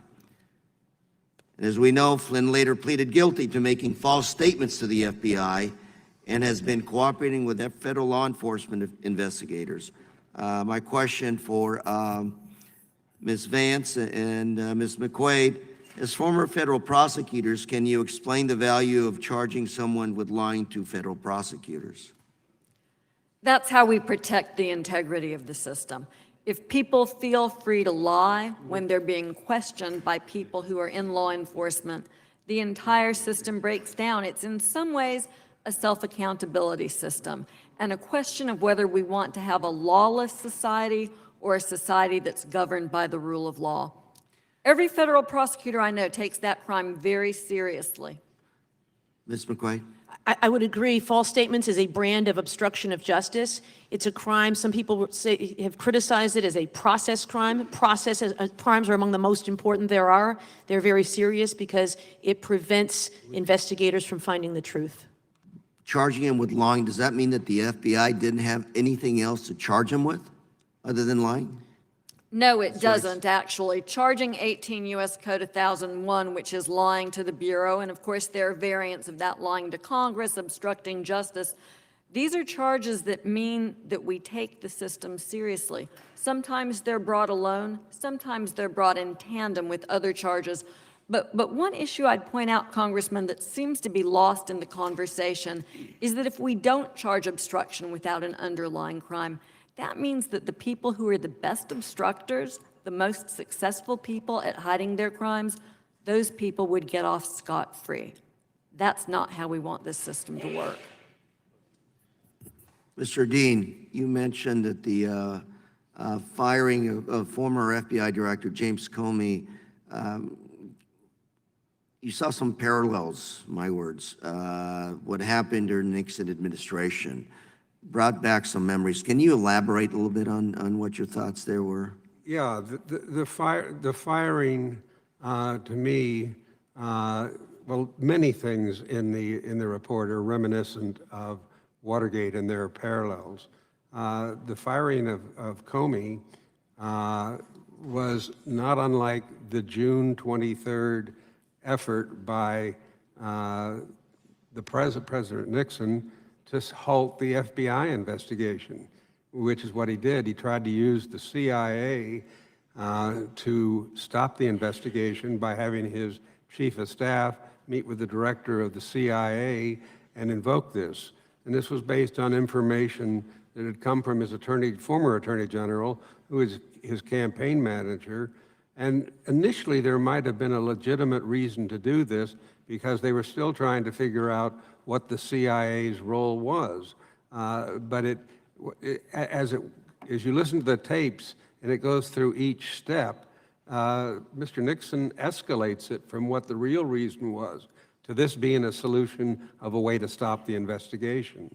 So it was the decision of hearing that tape is what resulted in this committee, where there were 11 Republicans who disagreed with Article 1, turning around and, while the vote had already been taken, joining the majority and saying, if this comes to a vote on the floor, because of this tape, we think it is so troublesome that we will join the majority and vote for Article 1, which was the obstruction article. So your opinion would be continue these investigations? Absolutely. The time of the gentleman has expired. The gentlelady from Texas for unanimous consent request. I thank you, Mr. Chairman. I'd like to put into the record the framework for this hearing, and that is a report on the investigation into Russian interference in the 2016 presidential election, which includes Volume 1 and 2. Without objection. And to thank Mr. Dean, Ms. Vance, Mr. Malcolm, and McQuaid for their commitment to this hearing, Mr. Chairman, and to remind us that Barbara Jordan said we must uphold the Constitution. I Without yield back. objection, the report will be entered into the record. The gentleman from Arizona, Mr. Stanton, is recognized. Thank you very much, Mr. Chairman. I want to thank the witnesses for being here today and to offer their testimony on what has become one of the most important responsibilities of our time. That's defending our Constitution and the rule of law. And you being here today has been critically important to help explain to the American people what's in the Mueller report and to provide important context and analysis, and I thank you. I had a question for Professor Vance and McQuaid. I wanted the opportunity to kind of respond to a general argument that Mr. Malcolm has made throughout this hearing. I believe that Mr. Malcolm has suggested that the president should only be investigated for facially illegal exercises of his Article 2 power, such as granting a pardon in exchange for bribes, that the conduct investigated by the special counsel should be beyond the scope of a criminal inquiry, because otherwise the threat of criminal prosecution would act as a chilling effect on the presidency. I want each of the opportunity to respond to that argument and give us your thoughts on it. Please, how about Professor McQuaid first? I disagree with that argument, and so did Robert Mueller and his team, who rejected that argument. Now, there are some instances of obstruction of justice in the report that are facially destructive, asking a witness to create a false document, that are even beyond Article 2 powers. But even within Article 2 powers, the phrase that Robert Mueller hung his hat on was the word faithfully in the Constitution, that the president has a duty not just to execute the powers, but to execute them faithfully, and to permit him to execute his executive powers without any check on it would render him above the law. Professor Joyce, your thoughts on that, on Professor Malcolm's general argument throughout the hearing today? So I think it's a strained interpretation of the law, and I categorically reject this suggestion that under the Constitution and under our laws, there is one person in this country who's above the law, the President of the United States. I don't think that's what our system does. And here's a good example. If people struggle with that issue, it's not a president, but it's the executive of the state of Illinois, the Governor Rod Blagojevich, who did an act that he was entitled to do. He appointed a senator to replace a senator who had vacated his seat. And that's a perfectly legal act. The problem was he took a bribe in exchange for agreeing who he would select.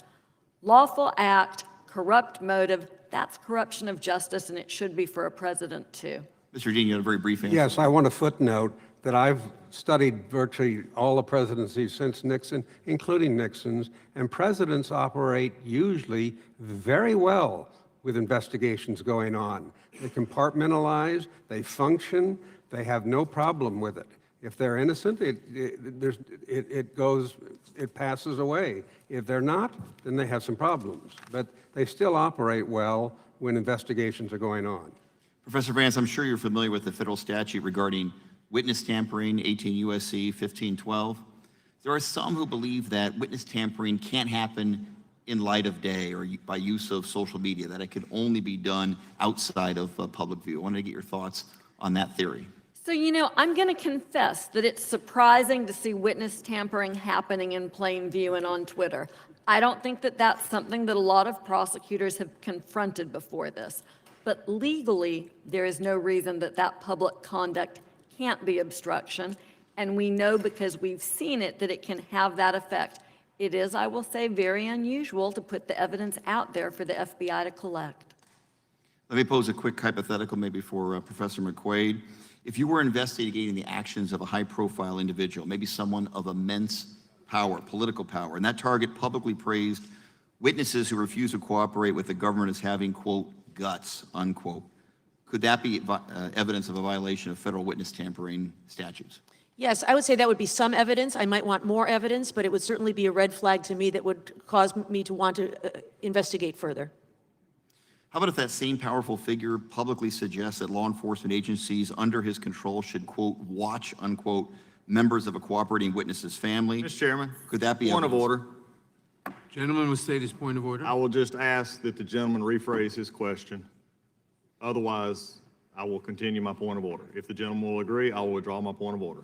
Well, I was only asking in the hypothetical. It doesn't matter. You cannot do that according to the parliamentary rules of this House. Gentleman may wish to rephrase his question. He's given up. I think the point was made, and I will yield back. Thank you. The gentleman yields back. I want to observe before we close that several members have said that this committee should not be investigating a bogus allegation against the president, but should rather investigate the origins of the bogus investigation. I would point out that the report from the special prosecutor makes very clear that the Russians attacked our elections, that they did so intending to help the Trump campaign, that there is substantial evidence that the Trump campaign knew about the Russian attack, that it welcomed the help of the Russian government, that some Trump campaign officials cooperated with the Russians, that there is, I would observe, there is clear evidence of collusion, though not enough evidence to prove criminal conspiracy beyond a reasonable doubt, collusion being defined as cooperation. This is not a bogus investigation of a false allegation, but a very necessary investigation of a threat to our country and our liberty. And this committee and this Congress have an absolute obligation to the American people to investigate this. Before we close, I ask unanimous consent to insert into the record a copy of each of the slides referenced at the hearings. Without objection, they will be entered. I ask further unanimous consent to enter a letter signed by over 1,000 federal prosecutors in both Democratic and Republican administrations stating their views on the Mueller report. Without objection, that will be entered into the record. This concludes today's hearing. I want to thank the witnesses for attending, for their patience, their fortitude, and their fortitude with some of the questions or statements. Without objection, all members will have 5 legislative days to submit additional written questions for the witness or additional materials for the record. And without objection, the hearing is adjourned. Well, you still with me, Tracy? You made it through? Barely, 4.5 hours later. I wasn't expecting 4.5 hours, but we got 4.5 hours. Me either, wow. Some really interesting stuff, I thought, came out. Clearly, this country is very divided, and clearly we're not going to sort it out in one impeachment inquiry hearing like we had today. But really fascinating back and forth. What was some of the highlights for you? Oh gosh, first of all, the opening statements, I've got to give it to Joyce. I mean, she rocked it. I mean, her opening statement just blew the whole hearing wide open. It just set the tone for what was going to come, and especially with what the Republicans were going to question and how they were going to become kind of, adversarial, if you will, or what have you. It was just, for me, she ran it. She rocked it. Yeah, her and Barbara McQuaid were both very, very impressive, and they, that is I guess, a really intimidating environment, even if you're used to being a prosecutor in a courthouse. They certainly did a great job of laying out the facts as Mueller would have said it, but it kept coming back to me how important it is for us to hear from Mueller himself or from members of his investigation team, because no matter how well McQuaid or Joyce White Vance were able to put themselves in Mueller's shoes, they weren't really able to do that because they don't have the extent of the evidence that we needed and that Mueller has, and therefore we weren't able to get that. It gave fuel to the Republicans on the committee to say, you don't know what you're talking about. This is all presumptions, and you don't know any more facts other than what we know that was stated in the report. So it just gave them fuel to the fire. And I thought some of the personal attacks on them and also the attacks on John Dean himself were unnecessary. And Frazier, or whatever his name is, John Malcolm, sorry, of the Heritage Foundation, was never attacked in the same sort of way for his record. These guys were here to discuss opinion and policy and look at the arguments in law, and they weren't there to defend their own records, and to have any of them tarnished in the way they were, never mind like re-litigating Nixon, was completely unnecessary. Well, Gates, I'm not sure who it was that made the comment. It might have even been Matt Gaetz about let's go back to your old tweets. Because if we want to go there with tweets not aging well, let's just pull up Donald Trump's tweets for the past, 5 years. Right. So it's unfortunate still that we still have a large part of the Republican Party, I'd say 99% of the Republican Party in Congress, that is still not willing to acknowledge even the basic facts of the Mueller report, which is that the obstruction of justice question remains open. And by the very nature of law, just because there was no guilt found or no conspiracy found in the first section of the Mueller report does not mean that obstruction of justice can't be looked at in terms of impeachment. In fact, it means exactly the opposite.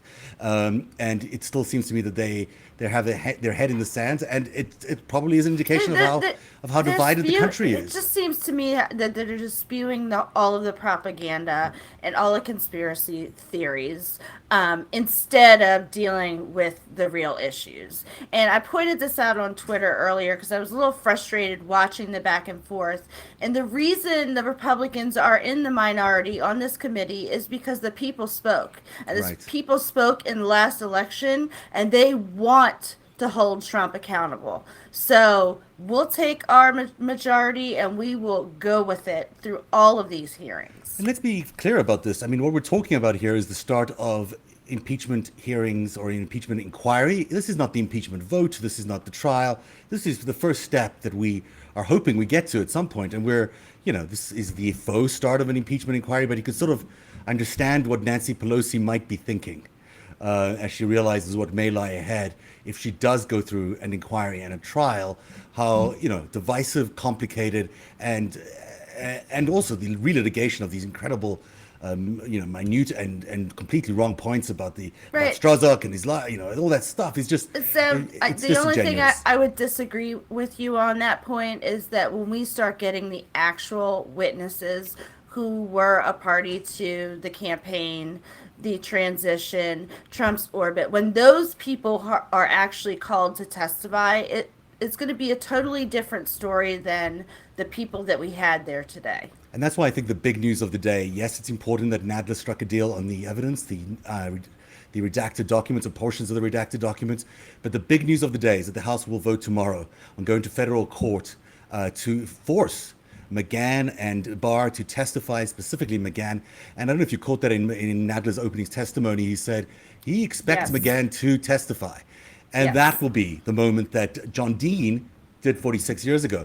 And I think that's an important benchmark for us to look for, and that's when things will change. Because then we'll hear from people literally from their horse's mouth, if you will. Oh, not literally, sorry, figuratively from the horse's mouth.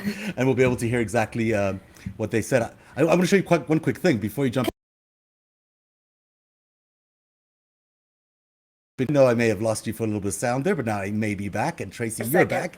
I'm back. Yeah. So isn't that interesting? I did a split screen. This is 46 years apart. On the right, John Dean from 1973, I'm guessing, and on the left from today, a little bit of history, a good split screen to remind us of where we are today compared to where we were 46 years ago. Not that dissimilar. And I think he just kept reiterating that we have to learn from history. It's repeating itself, and that's frustrating him, and that's why one of the reasons why he decided to come forward. And I'm sorry, I was looking at my phone, but when we're talking about tomorrow, there was some breaking news as well. Right. That my rep Cummings has scheduled a Wednesday vote to hold Barr and Ross in contempt over the census probe. Oh, that's With House resolution that will pass tomorrow, he can bypass a floor vote and can effectively take the matter to court to enforce a subpoena. And this is Manu who's reporting this, who I just love. He's the hardest worker in D.C. He is. I don't know how he gets around the building as quickly as he does. I got to say, that is important news because Ross, on the one hand, we know he's well overdue for some congressional treatment, but also the census vote, the census scandal, I can really call it, is really disturbing and is by all accounts one of the most sort of disgusting things that this administration has tried to do. Also, in the next couple of weeks, we're going to see the unpacking of Jared Kushner's Middle East peace deal, which is of huge significance because it's basically why this administration is in power. And we'll go into that during Narrative Lives later on this week. And if it fails, as it might do, as it looks like it might do, it'll be enormous increased pressure on the Trump administration to justify why it's in existence and also why it has been so corrupt in its existence by accepting all these, these money sources from various foreign sources. I might be speaking in code to a lot of you, but don't worry, it'll get sorted out as soon as we broadcast the show later this week. One more little piece of breaking news that we're going to want to follow up in the next couple days is that Wall Street Journal is reporting that North Korean leader's slain brother was actually a CIA informant. So, yes, I have so many questions right now. Go ahead, explain that again to me. The slain brother of, who was slain? North Korea's Kim, his brother. Remember the brother that was the attacked. poison. Right. Yes, this just happened. 2017? Right. I think the two ladies that put the poison on him. Incredible event that happened. Yeah. We're now learning that he was a CIA informant. I was still thinking you were talking about that official that was supposedly hung but not hung. But you're talking about another murder within North Korea. This one actually did happen. It didn't happen in North Korea, but it's the younger brother of Kim Jong-un. I'm not surprised that he was. Apparently, he was living, and I don't know how to pronounce it, Macau. Yeah, Macau. Where all of the casinos, and we know a few people from the U.S. who actually have some casino interests there as well. We do. I can think of a few So names. this might be a really fun story to unravel because I have a lot of questions. We have a lot of questions. We've got so many interesting things coming up this week, but we'll be here live for all these votes this week because there's another hearing later this week as well. We'll be there for that hearing. It's our commitment to your Narrative Live to provide you as much coverage as we can, gavel to gavel, even if it's 4.5 hours today. And thank you, everyone. We had between 150 Zev and 200 viewers as an average the whole time for this hearing. And I will tell you, I got a lot of responses that because of the helicopter crash, MSNBC, CNN, they were cutting away from this hearing to cover that. And I also got a message that C-SPAN 3 cut off their coverage of the hearing. So it might have been, for a while, the only way people could see it on the internet was on our live feed. So this is really just pressing me because, you know, I think the mainstream media has a role to play and they all have multiple feeds and they can all do this. And as lovely as it is to have everybody here joining us on Narrative Live, where we're committed to covering this particular story wall to wall, it's disappointing, again, that people are taking these hearings so lightly, that they're not taking it as the news. The big impact of today was meant to be that we were going to get some of this on Fox News, because Fox News doesn't get the same story and conservative radio doesn't get the same story that, you know, we might give here or others might get on other channels like MSNBC. So it was important to get this out so others could hear a different side of what's going on. And it may be that didn't happen today because of this, you know, a helicopter crash, significant, one person dead, but also in the long run, is it more significant than the first hearing to discuss Absolutely Mueller? not. I don't think so. absolutely not. It's worth reminding people that they can always support us at patreon.com/narrative. I should say patreon.com/narrative. It costs just $3 a month or more. There's a whole range of things you can donate to. We're very thankful for all our supporters on that and on Narrative Live, our Twitter feed, where people have signed up through primosocial.com. Both those options are still available. We're here fully committed to bringing you the best reporting we can. And later this week, we'll promise you some big scoops. So you stick with us. Lots of interesting stuff coming up. So with that, what a long, interesting day it has been, Tracy. Hope you get to I know, dinner. I'm ready to eat some food and Exactly. have a glass of wine and be done with this for today. I love you, Zeb, but that was one long hearing. I hear you, sister. Have a good glass of wine. I like the idea of that. And we'll see you tomorrow, I'm afraid, right here on Narrative Live. Thank you very much for watching our live coverage of the first impeachment hearing. Our founding fathers drafted a charter to assure the rule of law and the rights of man. We hold these truths to be self-evident, that all men are created equal. Ask not what your country can do for you. Ask what you can do for your country. If we lose freedom here, there's no place to escape to. This is the last stand on earth. Those ideals still light the world, and we will not give them up for expedience sake. Let freedom ring from every hill and molehill of Mississippi, from every mountain. America is the land where dreams can come true for all of us. When we allow freedom ring, Flags of freedom fly all over Europe. from every village and every hamlet, from every state and every freedom walk we together. will be able to speed up that day when all the children, black men and white men, Jews and Gentiles, Mr. Gorbachev, tear down this wall. we at last